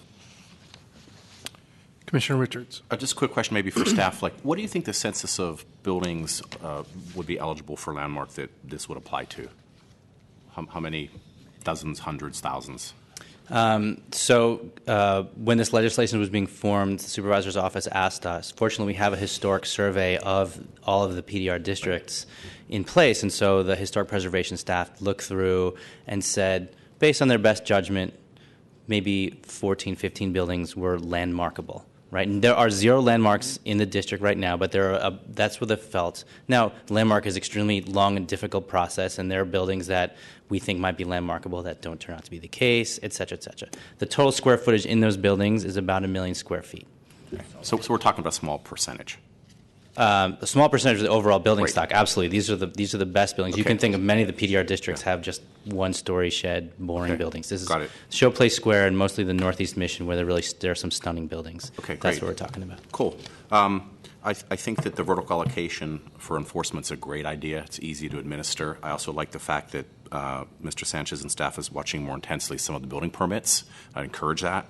I think the current legislation with the recommendations is a winner, especially given the pressures that these buildings are facing. So I definitely support it. Commissioner Johnson. Thank you very much. Thank you. That was one of my questions, is how many buildings was applied to, about 14, 15, so not a huge percentage. I would just enter just a couple of really quick things, and then, I definitely support, this for the most part.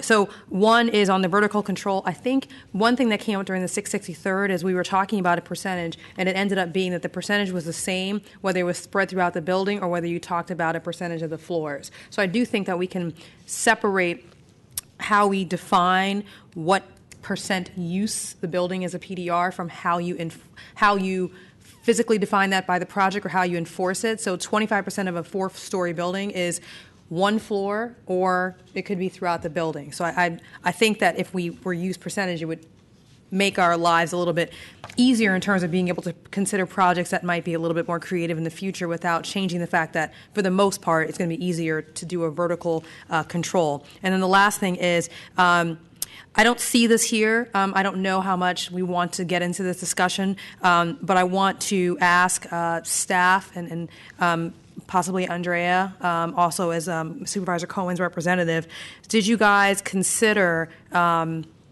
having some sort of PDR replacement clause in your legislation, where if the building itself couldn't support the percentage of PDR, or maybe it just doesn't work that way, but another site was identified, a clear project site was identified for PDR replacement, would that be amenable? Or are we talking about people really, is the policy that you really want to keep PDR space in those specific buildings? So, Commissioner Johnson, the policy for this particular legislation are the issues we're seeing in landmark buildings. Mm-hmm. It's a very specific set of buildings that require an incentive of higher rent generating uses to be able to maintain them. And that is a theme in the original Eastern Neighborhoods Plan that we shared and wanted to preserve. There were certainly people who said, don't allow any office in these buildings, let's maintain them 100% as PDR, which I think is counter to what we want to see in some of these buildings.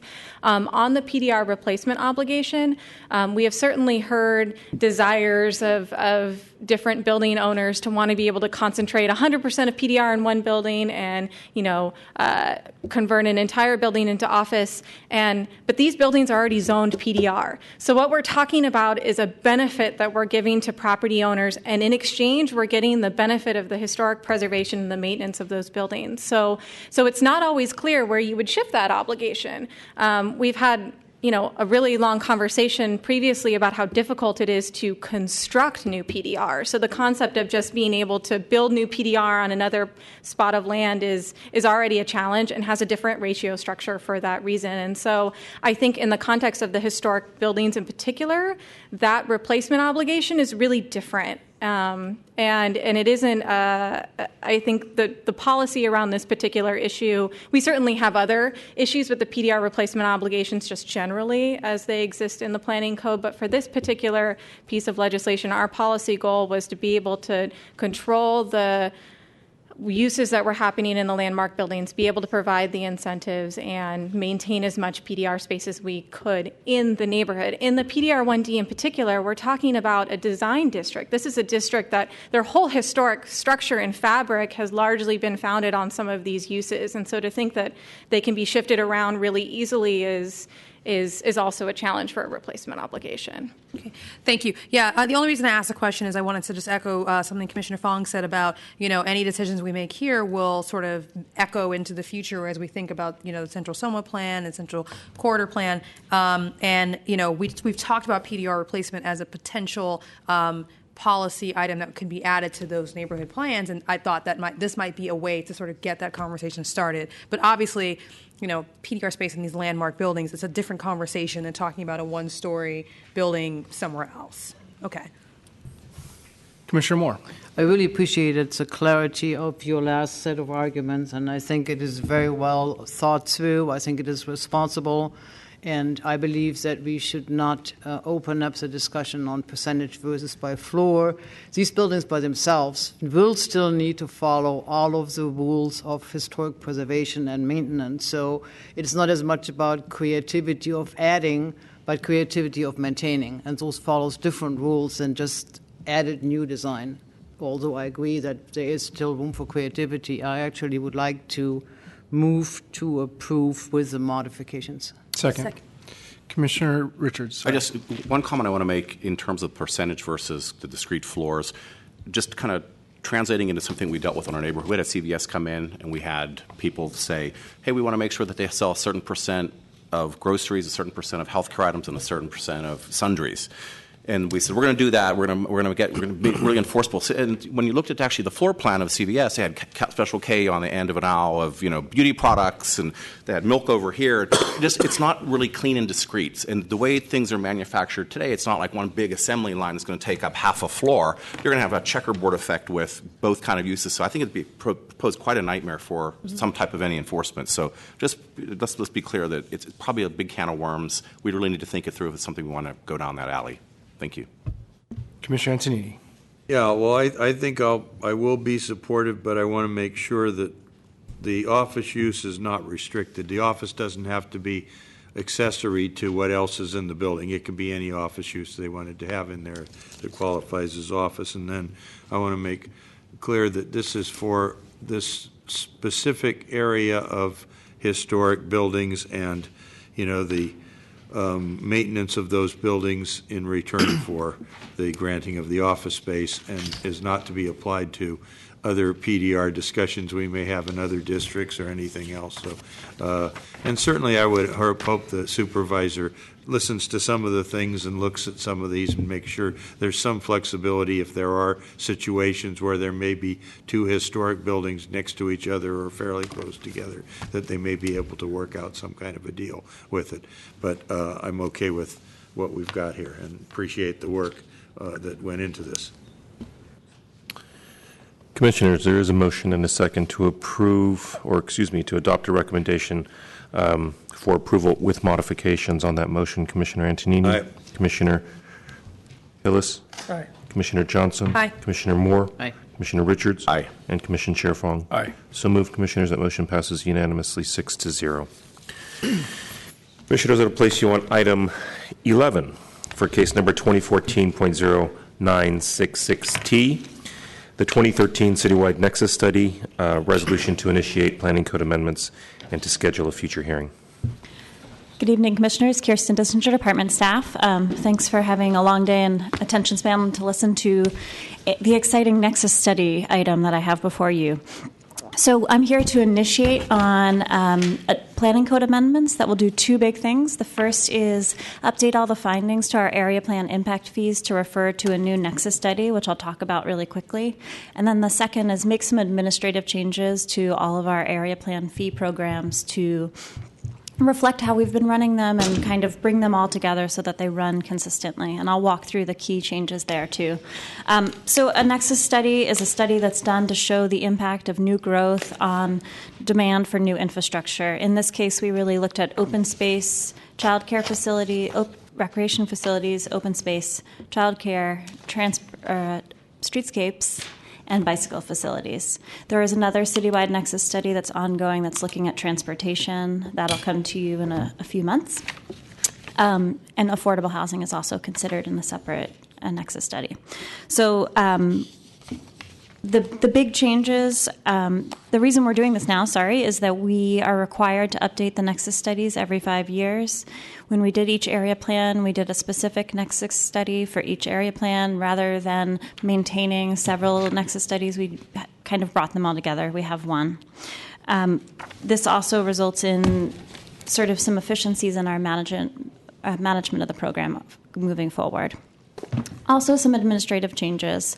The first thing we did is try and make the programs all run the same, so they each have expenditure categories spelled out. Because the plans kind of grew up at different times in our thinking, they had different categories.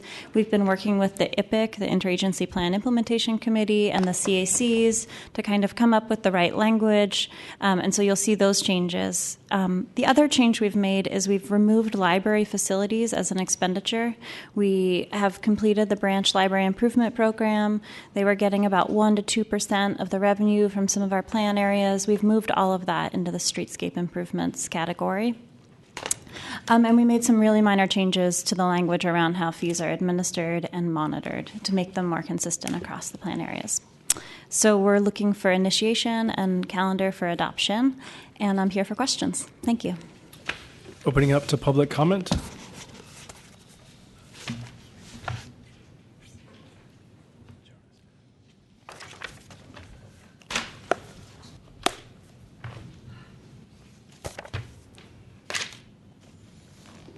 Sue Hester, you bunch all of these things on the same day. I'm going to sound like a broken record, but I got to say it.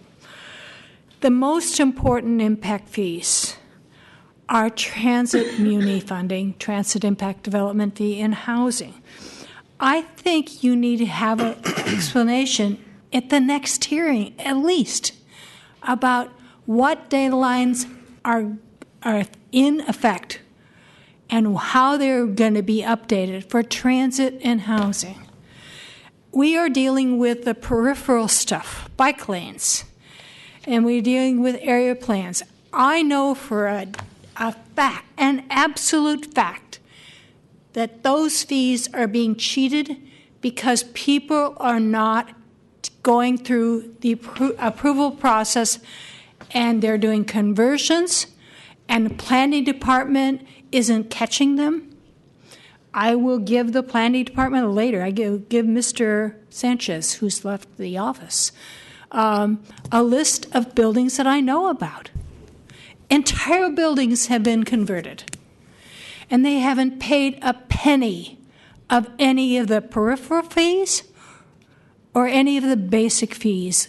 For me, it's transit and housing. And it also means that there's no money flowing into area plans and no money flowing into the planning department. I'm embarrassed for the city that I know more than you do. How many staff persons are there in the planning department and in the building department? Do you ever read the papers? I'm a compulsive reader of the Business Times because their default position is to reprint the PR pieces from the developers. They brag about their changes, and I get addresses from reading the Business Times. Planning department could do the same thing. I have a list. And so I'm looking at this and saying, this is lightweight. You're being cheated out of the fees, and you're not putting on the table all of the fees and all of the dates that they're going to be updated for transit and housing. I just am kind of embarrassed that I have to deal with the planning department, who has a lot poorer information than I do. Thank you. So any other public comment? Seeing none, public comments closed. Commissioner Richards. It's interesting. We've been here about 8 hours now, and one of the common strains that I've been hearing over and over and over is enforcement. How do we do it? Is it easily? Do we have enough staff? Are we adding more to the mix? I guess the question I have, Ms. Dissinger, is would there be an allowance in any of these fee structures that we could allocate for enforcement? Commissioner, we can allocate, we can use fee money for enforcement, not impact fee money, but our normal development fee money. Okay. So, if I may, just to be clear, it is absolutely not true that we're not collecting any fees. I don't know where Ms. Hester gets that notion. There's millions of dollars of impact fees coming in right now that we're collecting. So is anything that's generated from this Nexus study that's driving these fees coming in allowable to be used for enforcement? Generally, the goal of the impact fee is to offset the cost for new infrastructure. Okay. So we do have a very tiny amount that goes to administering the program. And one of the really good things we've done is set up a program where planners can enter the fee amount so that the DBI inspector knows how much is due. And there's a whole sort of system that's a little bit a precursor to the PPTS. And we use some of the program administration money for that. But I don't think it's the same kind of thinking as the enforcement you've been talking about. Just to be clear, we cannot under state law. Impact fee money has to be used for infrastructure, capital infrastructure. Got it. I mean, Ms. Hester's comments about reading the Business Times and seeing all these splashy new developments, and that resonates with me because I read the Business Times every week, and I'm not sure whether they actually were allowed to do this or not. All I know is what I see, and it's an interesting discussion to pursue. Thank you. Commissioner Antonini. Move to initiate. Oh, I think that's what we're supposed to do today. Yes. Commissioner Johnson. Thank you. Second? Okay, second to that. And then just quick question. I actually had some questions about the Nexus study itself, but could those questions wait between sort of now and the hearing for me to ask staff and then for me to ask questions at the hearing? Sure.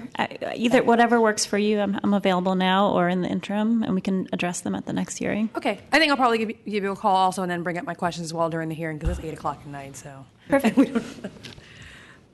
Commissioner Moore. Commissioner Johnson, it's kind of interesting that you are saying that.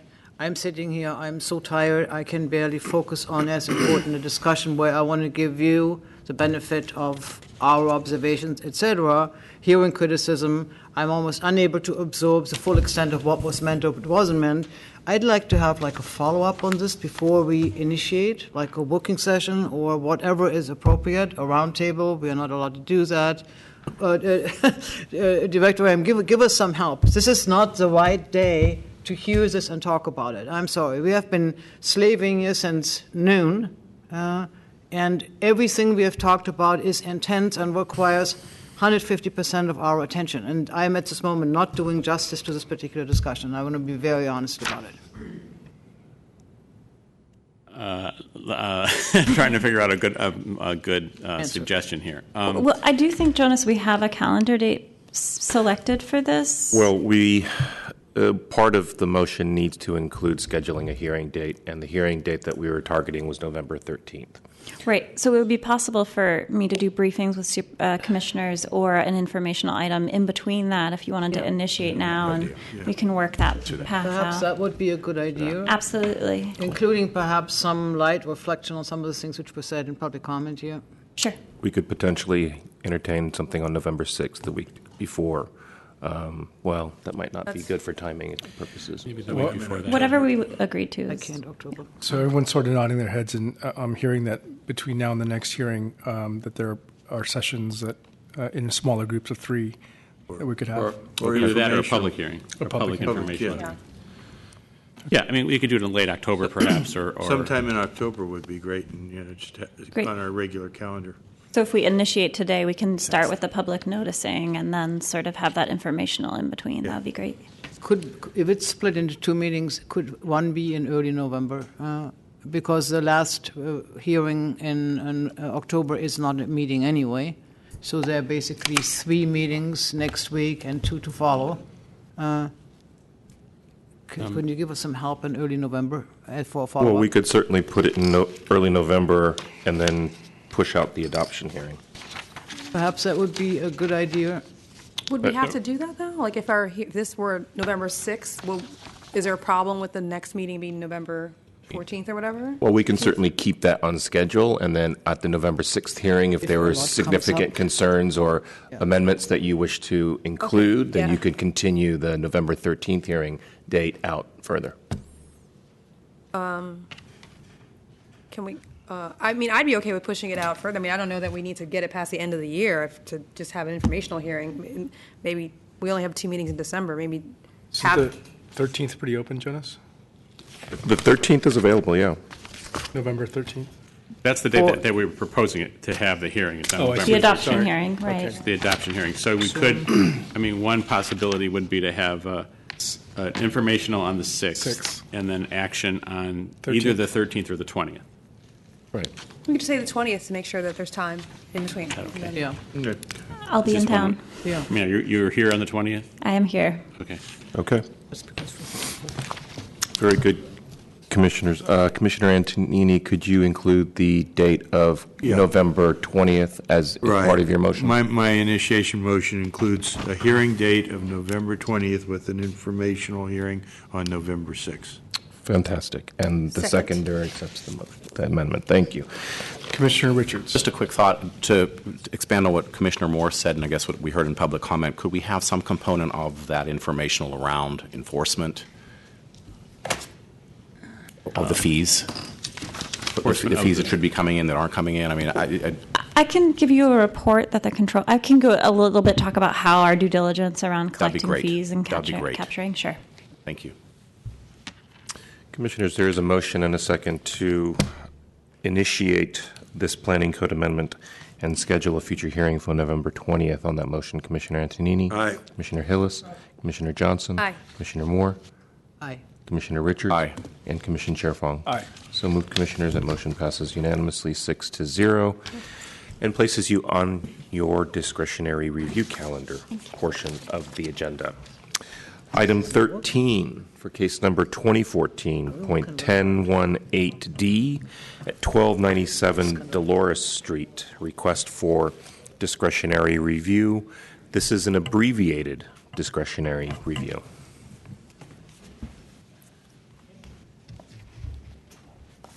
Say Dolores Street? Yes. Good evening, Planning Commission. Delvin Washington, Southwest Team Leader. Subject property is 1297 Dolores Street on the east side of Dolores at the corner of 26th Street and in the Noe Valley Mission neighborhoods. The proposal is for a partial fourth-floor vertical addition with new front and rear roof decks on an existing 3-story over basement corner building. The addition would expand the floor area of the top unit by 545 square feet, and the addition would be set back 3 sides, minimizing the visibility from both Dolores and 26th Streets, and will adhere to the rear yard requirements. The north wall of the vertical addition runs along the property's interior side property line shared with 1293 through 1295 Dolores Street, and is set back for a portion of the light well. The proposed vertical addition provides a matching light well that is 3 feet deep and 2/3 the length of the adjacent building's existing light well.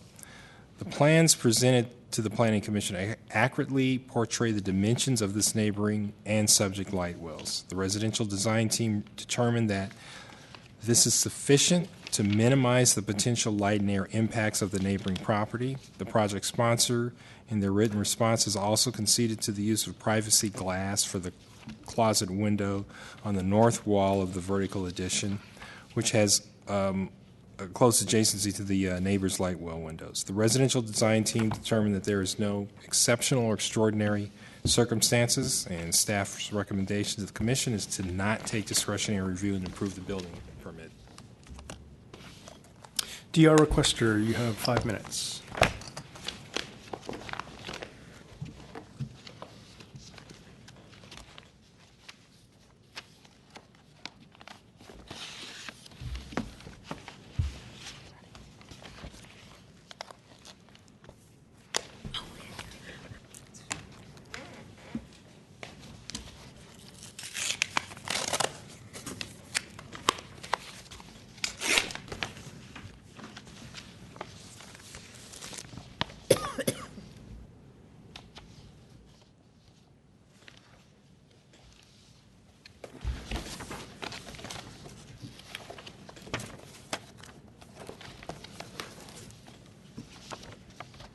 Good evening, Commissioners, and I'm Lawrence Lee. Myself and my wife are the owners of 1293 Dolores. This is our home. This is very near and dear to our heart. This is where we met, where we live, where we got engaged, where we fell in love, and this is where we plan to retire to. And this is also, 1293 is also the only dwelling that is materially impacted by the proposed project. The other units around the area are not as impacted by this project as we are. Our home is on top of the building, top floor of the building. We only have one floor of the building, and one of the best things, the things that we enjoy the most, is the sunlight that comes through the windows in our kitchen and our dining room. This is something that we really look forward to when we retire to the home. The project proposed, is blocking a lot of sunlight from our kitchen and our dining room. I believe, Commissioners, you have the DR with you, and I just wanted to point out that if you look at the current existing conditions, we enjoy about 10 months of sunlight in the entire year. With the proposed project, we would only have 2 months of sunlight. This is through the year. By the way, this data is from the National Oceanic and Atmospheric Administration of the Department of Commerce. I'll be brief. I understand this is a long day. The other way to look at it is throughout the day, if you look at 8 a.m. to 4 p.m., currently existing, we enjoy about 8 hours of sunlight. With a proposed project, we're going to enjoy only 1 hour sunlight a day, as you can see the data. Following are just a few pictures simulated of what the effect will be for our kitchen and our dining room. This is looking through our kitchen window. This is looking again through the kitchen window, 2 of them. On the left, of course, is existing. On the right is the as proposed. This is the kitchen. As you can see, it's quite light and enjoyable. With the proposed building, it could be very dark. Dining room, same thing, as well as the light well. The light well could potentially present as somewhat of a hazard at the very bottom floor because it tends to be so dark. I only have 3 requests, very simple requests. 2 of them address the sunlight issue, 1 of them a privacy issue. The first one is we are requesting that the project sponsor slope the roof of the closet in the study area, but leaving the roof of the master bedroom and master bath alone. This shows our sensitivity to the needs of the project sponsor, but also trying to achieve a good compromise. The second one is, of course, as Mr. Washington has pointed out, it has been responded to the DR, and the new plan shows that it is increasing the originally proposed project of 9-foot light well to 11 foot and 5 inches. The third one, I understood the respondent to the DR had agreed to add a privacy glass on the walk-in closet. However, if you look at the, here's what we proposed on the first part, the slope roof. Not showing very well, but the second picture will show you that what we're proposing is a very small slope of the roof of the closet and the stairwell, not the master bedroom where the living areas is. The last request we have is the in addition to the privacy glass to the walk-in closet, we would like to have privacy glass to the proposed study window, which is on to the left of it.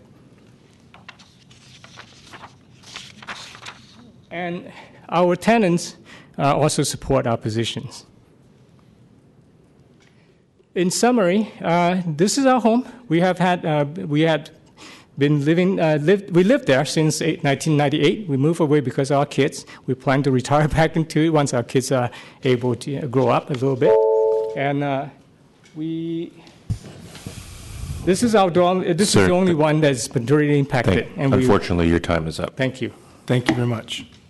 Speakers in support of the DR request, if there are any? Okay, project sponsor?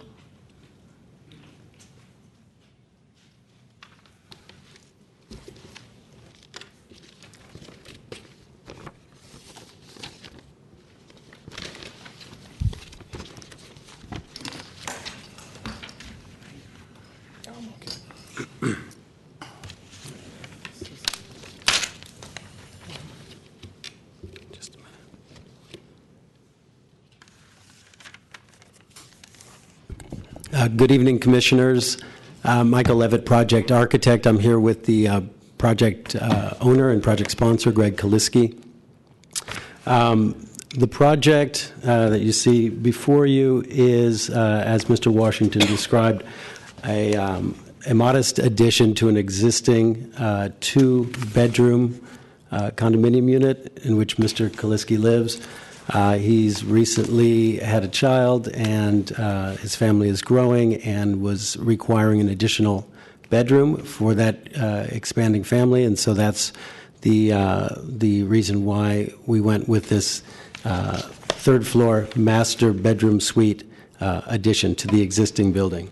As Mr. Washington also said, it's set back on three sides off of all the streets, and it's got a 25% rear yard setback as well.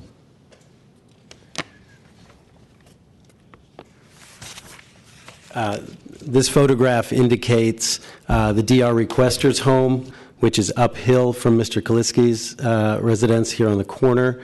As you can see, it's approximately a half floor, a bit more than a half floor higher than the subject building, so that the addition that we're proposing will in fact be a half floor above the DR requester's building. One clarification regarding the definition of light well. The DR requester's building is shown here on the left. Our proposed addition is this portion with the yellow highlight.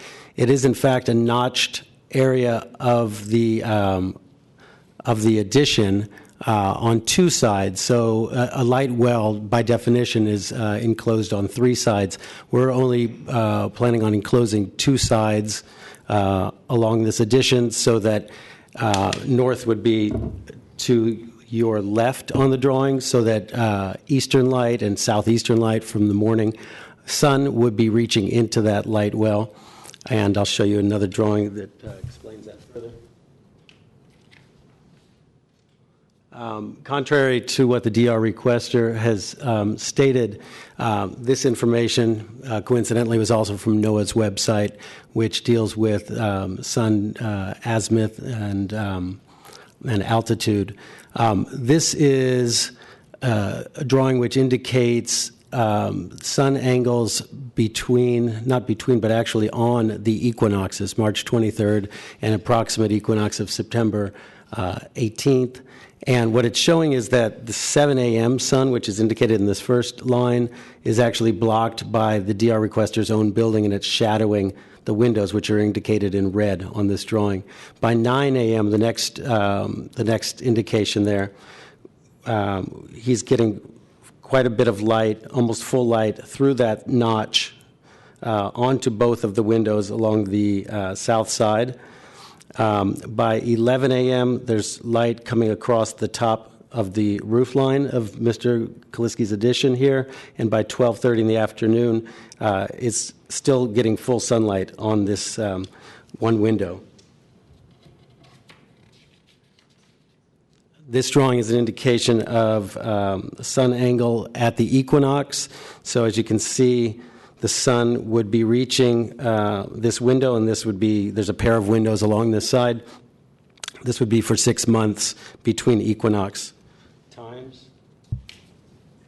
And you can see by the summer solstice, the light is reaching nearly to the bottom of the light well. This little indication is a canopy. The DR requester's got a egress stair in there, which has got a canopy, which is actually shading some of his own windows.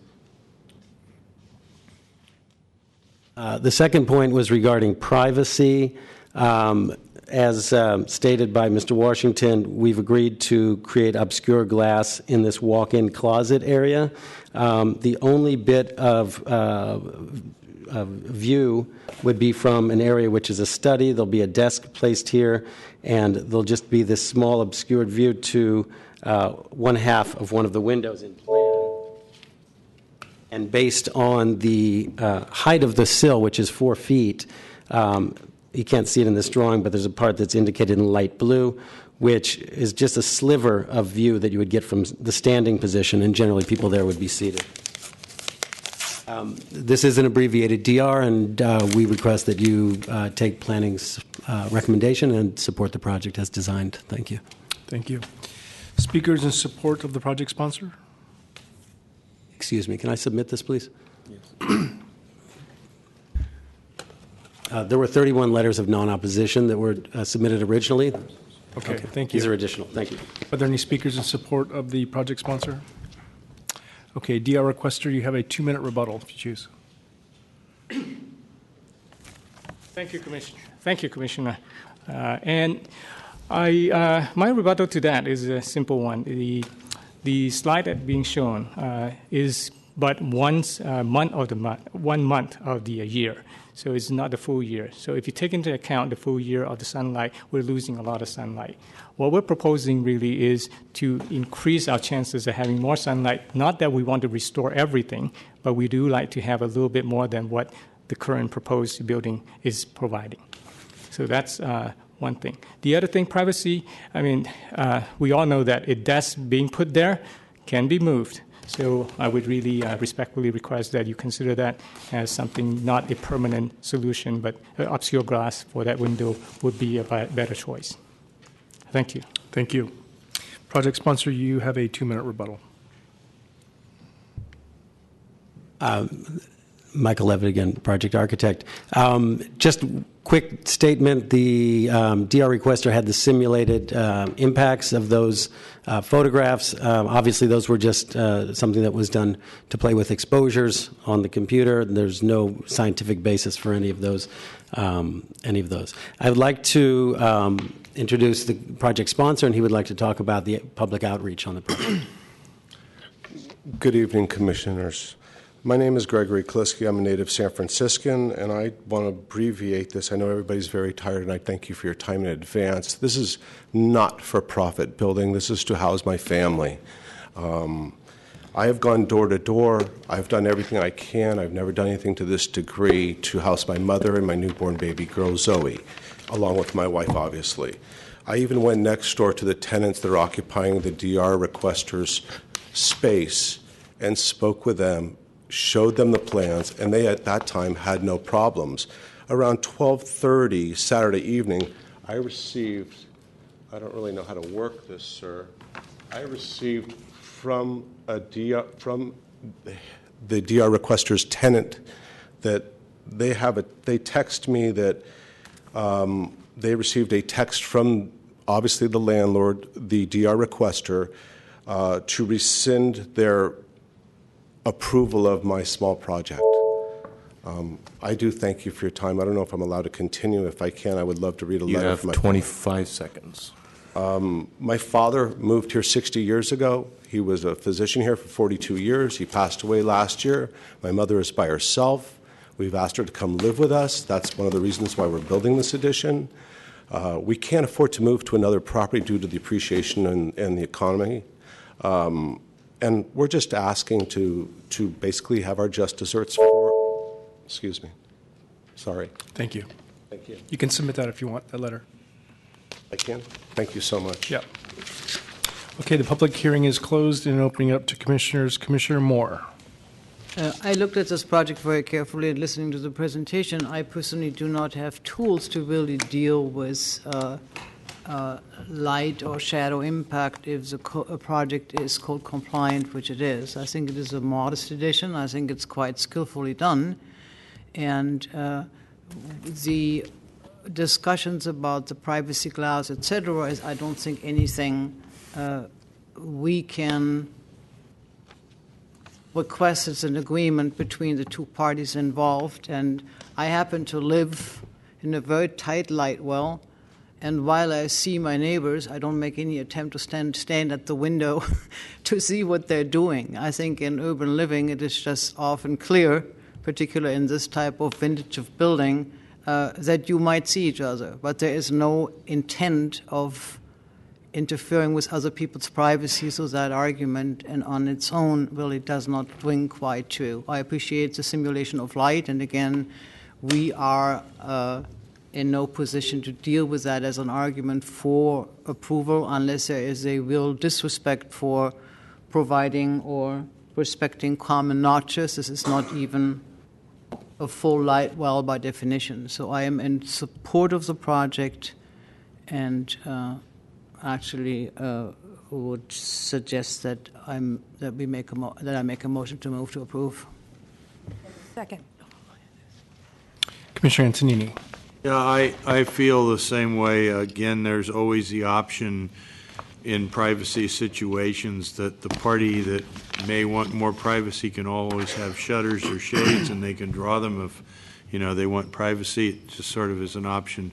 But we are in a dense urban area, and almost any place you live in the city, you're going to have vision into a window of someone who lives next door to you. But, I don't think we have to ask for frosted glass on every window where people may want to get a little more light or be able to see outside a little bit better.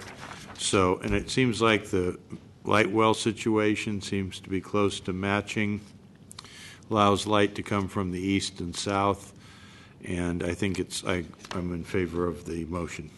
Commissioner Johnson. Thank you. I echo all of the comments in support of the motion. Just real quick, this is only slightly related. I know that we sort of abbreviated our discussion in the last hearing, our last item, but even though it's late, we are attentive, and we are here, and we are paying attention. I know there was a couple of different times where the project sponsor and the DR requester said, I know it's late, and so just so you know, we are here and paying attention to everything that's happening in front of us. Commissioner Moore, thank you. I appreciate your saying that, because the fact that we moved it to the end of this meeting has not changed my position of how I feel about the project. I would have said the same thing if this project would have been heard as item number 13. Call the question, please. Commissioners, there is a motion and a second to not take DR and approve the project as proposed. On that motion, Commissioner Antonini. Aye. Commissioner Hillis. Commissioner Johnson. Aye. Commissioner Moore. Aye. Commissioner Richards. Aye. And Commissioner Chair Fong. Aye. So moved, Commissioners. That motion passes unanimously 6-0 and places you on item 14 for case number 2014.1119D at 135 Gladstone Drive. Request for discretionary review. Good evening, Planning Commission, Delvin Washington, Southwest Team Leader. The property is at 135 Gladstone Drive on the south side, just north of Silver Avenue in the Excelsior neighborhood. The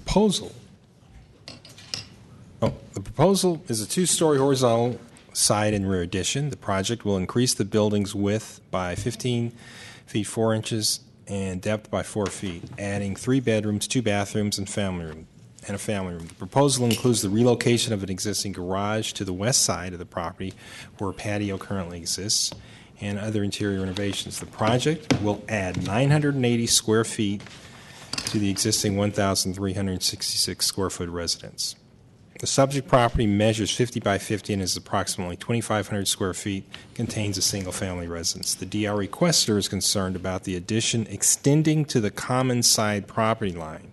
They are concerned that this addition will change the feel of his home from a detached to attached unit, and that the sunlight will be compromised because of the extension at the rear, which will add 4 additional feet to the subject building's overall depth, 4 feet deeper than the DR filers.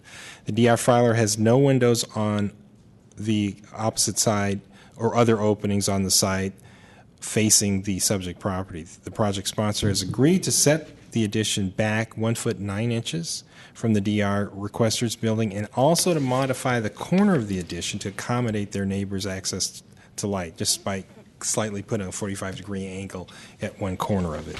While the side yards do exist in this neighborhood, a consistent side yard pattern was not found, and many side yards are occupied by one-story garages and or other additions. Overall, the addition was found to fit within the neighborhood context, and the elimination of their side yard was deemed appropriate. The subject property is located in the RH1 zoning district, where side yards are not required.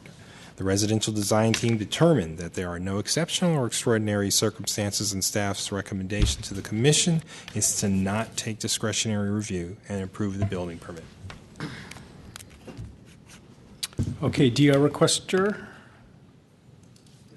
you have 5 minutes. Good evening, Commissioners. I am Ma'an Ganma, the owner of 141 Gladstone, the adjacent property next to this project. I actually have two major problems with this project. The main one is related to sunlight. We get sunlight mainly from a side door, a glass side door, opening to the backyard, which is the south side of my house. The project will extend the side by 15 feet to my property line and by 4 feet to the south towards the backyard. And this will actually bring a house that is 4 feet higher than my house and 4 feet to the south. And definitely this will block sunlight from my main door, glass door that I have in my house. This problem will even become more critical in winter when sun actually is a bit in a lower angle, a smaller angle, and not in a sharp angle like it's in the case of summer. And I think it's a major problem for us and will make the house darker and definitely not as pleasant to live in. The other problem is related to water table. It is a known problem in this neighborhood. There was actually a similar project run on this adjacent project on the next to 135 from the other side, and this exact house 135 suffered from water to seep into the ground level. The new owner became aware of this problem at the time of purchase. It was disclosed to the new owner, and it's a known problem in that neighborhood. It's not something new, and I don't see in the planning any study related to the water and whether I would say kind of hydrology study done to see the effect on adjacent houses, including mine. So those are the two major issues, and I think they can be avoided by a setback. It doesn't have to be adjacent on the line item on the property line, but can be 4 feet back, and that the increase or the extension to the inside, towards the inside of the property, can be limited to the existing structure instead of be on the total width of the structure. Thank you very much. Okay, project sponsor? I'm sorry, speakers, are there any speakers in support of the DR? Doesn't look like it. Okay, thank you. Project sponsor.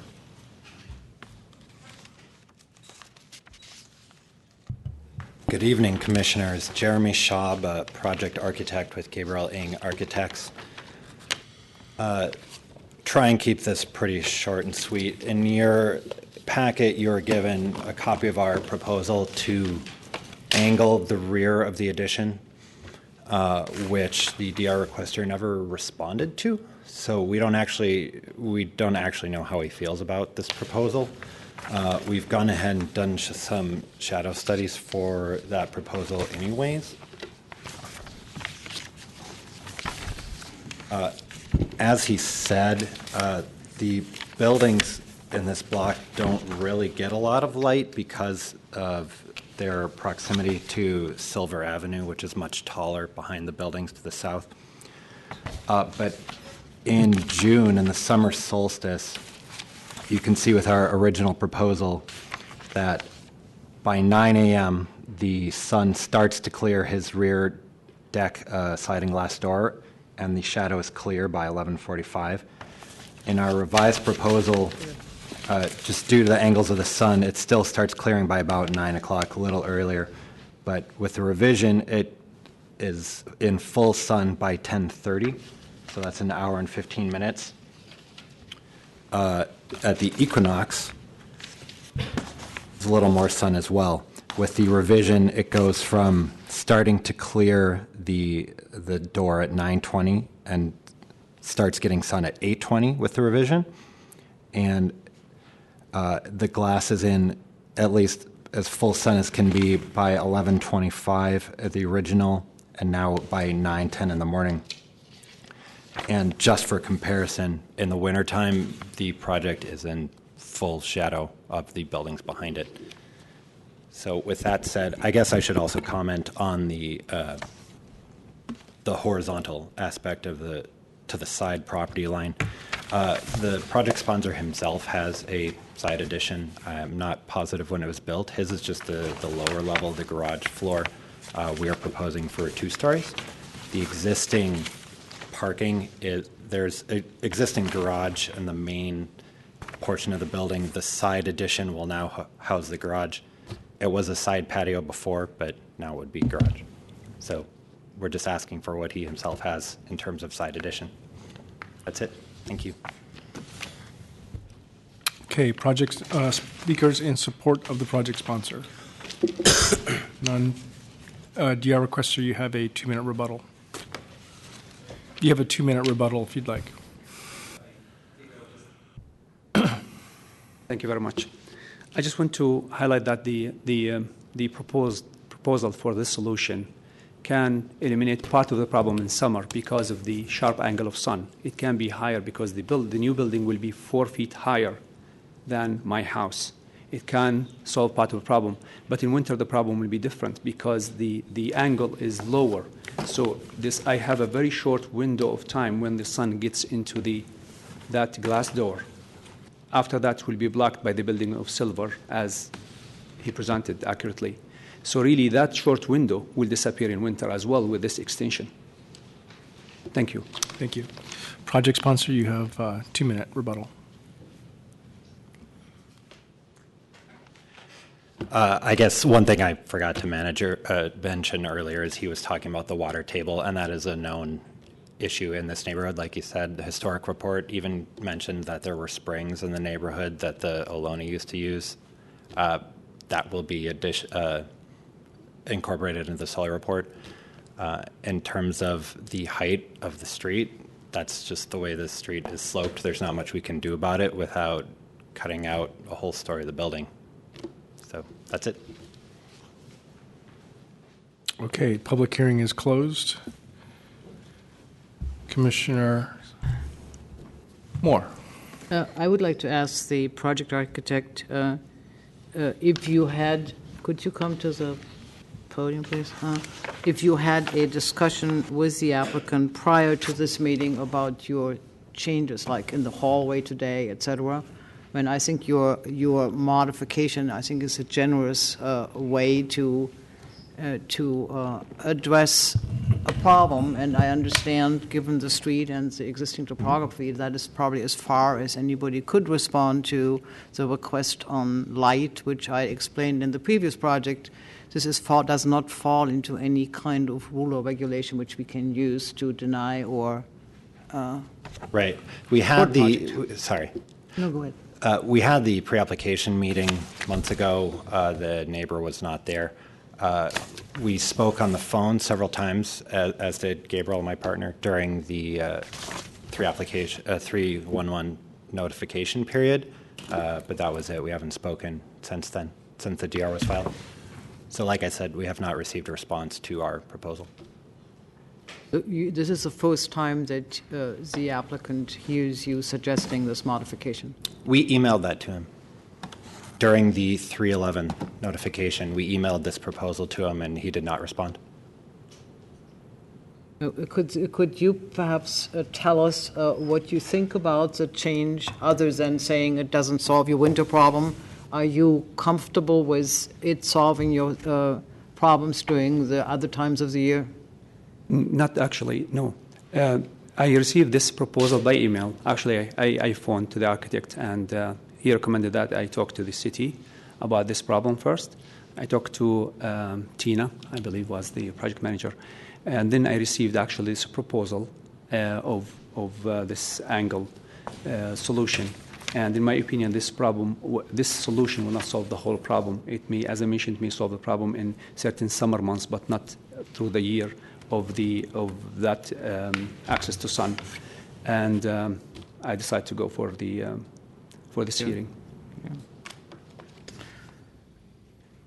I personally believe that this project has taken as many modifications as are reasonably possible in the circumstance that we are seeing here. And I personally do not believe that I could suggest anything how to meet the full year expectations other than denying the project, which I am not intending to do, partially because we don't have the tools to do that. So unless any other commissioner has any comments to the subject matter, I just have to accept the project with the modification and suggest that we approve it. So is that a motion? It's a motion, yes. Second. Commissioner Antonini. So the modified project is before us. We don't have to take DR to approve the modifications, or do we have to do that? Well, I was going to ask for clarity, Commissioner Moore. If you are going to incorporate the proposal, I think you have to take DR to incorporate that proposal. Yes, that would be the because way I of think the saying it, plans in front of you do not incorporate that proposal. Yeah, they were substituted. I would take DR with the specific. Right, the current plans don't, and I think the architect could probably explain it a little clearer, but as I understand it, it was a 45-degree angle at the top floor corner, and you may want to explain that a little clearer. Sure. The 45-degree angle would start 1 foot 9 feet back from the property line and then go 45 degrees for the full 4-foot horizontal addition towards the back. Yes. And yeah, we can submit that revision in a few days. Okay, thank you. Commissioner Johnson. Okay, thank you. Then I guess I guess we have to rescind the previous motion and make a motion to take DR with modifications? That's correct. Okay. Yeah, with the modification as just described and It's included in your packet, so I'll mention that in the motion. Okay, excellent. Okay, second. Commissioners, and there is a motion and a second to take DR and approve the project with the proposed amendment included in the packet materials. On that motion, Commissioner Antonini. Aye. Commissioner Hillis. Aye. Commissioner Johnson. Aye. Commissioner Moore. Aye. Commissioner Richards. Aye. And Commissioner Chair Fong. Aye. So moved, Commissioners. That motion passes unanimously, 6-0. I wish I could say we can take general public comment, but we did move items C and D to the end of the calendar, so we do have a couple of things to move on. Commissioners, it'll place us under Commission Matters. Item 3, consideration of adoption draft minutes for September 11th and September 18th, 2014. I have no speaker cards. Move to approve the minutes. Second. On that motion to adopt the minutes for September 11th and September 18th, Commissioner Antonini. Aye. Commissioner Hillis. Commissioner Johnson. Aye. Commissioner Moore. Aye. Commissioner Richards. Aye. And Commission President Fong. Aye. Excuse me, Commission Chair. Thank you. Commissioners, it'll place you on commission comments and questions. Commissioner Moore. There was a tragic accident off the corner of Stockton and Sacramento last Friday or last Saturday. Again, a woman who was crossing the street being run over, and she died. I talked with President Wu, and I like to remind the Commission, planning staff, and all departments to look at the Singapore Green Man Plus technology. I know there is an idea of creating what's I think called a scramble at that intersection. That is not enough to deal with slower moving people who dominate many of these intersections. The scramble itself is still a very fast moving thing. It does not address the issue of people getting across in the time allocated for running in all directions. And so I'd like to remind people to look into the Green Man Plus technology, which I described from Singapore. The other thing is, just to lighten up the conversation, I had the good fortune of getting a ticket to go to Alcatraz last Sunday, the opening of the IYY exhibit. It's an exquisitely one-of-a-kind experience. In my entire time, having lived in San Francisco, I've never been on Alcatraz. No. This was remarkable. So it's a dissident Chinese artist who did an installation in four of the buildings, and it's just absolutely stunning. Field trip. Commissioner Johnson. A second the field trip. Go Giants, and I appreciate Commissioner Antonini wearing a Giants tie. Oh. Fantastic. Okay. Any further comment? Director's report? Yeah. You want to read into the right? Yeah, and let me just give you a quick, if I could, not a director's report, but just a quick board report for Anne Marie, and I'll try to make it as a subject you heard a lot about today on short-term rentals. The Land Use Committee did have a hearing. They did incorporate several amendments at the hearing, which did not come up earlier. It's probably worth just mentioning that there were several amendments. One is requiring an annual report on January 1st by the host of the number of days, increasing liability insurance to $500,000, requiring a valid business registration for hosts. Fourth, requirement that when there are multiple violations, the unit is to be removed from the registry. Fifth, that the effective date, I mentioned this earlier, would be February 1st of next year to give us time to gear up for it. Sixth, that the dedicated funding from an enforcement program would go to the planning department, and that would include the fee, the registration fee, but also any fines. And that seventh, that the annual report to the Board of Supervisors regarding, we provide an annual report to the Board regarding administration and enforcement of the program. There were several other amendments that were suggested. There was a lot of back and forth between board members on this. Supervisor Wiener also suggested an amendment to require that within 6 months the Commission would hold a hearing prior to any fee adjustments. The way the legislation reads is that the controller, based on information that we give the controller's office, would have the authority to increase the fees, the registration fees. And Supervisor Wiener has asked that we have a hearing here before we do that, which makes sense, I think. Supervisor Kim made some suggestions. She felt that she suggested the change that I think you discussed earlier today about having the 90-day limit apply to both hosted and non-hosted. There was not agreement on that. Supervisor Wiener did not support that. Supervisor Cohen also expressed some concern about removing rentals from the rental market.